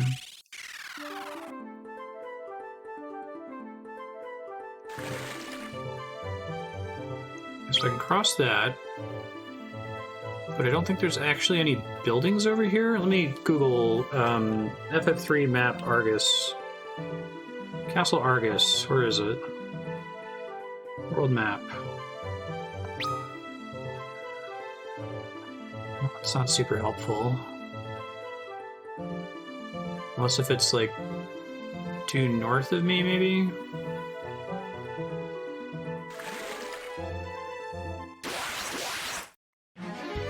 Concerned if it was gonna consume them. Yeah, my fear too.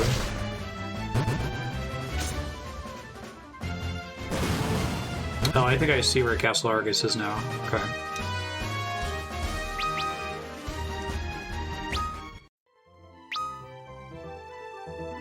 It's actually ridiculously close to me.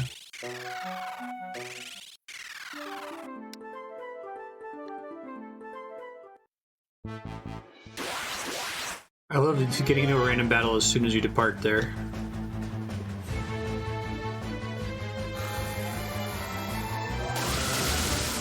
I think I had one of those, Aki. Not for FF Chronicles, but I had like a dual-purpose Brady guide. Like you flipped it upside down and there were different covers.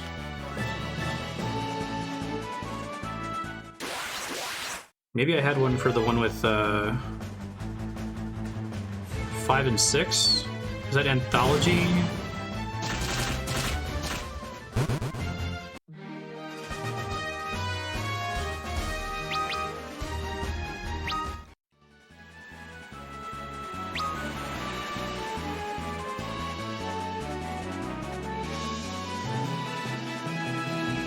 Let me see if I can talk to this guy's girlfriend before I forget. I keep not doing that. It's one of the buildings in this town. Yo. You come back. Certainly forgotten about me. Oh. Okay. She doesn't have anything to say. That's interesting. Fair enough.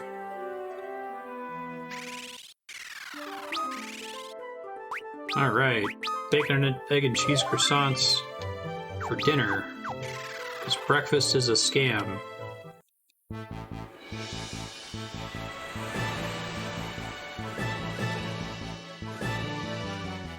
Find your ideas intriguing, Leon, and wish to subscribe to your newsletter.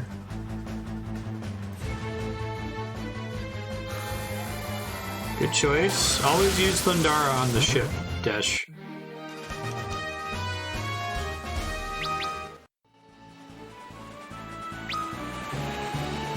Alright, so it should be like up here and around this corner.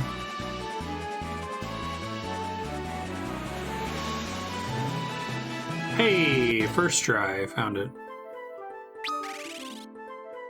I remember I had this Brady guide for Final Fantasy VII that was really had tons of problems.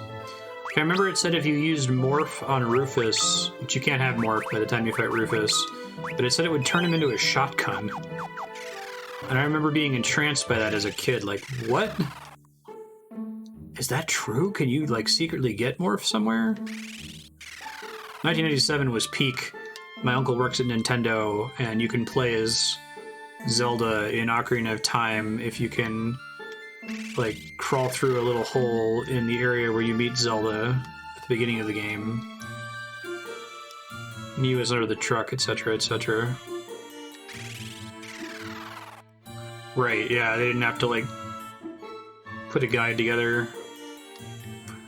Even though it was awful at the time, I have to be grateful to Final Fantasy IX for doing that whole play online bullshit with the useless Brady guide, because it snapped me out of wanting strategy guides. I'm like, wait a minute. I just have the internet, where I can get all of this for free anyway. Why would I want a guide that, like, deliberately spoils things? You missed the 100 secret ways to fight Gaster in Undertale. I'm glad that's still alive and well, even in the age of the internet. That's good to hear, Spiky. Makes me happy. Think I can actually get here, or no?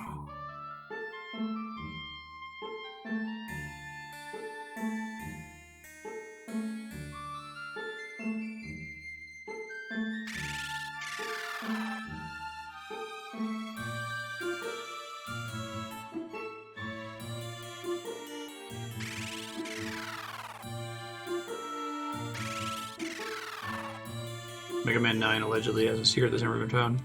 Well, Argus Castle is empty, and it appears to have nothing interesting in it. Let me see if I'm missing anything.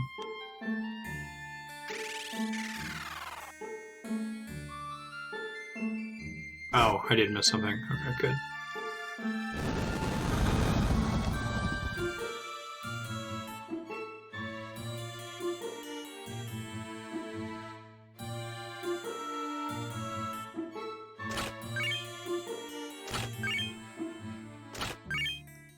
It's 1,000 gil. Cool.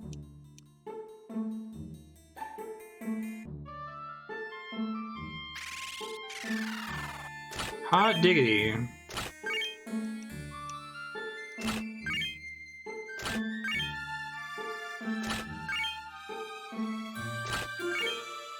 It's like 8K or something.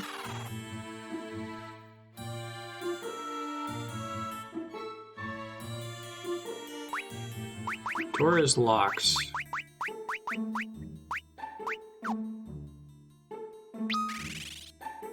Can I mean, we did the,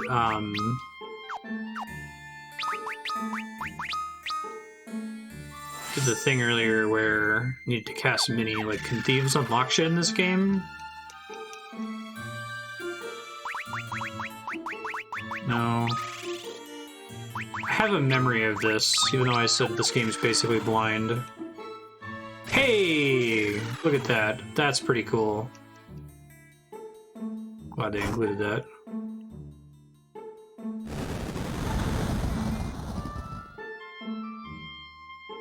More RPG shit. I guess the problem with something like that is pretty arbitrary that, like, the thief has to be the leader of the party for it to work.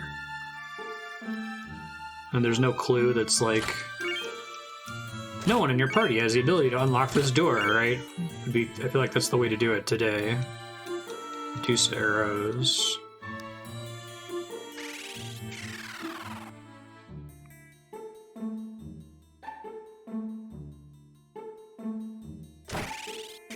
Thief abilities allow you to unlock the door. Alright, keep that in mind whenever we see a locked door. Sometimes you can open it like that.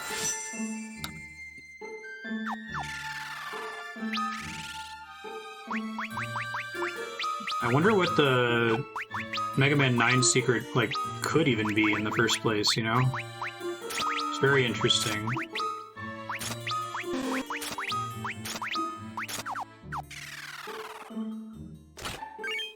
I think given the game unequips everything you have whenever you switch jobs, it really needs an optimum button. I'm surprised they didn't add that, at least with the Steam port, if not the DS port. Okay, we got some cool robes there, it looked like. Really? Scholar robe can't... Seriously? Who the hell uses a scholar robe?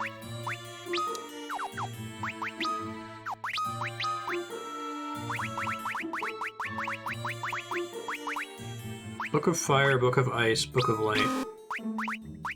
There's no double clicking it to see who can equip it. Okay. How about books?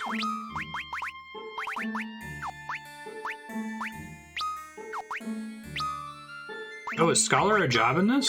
I don't know if I realized that Scholar was actually in a Final Fantasy, other than like one of the rando guest characters in Final Fantasy Tactics. That's cool.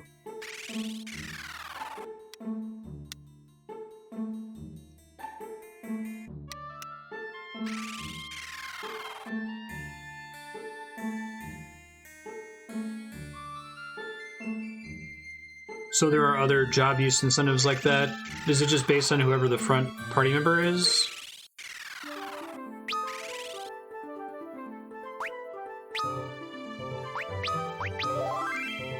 Yeah, I feel like they could solve it with a little clue. If they just had like a global thing that was like, it doesn't seem like anyone in your party is strong enough to break this board. And you're like, okay.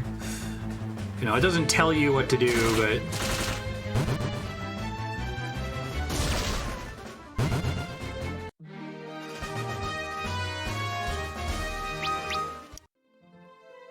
I like RPG-y stuff like that.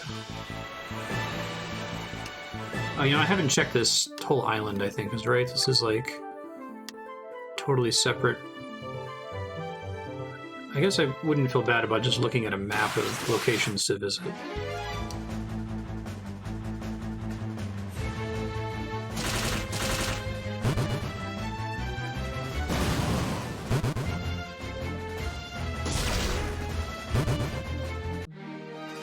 Go team.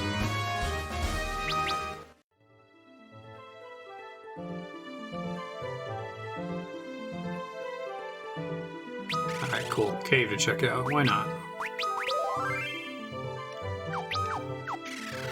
I think we want to go to the Tower of Owen after that.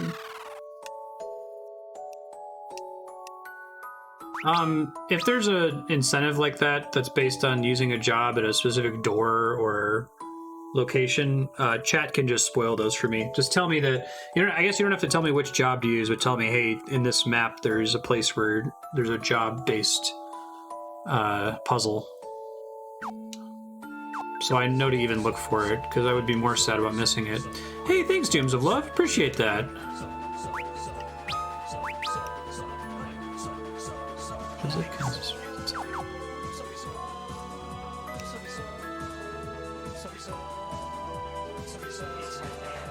Good to have you. I'll shoot you a whisper with some follow-up questions I've got for you about like adding a game to subblock, getting your SP boost and all that. Thanks again.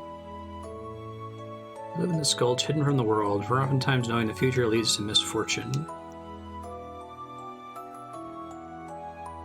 Balance between light and darkness is broken. It'll give birth to an unstoppable force that will destroy the world. That sounds good. That sounds like a good thing. Use the spell, enter the tower. Oh, I know. I have to go here. And they know Desch here. Obtain the spell Toad. Well, that was the MVP from Final Fantasy II. Where Desch's destiny awaits.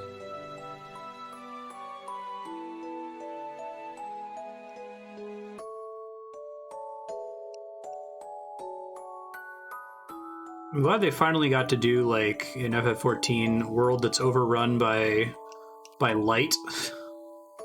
Where light is the problem. That's a cool idea. Invincible Toadmancer returns. Mage robe. I'm not sure we'll use that. Hey.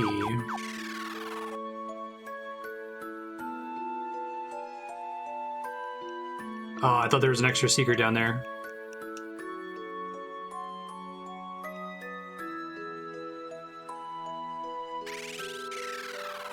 Yeah, I'm glad I set out to do that right away when I first started streaming. It would suck if I had like 2 or 3 months where I wasn't uploading to YouTube and that those VODs were just gone. Ooh, something in the water there. Future Marstead, I think you want to go to the Tower of Owen. Maybe double check the map to see if there's any other zones you haven't visited. But you should have the Tower of Owen on your map, I think, if you press right bumper. Yeah, it's that purple one in the top middle. So that's probably progress. Maybe you can snoop around a few other places, see what you can find.